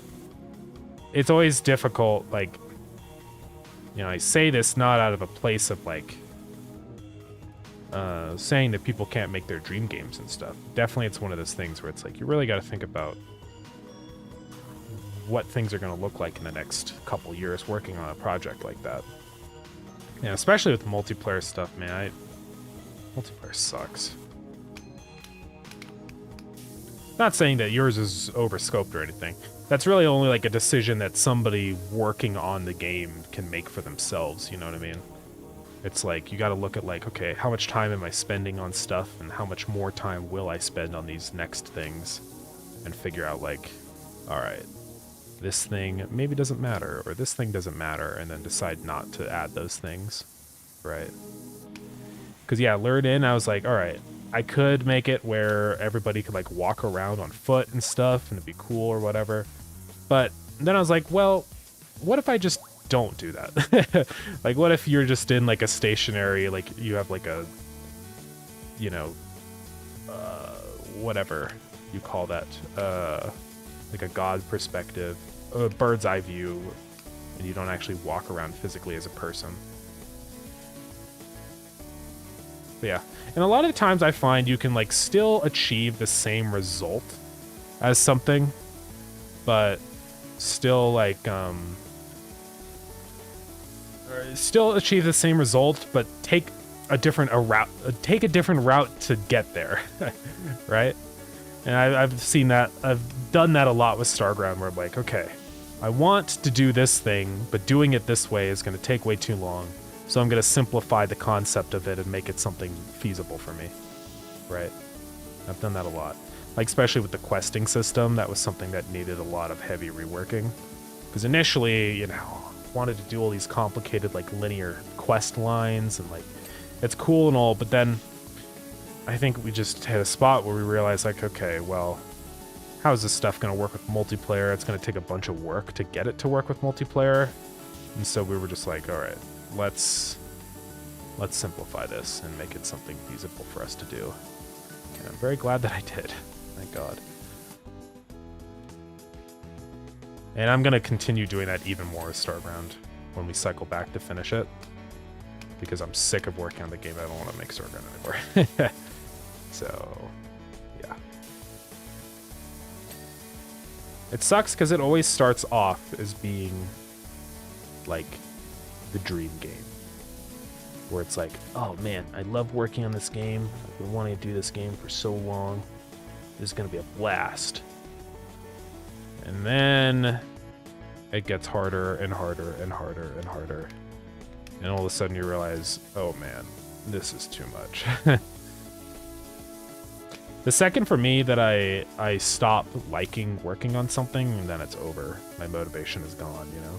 Some people can kind of get through that better than others, you know, where it's like, well, yeah, this part I don't enjoy, but I can do it. But for me, I mean, I can do that if I have to, but it's so much easier for me to just, like, pick and choose my battles more carefully, right? At least that's what I think. Man, Space MMO is super crazy amount of work. It is quite a bit, I'm not gonna lie. But I do hope it goes well. Oh, we've done it. That grind was a little more baked on than I anticipated, but it's okay.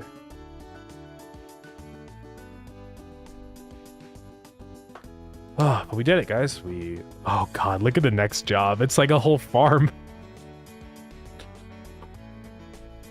Yo. Man, my eyes are burning. Shouldn't have been here. Uh-oh. So I made $400. I got 1,700 in the bank. So how much do I need for the last gun? Because that's really what I want. It's so funny, my arms break for a second. I think it's 10,000, right? Or oh, it's 12,000. Okay. And my current one sells for 5,000. So I need at least $7,000 in the bank to get that one. Yikes. Well, I'll get there one day. I think I can buy a bunch of furniture and stuff. Oh, wow. So they added a lot more furniture since launch, which is cool. I need to deck out this area more.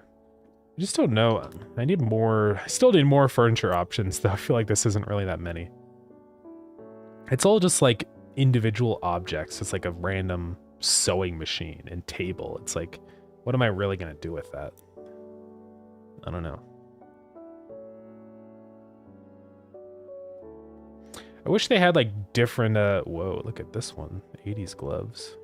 I just have the white gloves right now, but the 80s gloves are kind of crazy. Maybe I should grab those.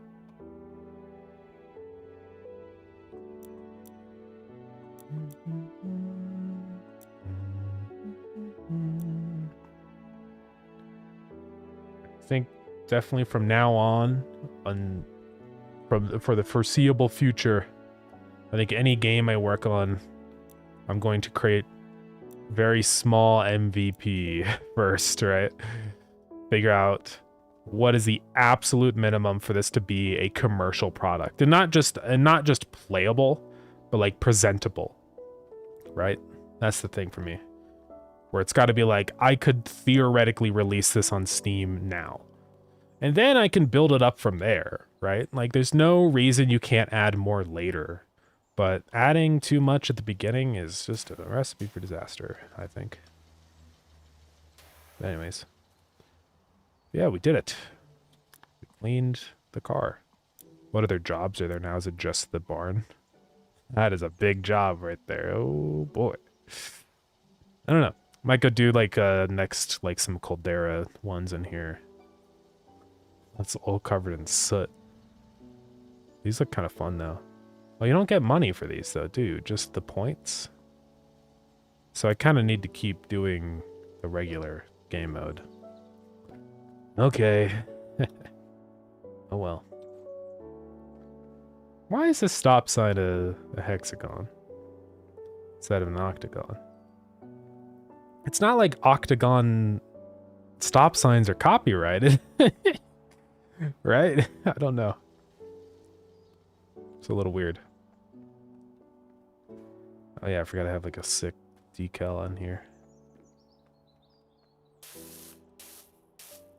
I wish they would expand out the game a little bit more with content instead of continuing to add more and more DLC. But hey, that's what happens with games like these. Anyways, let's go take one last look at our stats and stuff. Okay, guys, hope and pray. No negative reviews.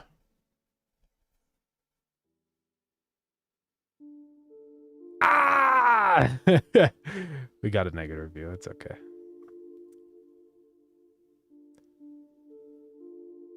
Oh well. Hope we didn't get two. Now we're good. Let's see what they had to say.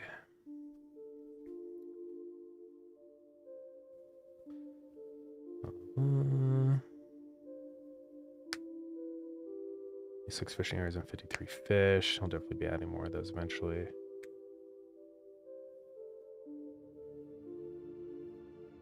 Aquarium's not graphically interesting. I mean, you can set a custom background. Maybe they didn't realize you can do that.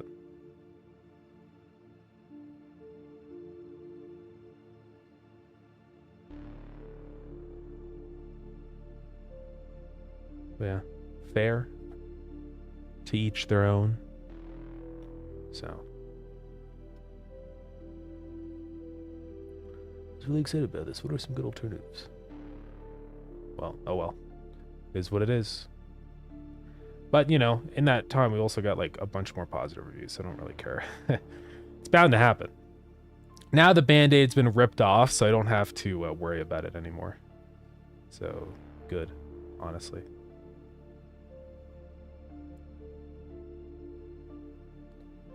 Yeah. Very cool.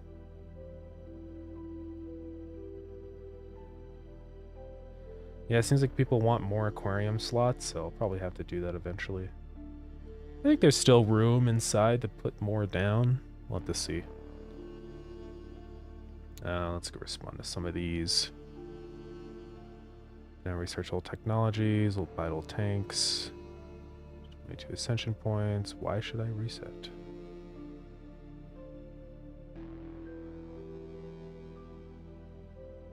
I mean, like, you could apply this same concept to anything. I don't know what else to say to this person.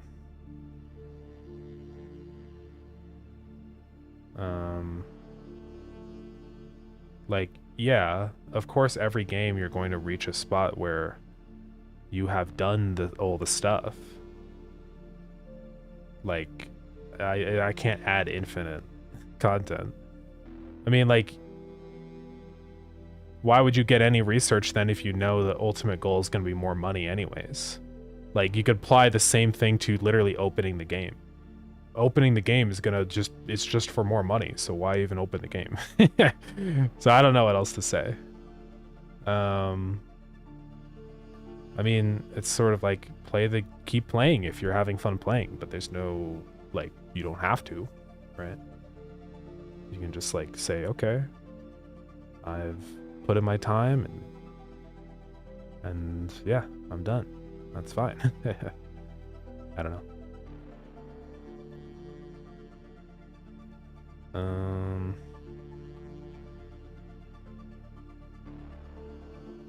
Just leaving some tips in here, or some, not tips, suggestions. Okay. Yeah, and then let's take a last look at our stats here. Yeah, it is too bad that we got a negative review, but hey, 96% is pretty good. That's fine. I think anything above 80% and I'm happy. I just want to maintain that the very positive rating, right? That's the only thing I really care about. I don't think we're even going to get enough reviews for overwhelmingly positive, so I don't think it really matters. I mean, overwhelmingly positive is cool and epic, but, you know. And I'll definitely address this person's issues.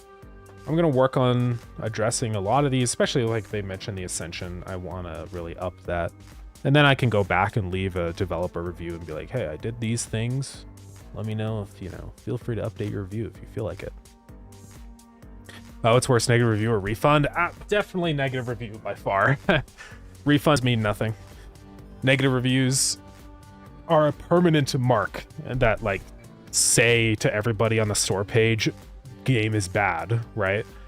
But a refund doesn't mean anything. The game's already gotten a bunch of refunds, and it doesn't matter. Right, we've gotten, how many refunds? 283 refunds. I mean, so what? It's basically like they just never even got the game in the first place, so it doesn't really matter to me. I wish more people would use the refund system, honestly. You know? Instead of like buying a game and disliking it, and then keeping the game and like resenting the developer for them not liking the game. I wish they would just be like, refund, not for me, you know? But people don't do that. I don't know why. I mean, obviously people do it, but not enough, I feel like. But yeah. Negative reviews are way worse. Yeah. I mean, I'm not like angry at the person for a negative review. It's totally fine. Like I've always said, I think it's great that Steam is like this super unbiased review system, you know? Like anyone can leave a review for whatever reason. Of course, some reviews are kind of stupid. You know, like I was saying, it's frustrating the reviews where it's like, this game doesn't have breeding mechanics, so it's the worst game I've ever played. That kind of stuff is dumb. But like a review like this is perfectly great. It's a helpful review because it says why they don't like the system, why they don't like the games, and like what issues there are with them, you know? So that's fine. It's an actionable negative review, right? The thing that frustrates me is when it's not actionable at all. When like somebody is just like game bad, you know what I mean? That's when it's a problem. Because then what am I supposed to do? Game bad? Well, I guess I just gotta delete the whole game then. But kind of bit. I mean, it's fine. It's better than, believe me, it can be a lot worse. But, I mean, of course, the reviews I really appreciate. Stuff like this. Super in-depth. And, like, I mean,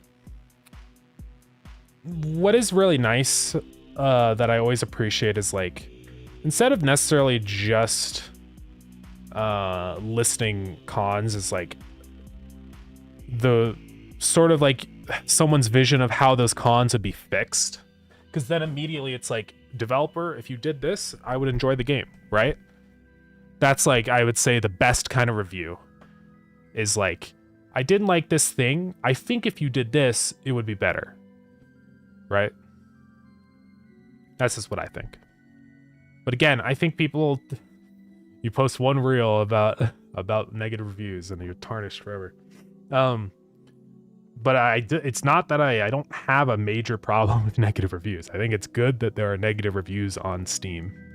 I think it's important. You know? Because how else would we be able to weed out games that suck? This is why, like, I think it's a horrific decision for YouTube to remove the like or the dislike button, right? Because now all of these garbage videos that would otherwise be super disliked and obviously bad videos, now it doesn't mean anything. Dislikes aren't, it's meaningless.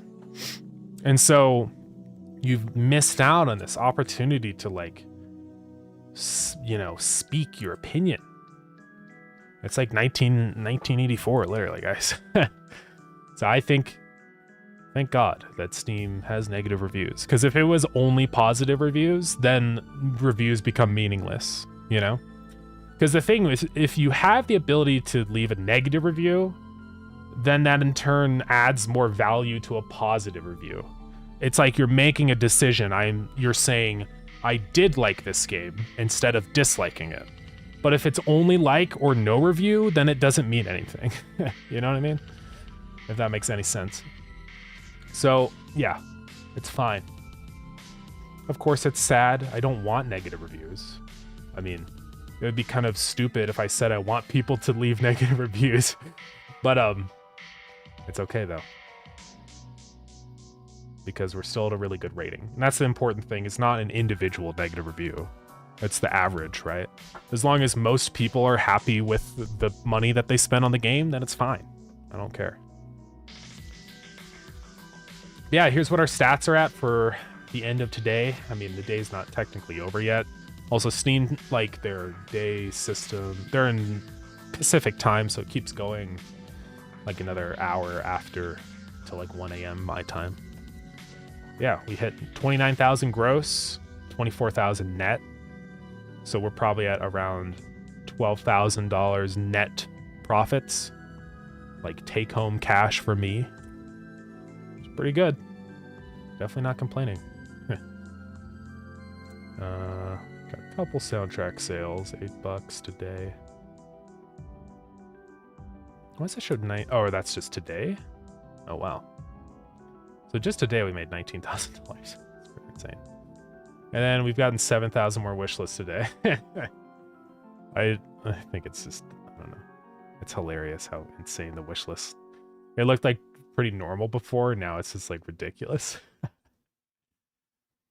It's like, what? 8,000 wish lists in a day? Man.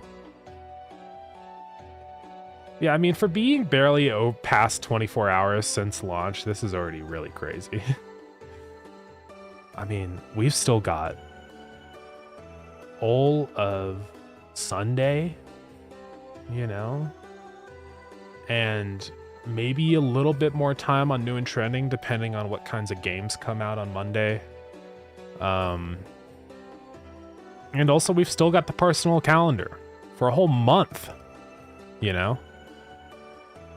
So it's pretty wild. Yeah, I would say that my like goal for net take-home income is 20,000. So that would mean we'd probably want to hit around 40,000 net revenue. I think at that point, that's like sort of the income point where it would be like worth it, if that makes sense. Because if it's like, if I can make $20,000 every 6 months, $40,000 a year, that's like pretty decent, you know? It's not great. I mean, it's still like minimum wage or something, but it's better than nothing. Yeah, Super Happy is so cool. It's only day one. Crush it. Thank you. I appreciate it. Yeah, it is like sort of stressful knowing that like a lot of people are buying the game. It's already like 4,000 units sold. I feel like I really need to like hurry up and like fix problems and add more content before people like get disappointed and get angry. Because I am a little worried that like typically negative reviews come later, right? Like you're gonna start off with a bunch of positive reviews for the people that are like big fans of the game or that have already played the demo and the playtest. But then after that point, you know, that's when the negativity rolls in. So I don't know if we're gonna stay above like 90%. I wouldn't be surprised if we drop more. We probably will, but that's okay. But still, I think even given all that, things are going pretty good. Yeah, I think that's gonna be it for today's stream, though. Yeah, we'll probably be live again tomorrow, 3:30 MDT. Oh, it's gonna be weird. I wonder if they're gonna pass that daylight savings time thing. in the US, because then there's no more time shifting. Then what do they call time? Do they just, is it permanently Mountain Daylight Time? Because then why even say daylight then, if there's only one kind of time? I don't know what's gonna happen. It's probably not gonna work out. It's probably gonna get rejected by the Senate. Anyways. Yeah, everyone, they got the release of the numbers. Huge come up, man. Yeah, thank you. Pretty cool. And Starground's on sale for 2, which is epic. I mean, this is another part of it too that, you know, might not initially seem very obvious, but you know, Starground's still making money. Not very much money these days. It's actually very little, but these things compound, right? If I can 2 games a year, I'd be in a really good spot. Anyways. Okay, let's go ahead and raid out. We'll see if anybody's playing Lured In right now. They do have to speak English. Let's go to the category. Lured In. Nope, nobody's on Lured In right now. I'll like follow the category though, so I can see when that happens. Yeah, let's find somebody to raid. Where's my followed? Here it is. Who do we want to raid? Politics category. I didn't know that was a thing.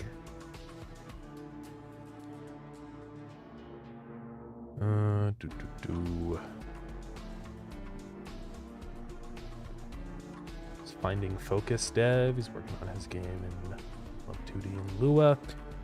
Let's raid in there. Okay. Yeah, thank you everybody for coming in. I appreciate it. We'll be live again tomorrow. Yeah, buy Lured In. No more wish listing. Buy it. You can still wish list it if you want. Feel free to join the Discord. And yeah. Thank you everybody for buying the game and stuff. It's very cool.